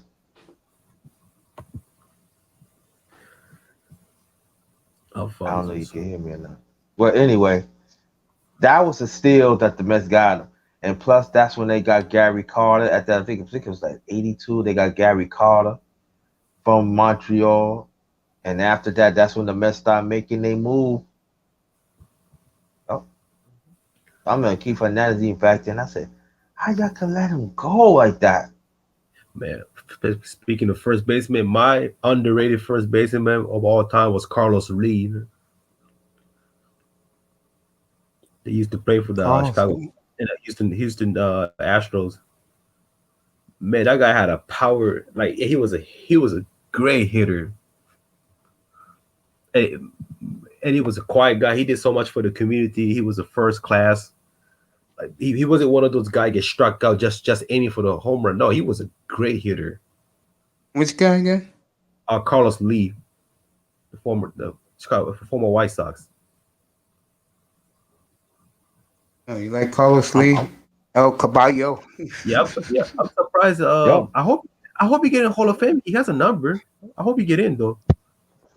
I'm gonna tell you one Carlos Lee? person. Yeah. Oh yeah, he got the number to get in. I hope he get in. I'm though. gonna tell you one person should be in the Hall of Fame, and we never really talk about him. The right field is Jim Rice.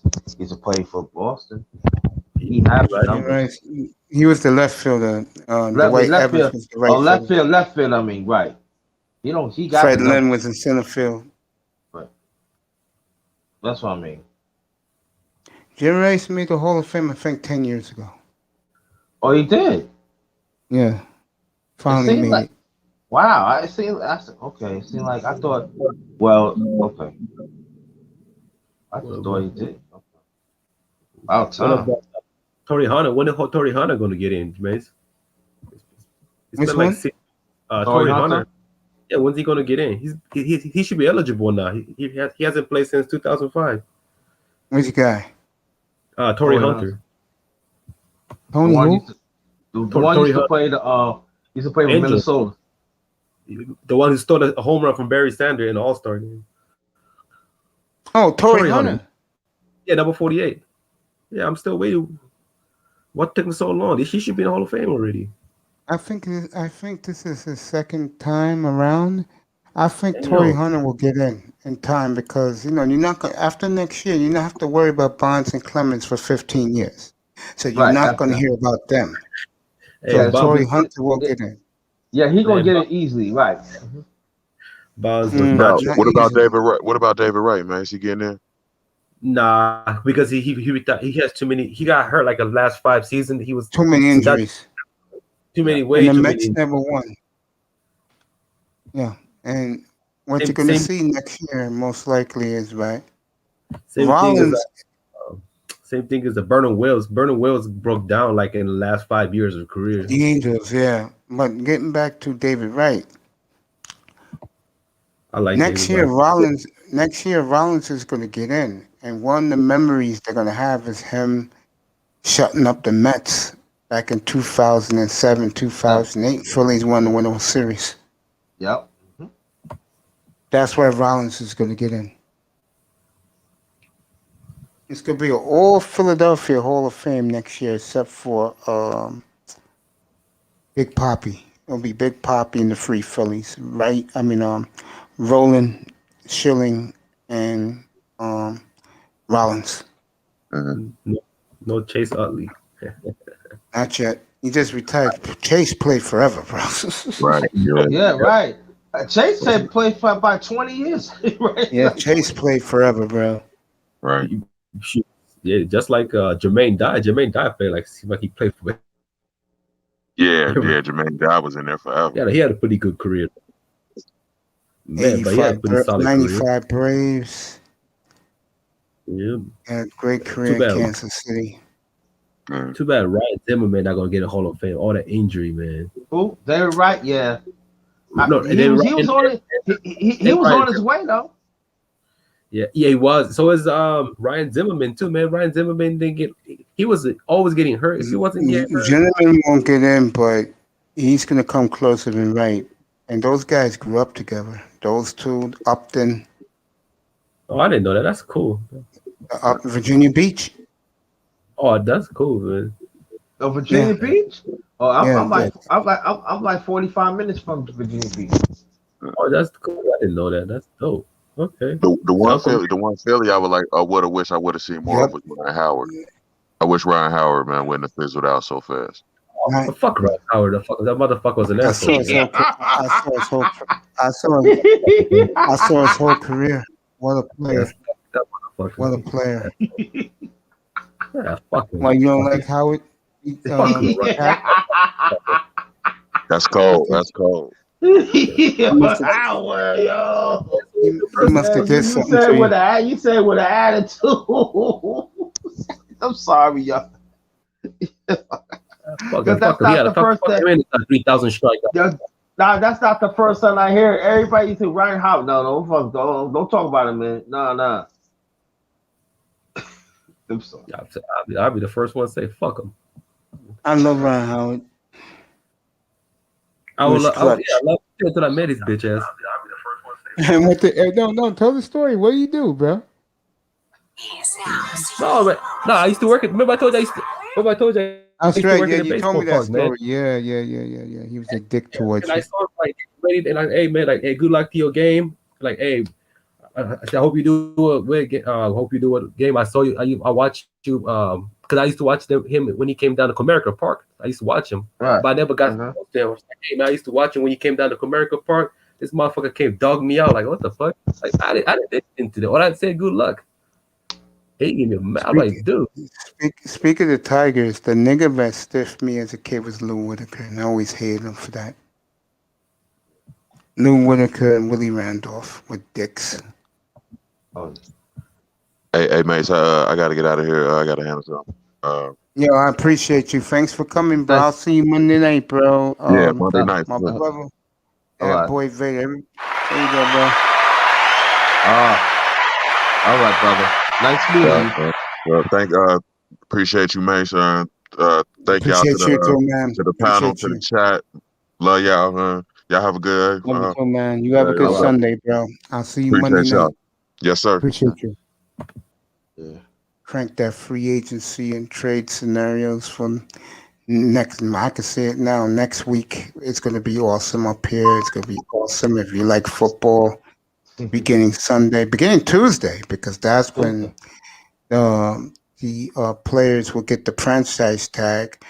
You know who I'm looking at, tag. I want to see what Dallas is going to do with Zach Prescott, bro. Well, you have no choice but to keep him. I mean, it's not really. Quarterback is hard to replace, you know. And Dak Prescott. I'll say this: this will be Zach's last year in Dallas. They've slapped that tag on him. Yep. I think so.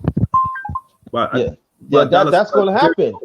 Because you see, he will. But they got me think. But they not gonna give him 5 years. They're gonna give him 3-year deal. So when the contract is up, they'll already have his replacement, and he and somebody else can pay him for the bigger contract. That's what I'm thinking. But see, this is the thing about it. If they're trading right now, they can get some good leverage. If they put that price, I mean, most likely they're gonna put that price tag on. You know what the team is going to? I believe that he's gonna go to a playoff team, and you know that's when they're going. And because I'm saying if Dallas want to get a quarterback, they can get a quarterback right now. It's not definite like next year. Yeah, definitely not this year because the quarterback is prospect is not strong as the following year. The following year is a lot more the more appealing prospects. I already Underrated seen. one. You're bugging. So You're bugging. me? Tack, you hear? Yeah, can you hear me now? I hear How you about now? perfect. Underrated one. Oh, okay. Underrated one. Okay, Yeah, so yeah, you so know, the attack, you're perfect. I believe that that that Dallas will franchise him, but this will be they his last year in Dallas. but they're going to. But I personally believe they're going to give him that 3-year contract, so they have enough time to get prepared to replace. Because they're not just going to tag him and trade him and be unprepared. Oh, because the fact is they got to fix the offensive line and how Andy Dalton kind of nearly saved that fucking Dallas Cowboys. So that's what kind of make it hard for giving Prescott that big contract, that long term. Because all they need is a run. All they need is a great pass protection and solid run protection, and Andy Dalton, and he will get you over the hump because he's not one of those. He's not a gunslinger. He never was, and even his days in TCU. But what he does is well, he knows how to spread the ball. He knows when to throw, and he knows when to throw away when he has nowhere to throw. So he's a seasoned veteran. Like like Cincinnati fan, the real Cincinnati fan will appreciate what he did for that city. Okay. You know, I mean that's what I personally believe. That's what one of the situation made this situation a bit more sticky because it's Andy Dalton situation. Unless teams are willing to pay the starter money for a year, which I can see that too. And I say Washington Redskins will be a perfect team for him because Washington has incredible pass protection, and you have a solid running back. All they need is another wide receivers. And But yeah, but Dallas. But see, this is the thing about it, Zeke. Look at all them years that Zeke been running up that offensive line. They've been opening up holes for him. You know what I'm saying? So I think what it is, I said for me is this that Dallas need to fix their defense. I think they need to get a receiver that can stretch it out. And I feel like this. They need to they need to pay that. They need to pay him, man. They need to pay him because the best this is what I'm saying. If you want to let him go right now. Let him go to the team because the teams is wanting right now. If they put a price tag, I mean, they're going to put a franchise tag on him at the end that I believe that Dallas is going to lose. Right. Well, they're going to. It's not definite that you're going to get a good quarterback next year. A good quarterback next year. They're not too crazy about him. It's like, but they're going to keep him because if you look at the talent based on the defense, the roster or the dollars, it's going to take about at least 2 years to rebump that defense. But the offense is a one step away because as I say, the offense line was very banged up. And what's the center who retired, Fredrickson? Retired year before, so that definitely hurts. So they're still trying to get used to it. And also, Colin was out too, so they're only down to 2 starting offense line and 3 backup. So this year's the healthy offensive line and along with the great prospect of the offensive line coming in this draft, so definitely going to see what they can do because they're going to protect that. If they're paying him, they're going to they're going to protect him. And unless the thing is, we got to see how motivated Ezekiel Elliott is because I don't know what's going on with him because the Polar did well under that run protection. And I seem like Zeke just either he doesn't care or he's hurt. I don't know whatever is going on, but you don't just fall off the cliff like that, and you at that young age, and he don't have much wears and tear at that running back position. So I hope he can bounce back. I do like him. I watched him since his days in Ohio State, so I hope he can get back to who he was from 2 years ago. So yeah, we'll see. We'll find out on Tuesday. Yep, that's I can tell you one thing. I'm gonna tell you one thing. Dallas need to fix their coaching. McCartney, he's weak. No, yeah, but they're not. But too bad the contract's too big. You can't just fire him because that's gonna make Jerry Jones look like a dumbass. So they'll keep him for 2 more years. And look, the best part about what's going on is Dallas is he's not the one making a play call. It's a Kellen Moore, the quarterback staff from Boise State. So that's the blessing in disguise. See, he's a young player, so he can adapt to this modern NFL offense. McCarthy is an outdated coach. I think he just the face. That's what it is. It's just a stopgap for this moment for Dallas. And I'm not a Dallas fan. I'm just speaking based on what I've seen. You know who's the coach of the team? What's up? Want me to tell you the coach of the team? Jerry Jones. Looks like Kellen Moore. Jerry Jones. Yeah. Looks like Kellen Moore controls slowly, man. Like no, I like Jerry Jones control. Jerry Jones control everything. That's why they're not winning. That's what I call what's his name? Al Davis syndrome. The owner controls everything. Telling you. What? I know people in Dallas. It's his house, man. It's Jerry's world. When you want back-to-back, when you want back-to-back titles in the 90s, you don't supposed to touch that. If they would have kept Jimmy Johnson, do you know how many? And I'm a Giant fan.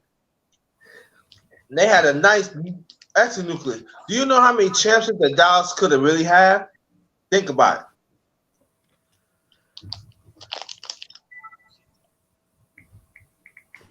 I just know this that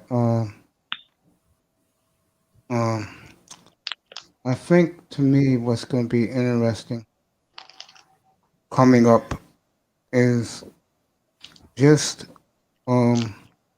fascinating going to be who goes where. I think it's going to be interesting. I mean, going to find out Tuesday afternoon. Yeah. I mean, who does the Packers protect? That stupid fat center, or do they protect Aaron Jones? Aaron Jones.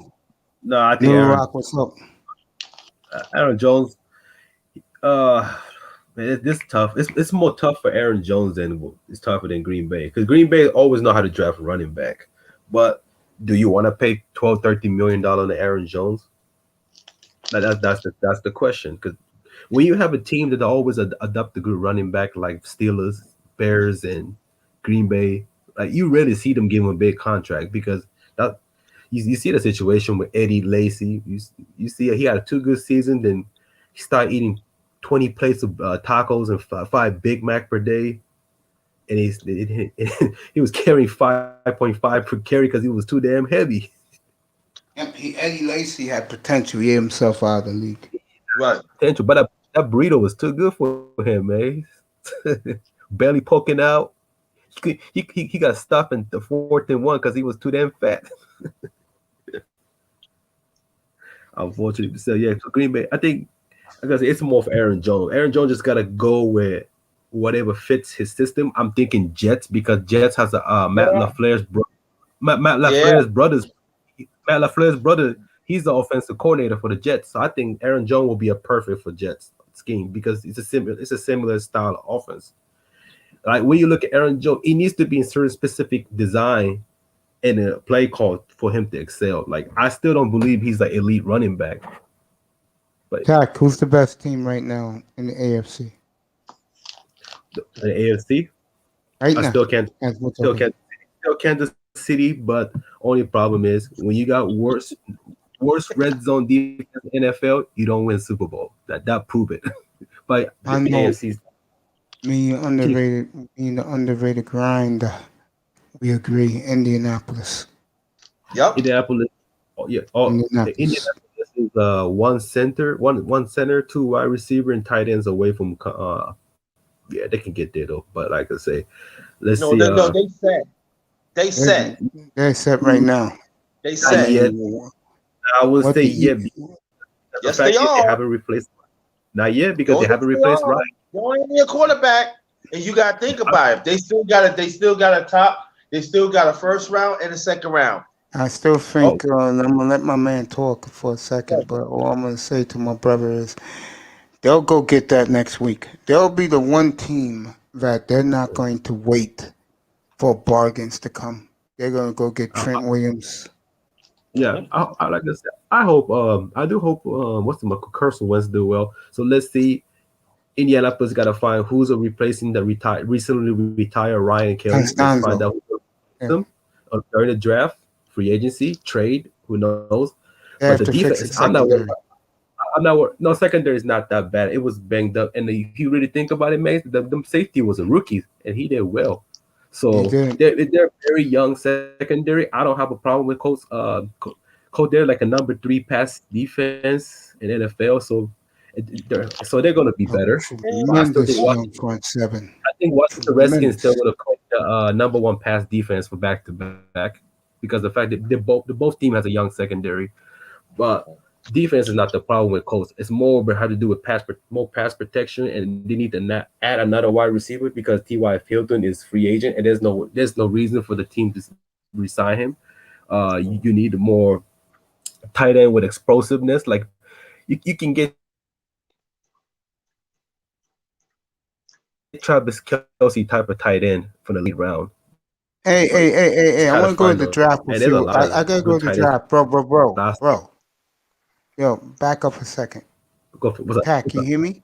Go for it. Go ahead. Yeah. What do you think about that tight end? What do you think of that tight end from Florida, bro? Pitt? Yes. I want to hear your opinion. Pitt. Yeah. Pitt. Pitt's the fucking monster, man. Yeah, everybody he is skyrocket off the draft boards, bro. Even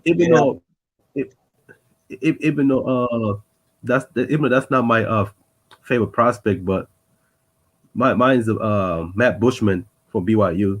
So hope it. Okay. I like him, man. But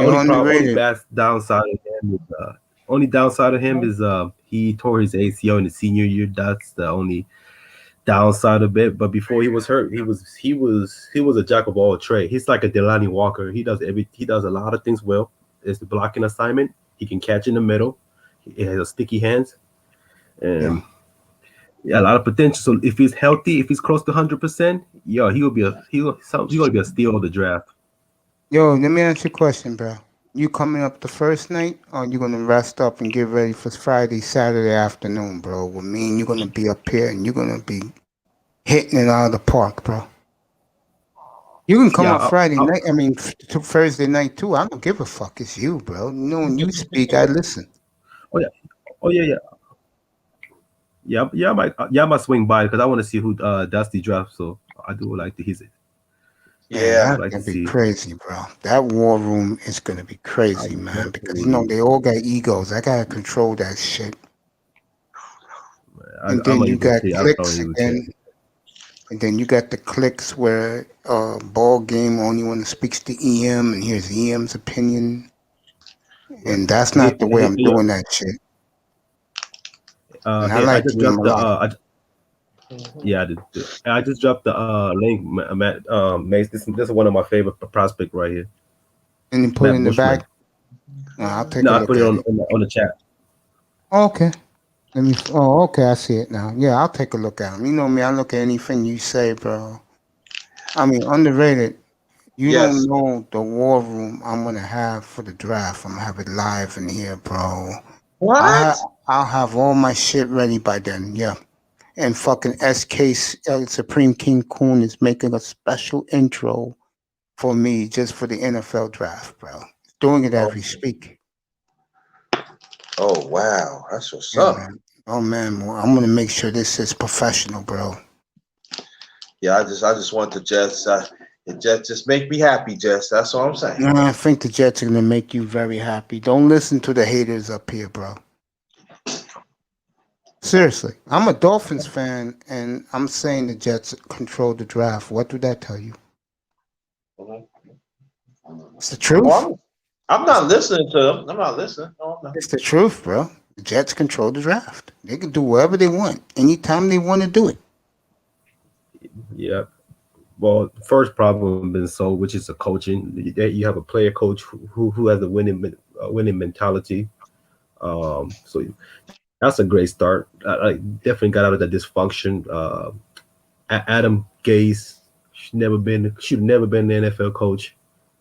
So I agree with finally that. a fresh start. Jets. This has they have a lot of potential. The problem is there was no leadership. Second, it also had to do with the youth because they're very young and player young team, and there's a player who wants to make a. There's so many players on the roster want to make a name for themselves. All they need is a good leadership and good chemistry, and that coach came from 49ers. Yeah, he's definitely a perfect fit for that team. So I this agree. draft and free agency. Will definitely determine Jets' season, and his character demeanor it gravitates to other free agency. It just has the money to do so. That's what I'm 70 saying. million. Yeah, just got plenty of house money to play with, man. 70 mil. Yep. Yeah, They can do whatever they want. That's why I say Dolphin fans don't want to hear it. It's the truth. They control the draft. my Dolphins in a great position already, man. They're one step closer. I They think took care the of the offense. Dolphins. I think the Dolphins are at crossroads, man. Because let's say if Tua doesn't Towards do, no, I'm just saying, let's say if he doesn't, then the owner, well, everybody knows wanted Tua. The head coach didn't want his ass.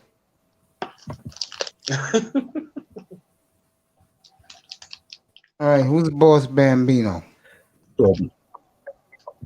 Who's you, Boss Bambino? You know who the fuck it is, nigga. Warmaster? I thought it was Warmaster's Mike. The fucking ball. All right, that loser's gone. One of my haters, I guess. I get a lot of Mace, haters. man, you gotta put these kids to sleep, Mace, man. These kids are staying late, man. That's not a kid. That's a hater. I just gotta figure out who voice that is. Oh, I thought it was the same Mike the War Master. I thought That's not War Master. I mean, if it is War Master, I'll be very disappointed. Damn, you hate me that much, bro? I don't bother nobody. No. I'm just speaking about the equipment, that he has. He got those cool equipment. You can change the voice. Like fasting is life. Yeah. But apparently was a troll, so that's gotta get him out of there. I'm curious to know how Coda did tonight in Teapot. Did the goons go after him? Because this guy's on right now. 0. I watched a little bit. I saw here and there. They were respectful to Kuda. I think I'm glad they didn't jump him like his last interview, which was fucked up. Yeah, then 0, they fucking dogged him 2 Fridays ago. I saw that shit the other day. I had tears in my eyes, man. And I was about to talk about it. Who was in my chat room? Yeah. And I saw how they tried to fucking MOT, bro. What the fuck's MOT's problem? I don't know. I'm kind of disappointed. I still remember the day he jumped on Kuda. It's like Kuda hasn't said anything to him. It's just slight disagreement, and then he went ape shit. I don't know why. Don't ask me because I'm not him. It wasn't for Kuda. I'm not doing this shit right now. I got to MOT and these niggas sucking who you put out there. Yeah, motherfucker. He's put me out there. He put Jessica X out there. He put Ism, Sheila E, Platinum Elite, Dusty. Kuda too, man. Kuda definitely put me on too. I ain't gonna. There's a few niggas on here, bro. So for those clowns to keep fucking with them, man. I told him earlier today on the stream. I said, man, I hate people trying to take advantage of you, man. Yeah. I hate to see that because I feel like they're testing Kuda's patience. I don't like that shit, man. Because Kuda's he's a calm, collected person. They don't like Kuda I explain who DJ Cooler is. DJ Cooler is the guy because he's skinny. He got the dreadlocks. He's the guy where the cool guys are hanging out in the corner, but they know him as the kid in the hood. He's one of the neighborhood kids, so they make sure that he gets home to his mother on time. He has to be upstairs a certain time, and they know him and they just say what's up to him. And Cooler got his own crew of dudes, the young guys, and they go about their business. And then one day, Cooler shows up with the hottest gadgets, and then he has the hottest girlfriend around, and then everybody hates on him. That's Cooler, bro. He knows his tech game more than they do. Yo, Miami Dolphins Digest, what's up, bro? I don't know who you are, but what's up, bro? Anyway, yeah, he's the cool guy. That guys, they say, how the fuck did he do this?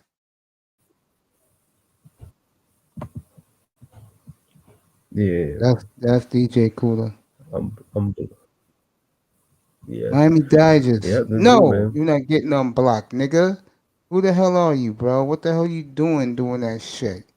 Come up here cursing at me. Don't even know me, bro. I don't be fucking with nobody, bro.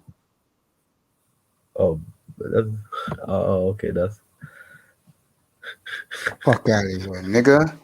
Fucking coming up here acting like a fool. I don't know who you are, and you faking it again. Just put Miami Dolphins Digest this time. Rack Jerusalem, what's bro?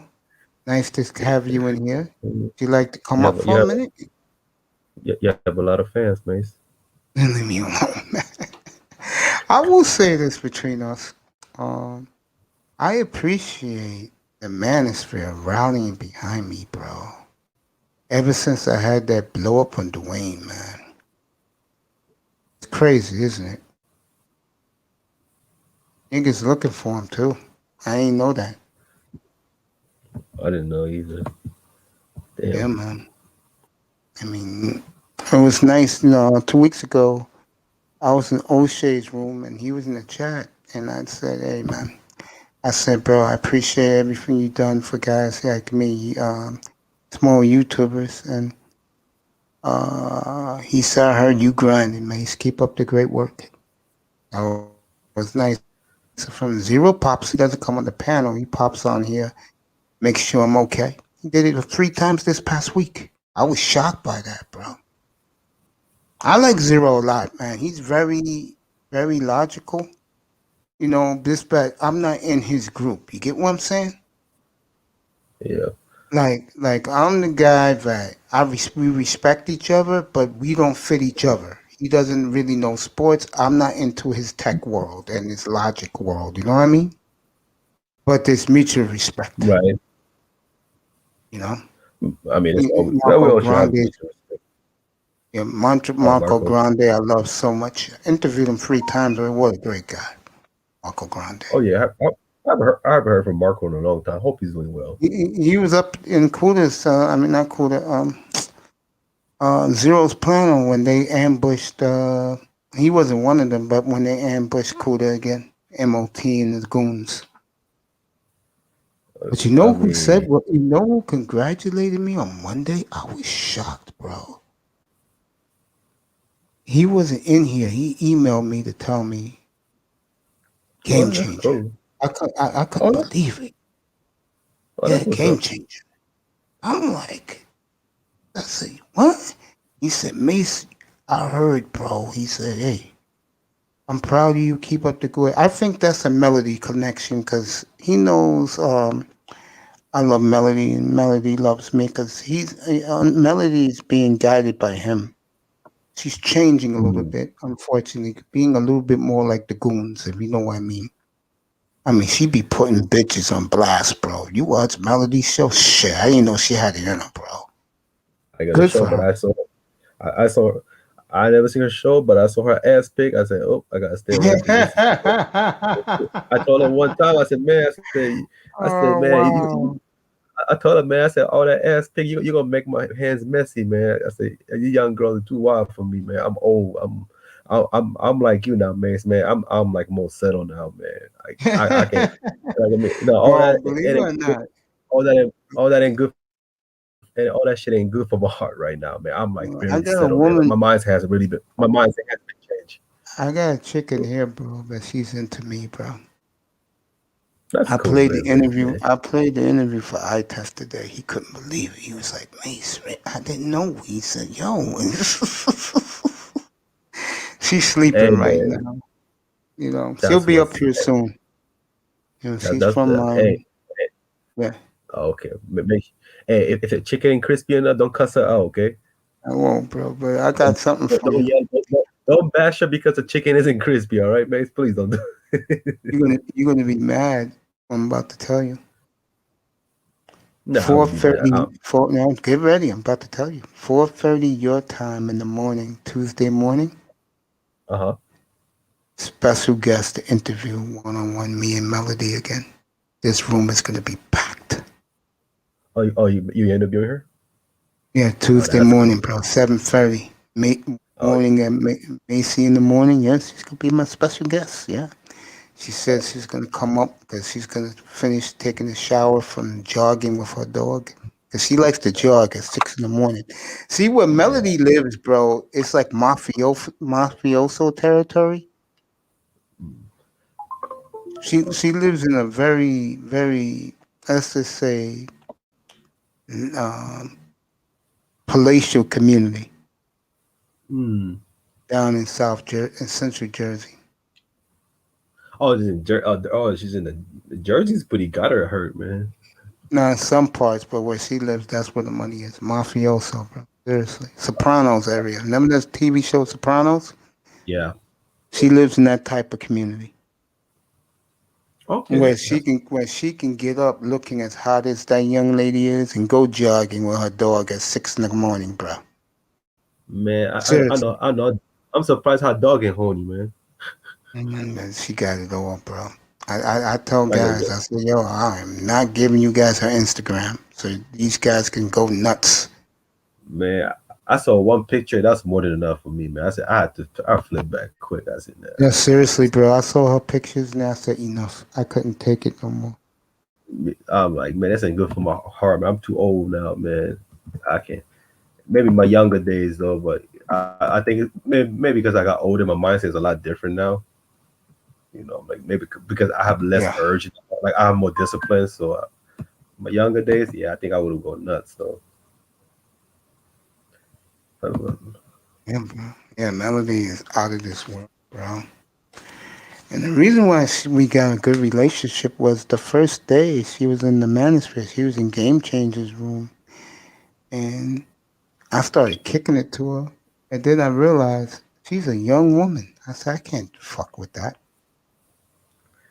I mean, I have my two nieces in there anyway with Jessica X and Beth. I love Beth. I wish Beth was around right now, boy. I'll be interviewing. I'll be having her up in this fucking panel, bro. I ain't gonna lie, I like me some Beth, but Beth likes white meat, bro. You know what I mean? Yeah, I know what you mean. You love the white boys, bro. That's why she probably felt she couldn't fit in. What's up, brother, man? Where were you at? You was in Larry L's room, bro?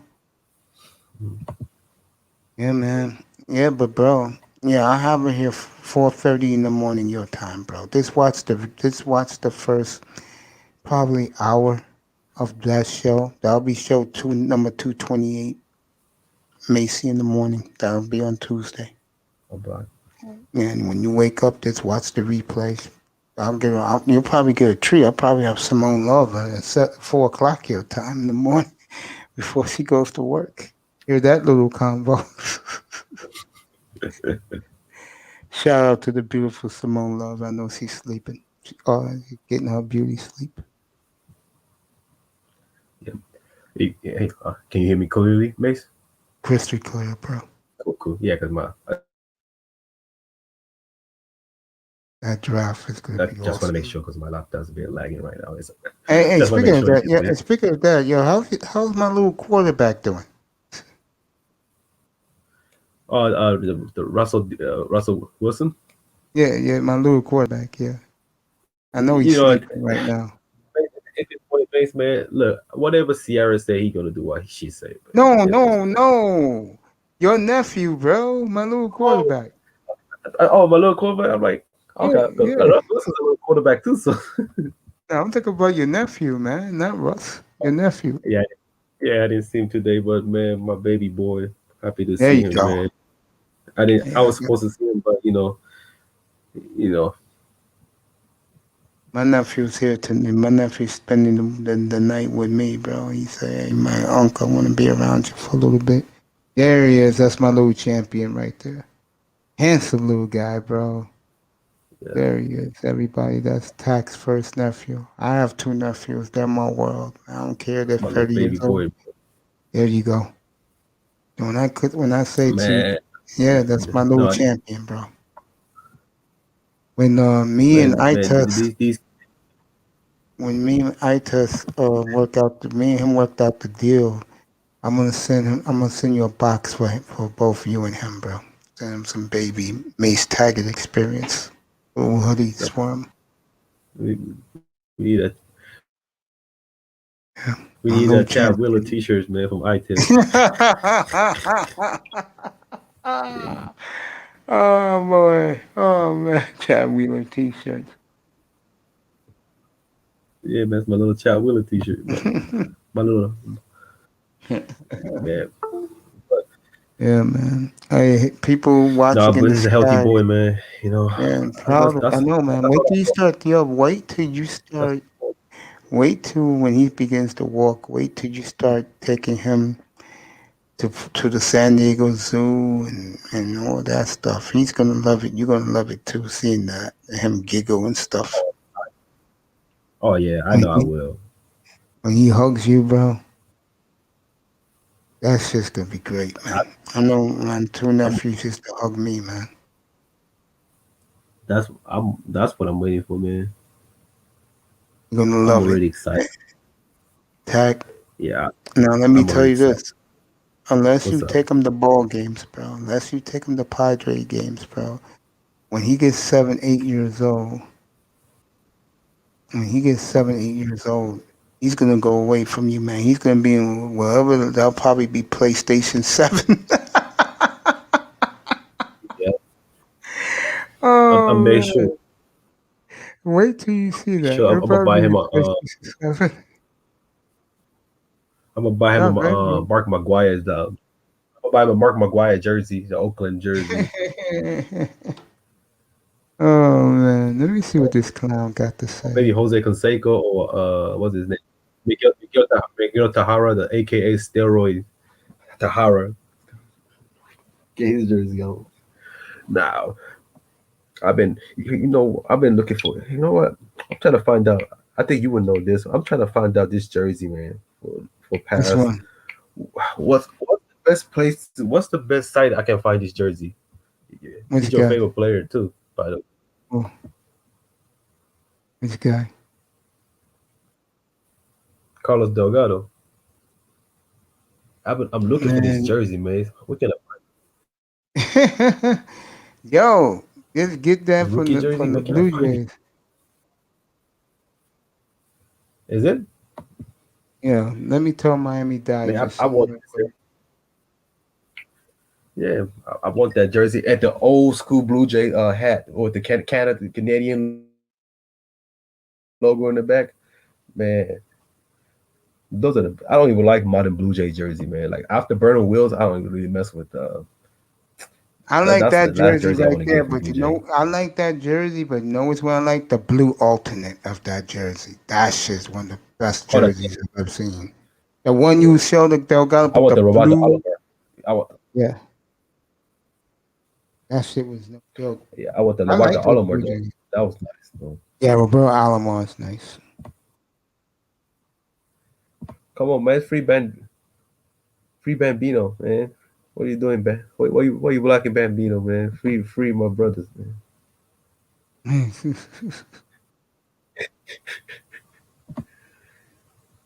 No breakfast, no clubbing. No, man. No steroid, no HGH, no clubbing, no sex, no grand slam, no stolen base in this fucking oasis. Crazy man. Well, man. See if this guy can. Let me put the link and see if this guy can come up. Mr. Miami or Bambino? Bambino. Miami don't got a computer yet. He watches me on his phone. Yeah, free Bambino, man. What are you doing, bro? Free him. He does me. Here's the link, nigga. Let's see who you are. Free him. Here's the What are you link, doing, nigga. Mace? Let's see you come up. See who you are. Nigga. Here goes the link. Get up here. Free me, my ass. Get up here, bro. See your ass come up there. There's the link, nigga. Get up here. Let's see who you are. Cause I'm not playing no game. Did you see the incident? You didn't see the incident this morning, man. This was incredible to me. So, what's my man? The professor, right? Go, Professor. Yeah, I thought you got school, man. So, Platinum's up here. I mean, dude, you should have seen it this morning, bro. I had like over 56 people watching. I had a whole chat room of anyone and everyone from the Manosphere who's in the chat rooms. I had Melody and I had Platinum and Lead up here on my panel, bro. And I had this guy too. What's his face? Kane. So they're discussing the Eddie Murphy movie, right? I had Smooth on the panel. Fucking Professor calls me out about the Cash App.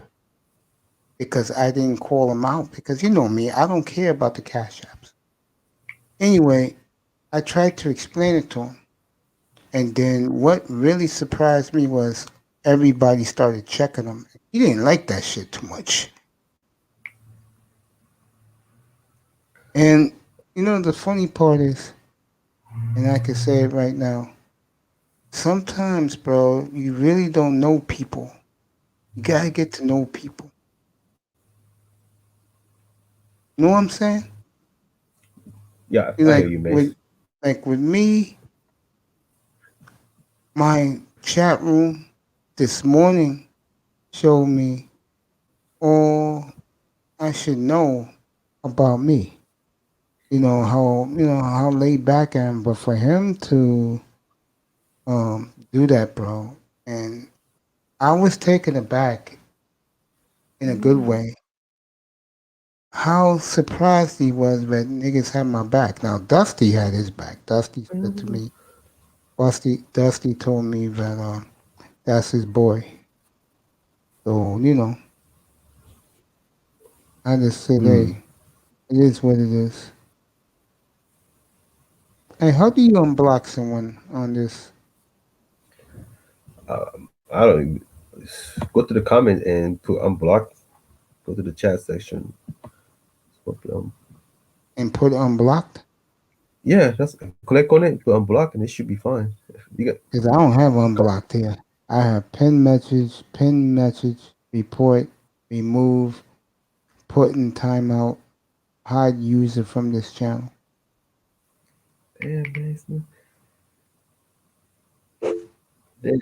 Mason became the new Google moderator now. He's blocking people now. I don't like when people come up and act dumb. Yeah. Yeah, you never had this much.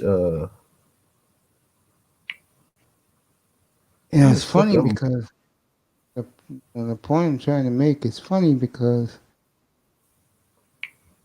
I don't know what it is about me, bro, but I am taken aback at how many the Manosphere, how these people really look out for me. I mean, Sister George earlier this week, there's nothing but pleasantries between each other. And her Free Bambino. And I do love Sister George. She's terrific. All right, now. YouTube like Facebook, Mr. Miami. I said the same thing, man. YouTube art is the Facebook. I got 24 over hate speeches on Facebook, so I know what you mean. I'm like fucking. I'm the 25 to life on Facebook, man. I don't even fuck with it. Anything to do with politics, they'll block you, man. Everything's a hate speeches now. You can't even voice your opinion. Really? Yeah, man. I, well, they pull up all all what I post. It's political, political related. They posted, they reported, and it's all from last year. Like I'm like, dude, why report it now? You know, Yeah, crazy. it's just, yeah, it's what look. Welcome to the liberal world, man. That's what it is. So no, we can't have no free speech no more. You get flagged. You can't politically correct anyone. You get flagged. You can't be upfront. You can't. You get flagged. This ain't the world that Yeah, we Mister. lived in back in the day. It's in the 80s and 70s no more. A lot of sensitive people in this world. They don't want to be corrected. Miami. Yeah, no. Miami Dolphins Digest. I'll tell you what. Next time you come up here, I'll know how to unblock you, and I'll unblock you.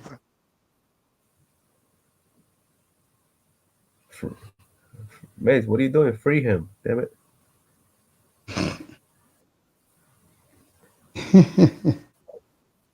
You've been cold-hearted today, man. Damn. What do you mean cold-hearted?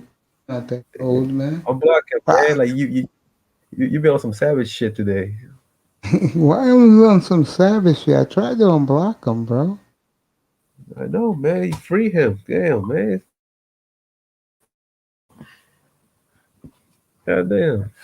This ain't like you, man. This ain't Roger Report show, man. You can't go ham. This is your Mace Taggart show. This is the Oasis, man. Chill out, man.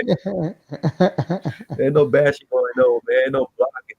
This is your Oasis, man. Chill the fuck out, man. Shit. I'm not doing nothing, bro. He'll be back. He'll be back. He'll be back, bro. Yeah. Free him, we riot. Mr. Miami, free him, we riot. Hey, speak of Mr. Miami. Yo, Mr. Miami, that was a cool video you put up yesterday, bro. I saw it. With that DJ guy. Yeah, with that DJ guy. I saw it with that hot chick he had in the back of his car. I saw it, bro. I didn't know Mr. Miami had a channel. I want to check it out, man. Mr. Miami, he be putting on Scarface shit. His first one, he had porn on it. He had porn on it, the first one. I definitely want to check it out. I'll subscribe to Mr. Miami.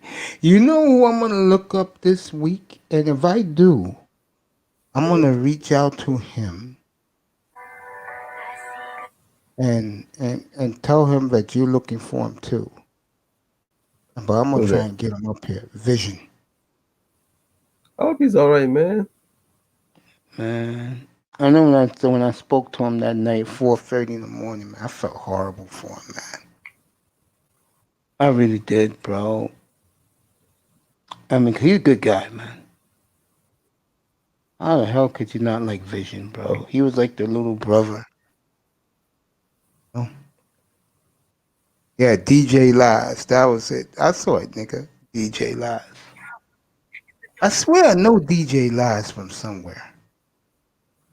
I'm serious. I think I know him.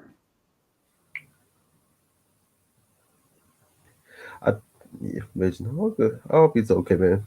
Like I said, I hope he is too, man. He's a good guy, man. I think he has, like I said, he hasn't said anything to me. I haven't said anything. All I did was recommended a book that I read, so I hope he checked those books out. Yeah, man. He's good people, man. I loved him, man. He was like a little brother to me. Yeah. No porn. My channel gets set up like OJ. Okay, bro.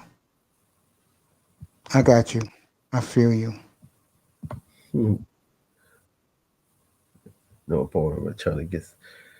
Yep, OJ was a bad man, though. I ain't gonna lie. Cleveland Browns. OJ was bad. I didn't watch his highlight until I was late 20s.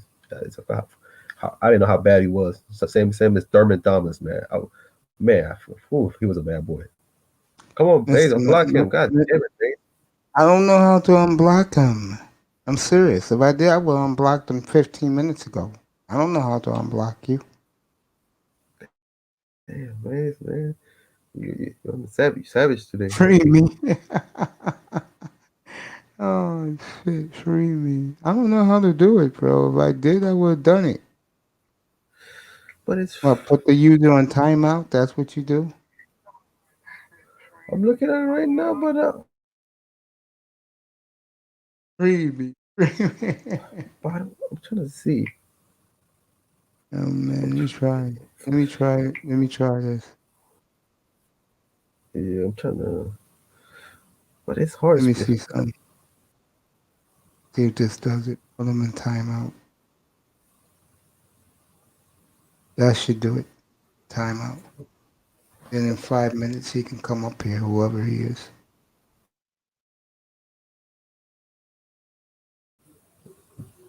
But it must be someone you know.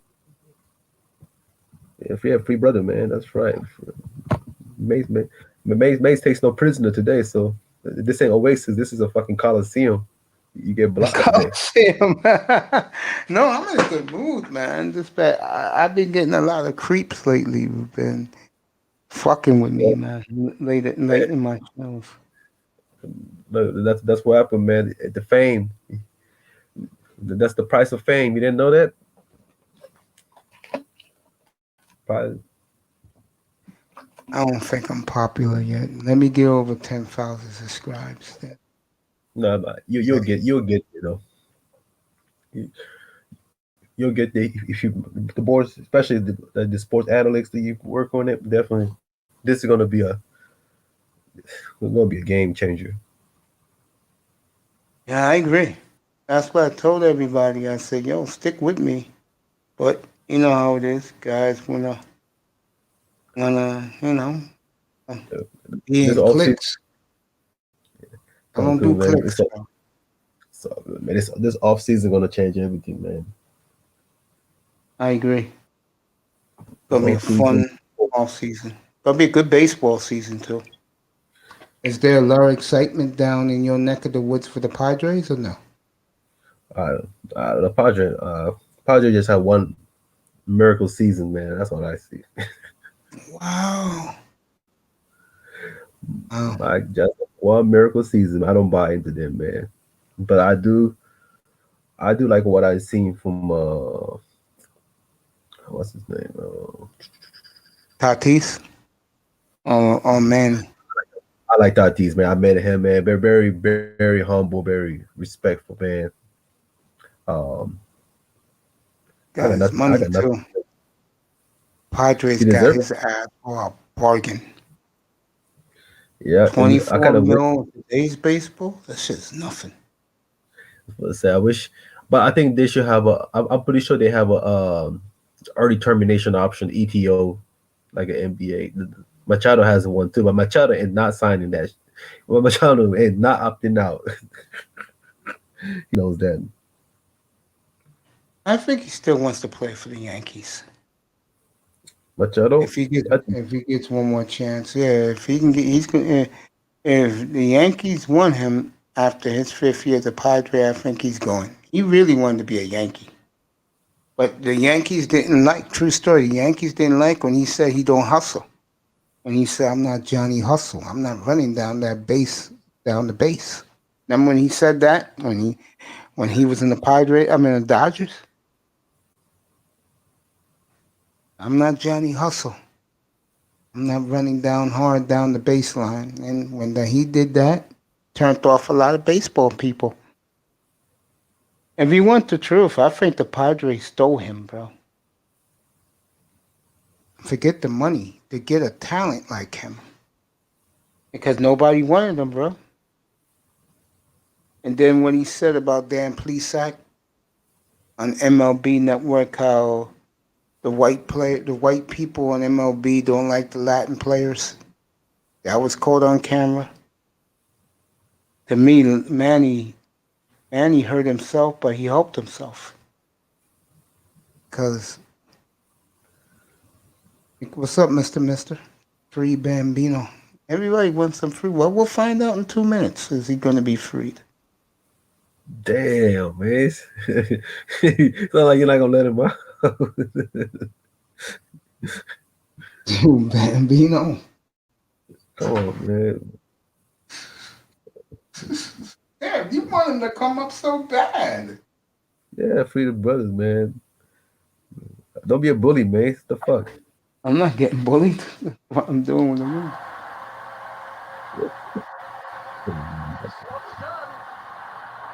That was a win, man.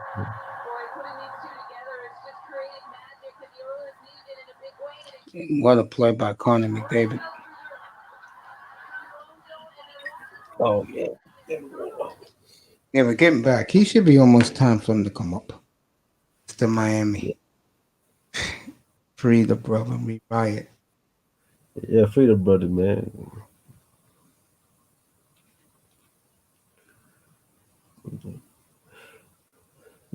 Let me see if it's time for him to come. Yeah, but so don't worry, Mr. Miami, man. I think the Dolphin has no excuse to fail this upcoming draft. So there's no excuse. It's just like position. All the position that they need is there. So, but you got to make sure. No draft is perfect, but you can still nail it. You know, you need a wide receiver who doesn't give up his route, who can stay healthy, who has a short hands. Is there out there, man? This draft, you need another speedy receiver who can split the field. Miami Digest, when you're ready, when his time is up, come. Let me see if I can bring you back.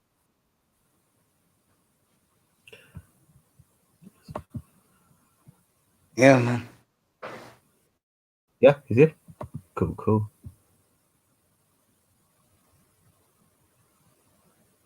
See, Macy's telling free him. Oh, he can come up. Not blocked. Okay, told you, man. Damn, man, what did you do? See something. You know, I don't want. No. Send the link. Jump. Here's the link. I guess he's Yeah. not. I guess he's free now. Yeah. I know, man.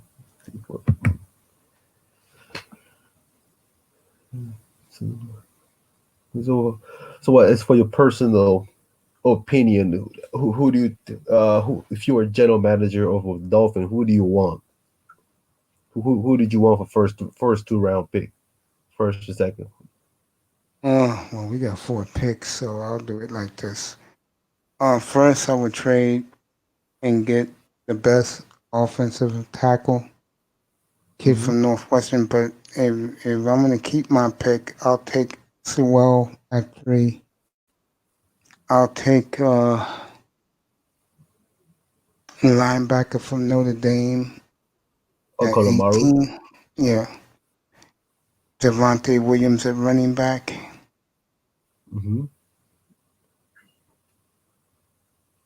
And I'll pick somebody to be the receiver.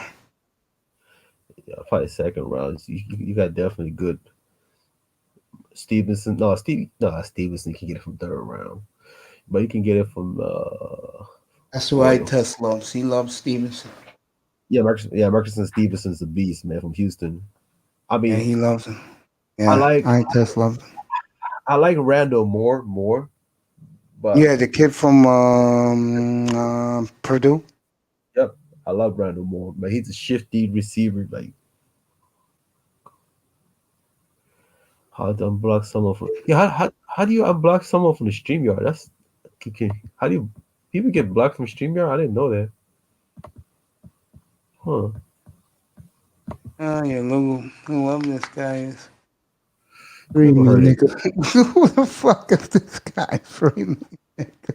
Yeah, free him, man. What the heck? Oh man.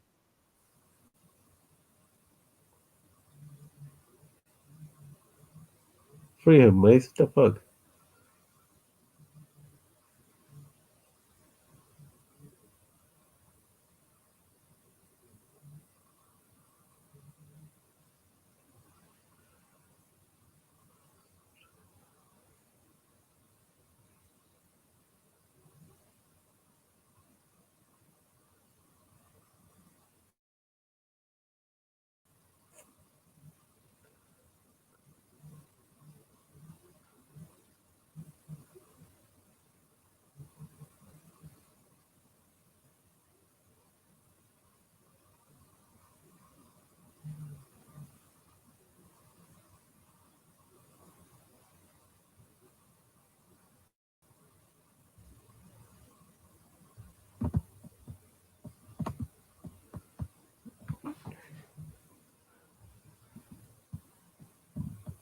Yeah. Is it still blocked, Chris? Yeah, it's crazy. It's gonna take forever. Mr. Miami, come back Monday night, bro. 6:30 Eastern time and 6:15 Eastern. I'll let you, and I'll unblock you. I'll learn it by then. So it's unblocked? It's blocked. It's too hard, too complicated. I gotta study that shit. Hmm. Oh, this game's over as Edmonton beats Calgary. That's it for the night. NHL. Guys, if you're in the chat room, NBA festivities is tomorrow. See how stupid the NBA is? They're gonna have the stupid slam dunk contest and all that dumb shit during the day and the game at night. I'm not watching no dunk contest, man. Man, I'm going to bed. That's what I'm doing. I gotta get up at 3:30 in the morning Eastern time, bro. I'm going to bed. I got no time for it.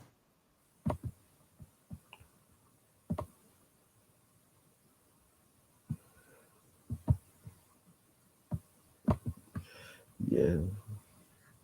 Rockies are playing me. You know, Tani struck out 5 yesterday. Really? Yeah, I was shocked. I was like, oh. I was like, oh. He struck out 5 last night. Here's the clicker. Tani threw 5 pitches over 100 miles an hour. Damn. That's good news for guys like me who are suffering Angels fans. Yeah, slam dunk is tomorrow. All that bullshit tomorrow. Yep. Better believe it. You're gonna be here Monday because Tuesday afternoon we're gonna find out who's franchised and who's not.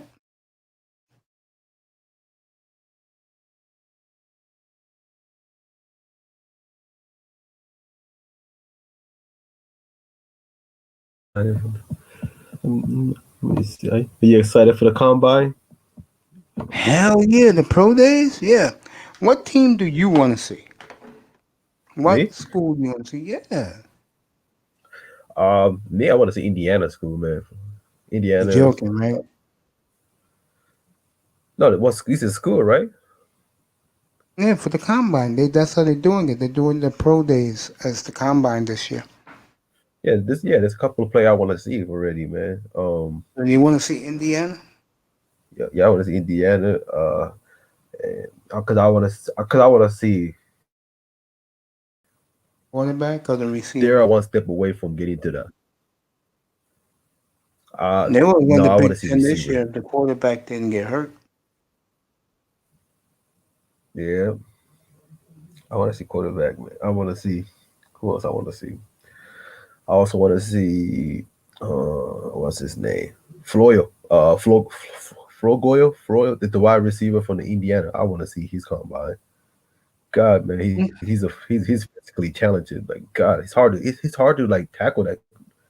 I never see receiver. It's like so hard to tackle because he's Yeah, very and Randall Moore looked like a perfect receiver for fucking Atlanta Falcons or 49ers. But the 49ers wide receivers already pretty much set. So I think they're gonna look for a running back for Kyle Shanahan. That's a scary team.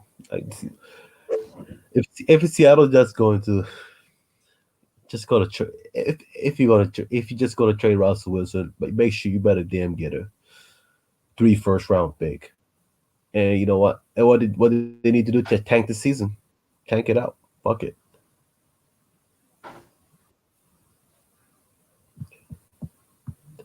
3 first-round. I don't even the 4 first-round pick. You'll never gonna replace Russell Wilson. That's never gonna happen. But I mean, that's if you gotta trade your franchise quarterback, you better get the good return. Don't do what Houston Texans did. Because at this point it's either him or Pete Carroll. I personally want Pete Carroll to be out 2 years ago. But he's a John Snyder's lapdog, so he's gonna stick around until he decides to retire. But I know he's not trying to retire next 2 3 years. But his philosophy is already outdated. It's time for Pete to retire and stay in Seattle as a management. But don't get involved in the coaching, like any coaching staff. Hopefully, but just the wishful thinking. I know he's not going anywhere. This guy. Hmm? This guy. Fucking Pete Carroll.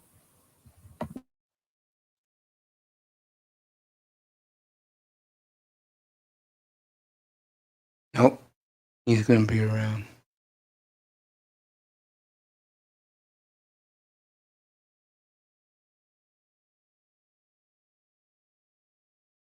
There you go. Hold it.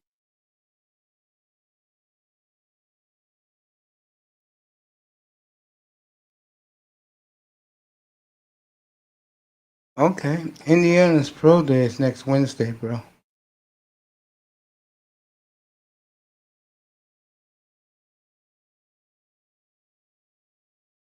Oh, free him, man. Come on, man.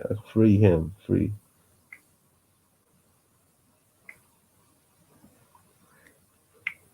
Oh, yeah, Indiana's Pro Day is next Wednesday. Looking forward to it. Let's see. It's time to Indianapolis to stack those offensive line. Well, no, I said center, one center away, and two more receiver. Needs tight ends. Like Jack Doyle is always hurt. He can do. He's not a true number one tight end. Mo Ali Cox is.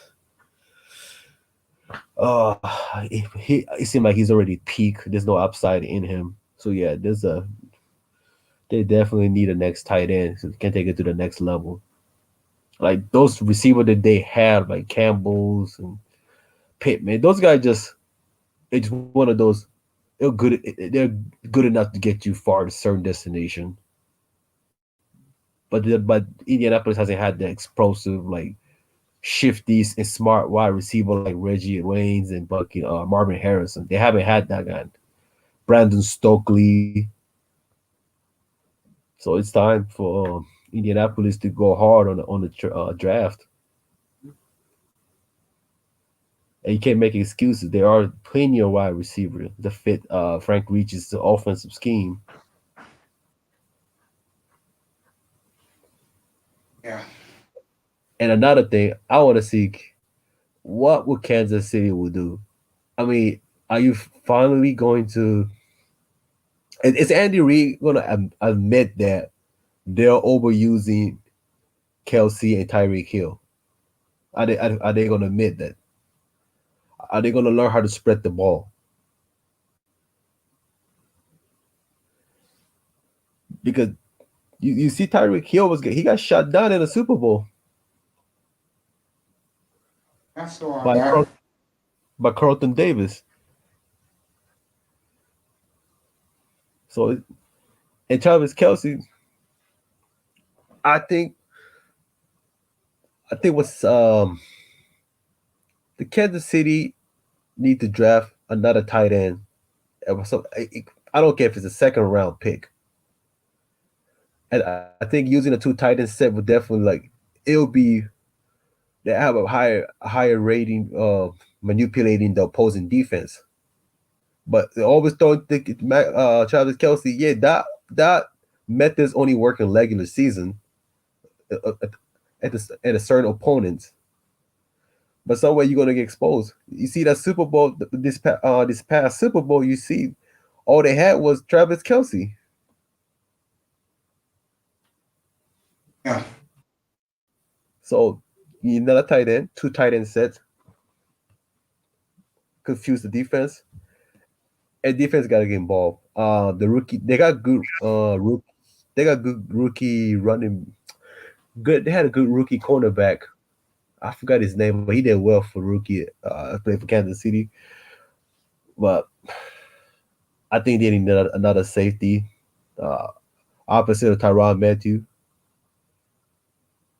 But they were never gonna have safety like Eric Berry. The Eric Berry was a heart and soul for that fucking team.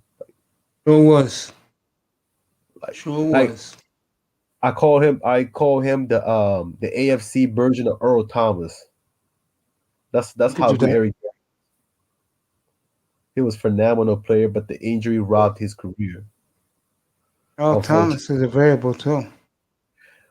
Oh, Earl Thomas, man, I don't know what the fuck was he thinking, dude. He could have he literally throw away his Hall of Faming career. And his marriage. I mean, shit, he knew she was crazy. He had issues. Yep. Let me get out of here. No clubbing, guys. That's right, man. Stick around for it. All right, boys. I want to thank the entire manosphere. Free me, nigga. What the fuck, man? Damn, why you keeping people hostage, man? The fuck?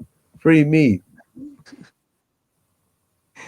Man, this is Coliseum, man. It's supposed to be fucking Oasis, man. No blocking, no clubbing, no sex, no fucking drug.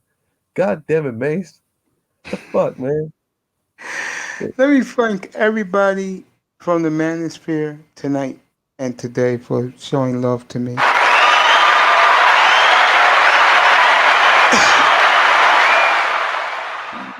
I'll be back Monday night around anywhere between 5:15 to 6:45, and you'll get the back signal. Remember, fellas, Macy in the morning, Tuesday morning. My special guest, 7:30 Eastern Time, 4:30 with this good-looking hunk of lips.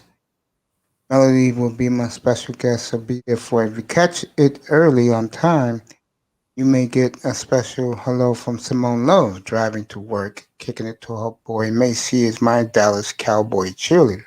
So, all right, let me thank Miami Dolphins Digest, Mr. Miami, of course. My man who was up here earlier. My brother was up here enjoying the content. Also, Frank.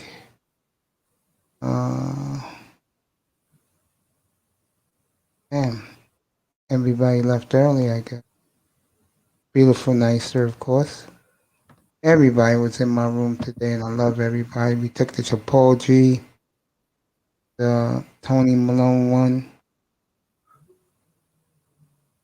the underrated grinder, him too, the great Paul G. Baseball is a bunch of hypocrites. No partying, no clubbing, no smoking, no drinking, no recreational drugs, no tricking. Fuck that, we do drugs. Don't listen to Mace. No tricking. Nothing happens at this time of the night. Say no to sex. Say no to women. I will see you on Monday evening. Good night from the Oasis. I appreciate you, Mr. Miami. Appreciate everybody. Thank you for coming by. Thank you for the manosphere. Okay, do some drugs, okay? Platinum Elite, the beautiful Melody, who will be my special guest Tuesday morning, and of course Kane, Smooth. Everybody was in there. Thank you, everybody, for your love and support to your boy Mace. Thank you, everybody in here, the regulars, the family. Tac Man up here, thank him too. I don't know what's gonna happen to Miami Die. Just went to work on that Monday night. Do some drug and clubbing. No drugs, no clubbing. Good night, everybody from the Oasis. I love you. Sleep well. I'll see you in exactly 48. No, I won't be 48. That's for damn sure. 42 hours, Mr. Man. Love you, bro. Good night, everybody. Get some rest, man. Rest. Yeah, I'm getting